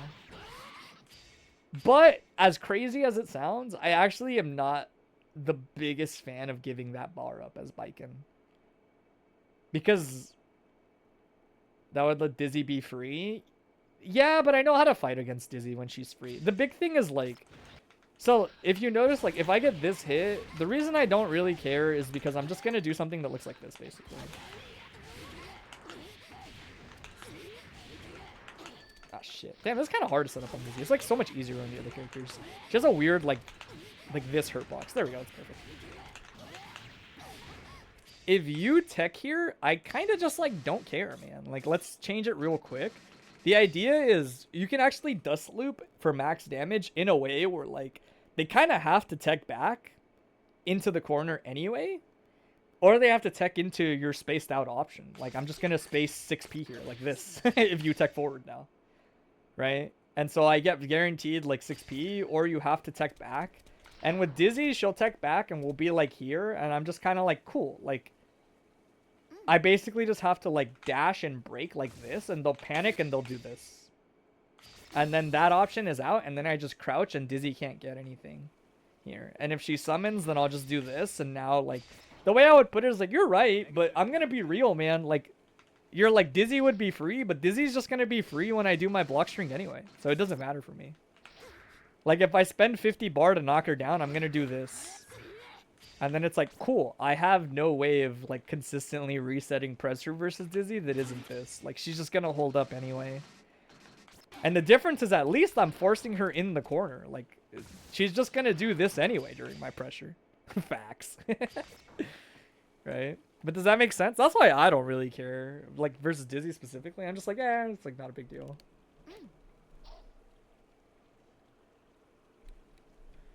But yeah, this is like too much. This is like too much just like different shit at this point. But it sounds like, honestly, the only thing if I was you I would worry about is like you should practice that Roken Sogi more. Combos are, you'll just learn combos, man. Like, I'm a bad person to ask for combos because I put way more brain power into situations. Which is just like, that's just player to player. I mean, having good combos is good. My combos are good enough is the way I would put it. But have I run the numbers on them? Nah. I don't know what the optimal combos are for stuff. Like, if Dizzy hits this on me, like, I know that this is close to the highest damage that I'll get. And that's it. Is that, like, for sure the highest damage? I don't know. But it's, like, pretty close. Matchup feels free for Millia. I agree. I think it's pretty free for Millia. I don't think it's that hard for Soul, but it's harder than Millia. Millia probably beats Dizzy if I had to guess. You get that Roken Suki down pretty much and practicing it at the same time. Yeah, I mean, the idea is if you notice, like, I tend to teach people things that lean into each other. It's not like... I'd like to think it's not a coincidence that I tell people, like, do a block string, and then that block string can knock down into Roken Sogi if you hit confirm it. And it's like, now you, like, just do the Oki of Roken Sogi. Like, you just kind of, like, form your game plan, like, slowly but surely. And then you add all the nuance that is, like, throwing, doing the instant overhead. Like, instant overhead is good, but you need to be able to play Baiken in a way where when somebody blocks it like this, you don't just lose. Because now you spent 50 bar, your block strings aren't that good. Like, you don't actually know how to make shit happen without it. Don't get it twisted.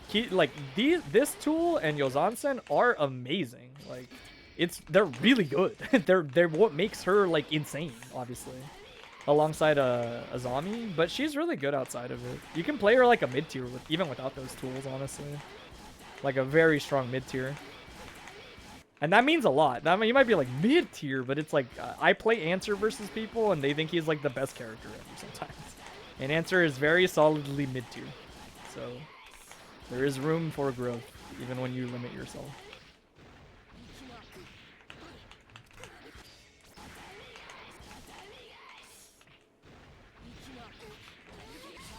Should practice these again. I'm pretty bad at these. Sir mid-tier, why does everyone tell you so bad? He's like kind of weird. If I don't have the time to talk about it because I gotta go. Because it is actually time for me to go. But the way I would put it is he's a little worse relative to everybody else. In like different ways. His defense outside of... He's very knowledge check heavy. Like a lot of his defense specifically is very reliant on you not knowing how it works. And when he loses that, it gets pretty bad for him pretty fast, in my opinion. He does a bunch of knowledge checks if you're unaware. She can just scrub you out hard. I mean, Dizzy just locks out defensive resources, right? Like, I think it's pretty obvious. Like, the thing about Dizzy is, like, you just can't do anything versus Dizzy. Like, once she gets the hit, you just block, and that's just how Dizzy works. That's fine. You have to get good at fighting Dizzy, like, with, like, everything else. Thanks for the stream. Yeah, I'll put it, yeah, you can always ask me questions, definitely. Oh, shit, Pat's streaming casuals. If you guys want to watch more Exerd, it looks like they're playing casuals at Clubhouse. New ending screen's funny. Yeah, you can see how much effort I felt like putting into it. But I was like, you know what, I should probably have an ending screen. I haven't had one for a while. But yeah, I'll put the VOD on YouTube if you want. I'll probably do it, like, later tonight or tomorrow. It should be up. I'll just put it up, I guess. But I don't usually save my VODs, but I don't know. I guess if people want me to, I will. It's more, it is a little bit of effort, but in my head, it's also like, like, I don't think it's that crazy. Like, I think it's mostly fine. Anyways, I'll catch you guys later. If you want to watch more casuals, go check out Pat's stream. There's actually a Baiken playing right now if you want to go watch. Aether Beat would be pretty good. Library of Brixandria, yeah. All right, I'll catch you guys later. Good luck at the local tomorrow. Fire. I'll probably catch it. I'll probably catch the local if I'm back in time. Maybe even stream it if Will streams it. But yeah, you guys have a good one. Take it easy. Have a nice night or day or afternoon, wherever you are. You guys have a good one.